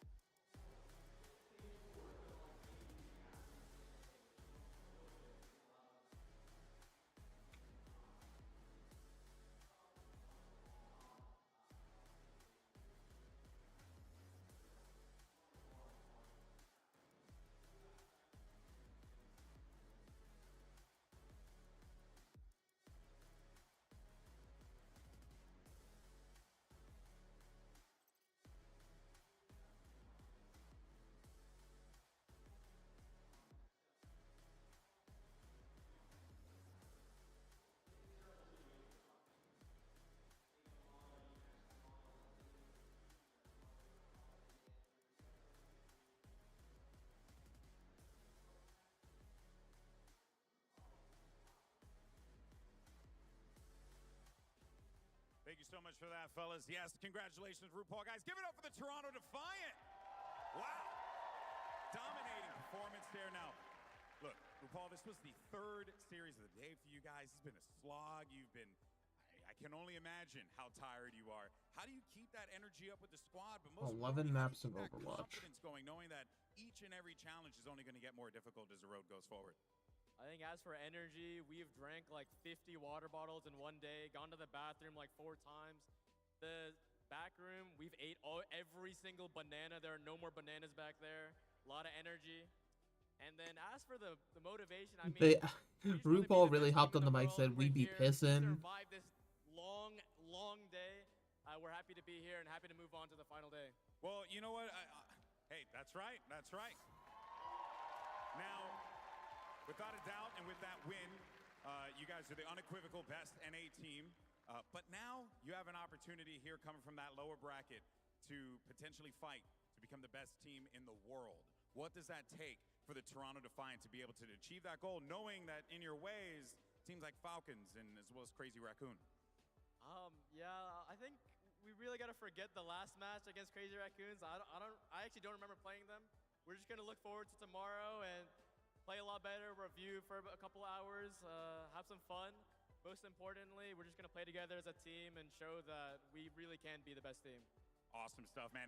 And of course, selective memory is very important in this instance. Very important. Hey, RuPaul, I want to thank you so much for your time, man. Give it up one more time for RuPaul and the Toronto Defiant. Massive win. to the desk. Thank you so much, Alex. Congratulations to the Toronto Defiant. They're keeping their dreams alive. Let's see how far they can take it. We're back here on the desk one last time. Danny Lim is joining us as well as Johnny Soggy Snowden. We're bringing it back. You Bring brought it this back. upon yourself earlier today. This is not on me. You've certified lost. It's been a long day, so, you know, I'm It's okay been a long with it. day, but that does not take away Very from soggy. very soggy. Very soggy. What's wrong with you? I don't know. Many things, but we're not gonna get into that. We're actually will be discussing at the match that we just got to see. I mean, Toronto on top. They are keeping Oh, those NA they've been dreams discussing the alive for match. everyone.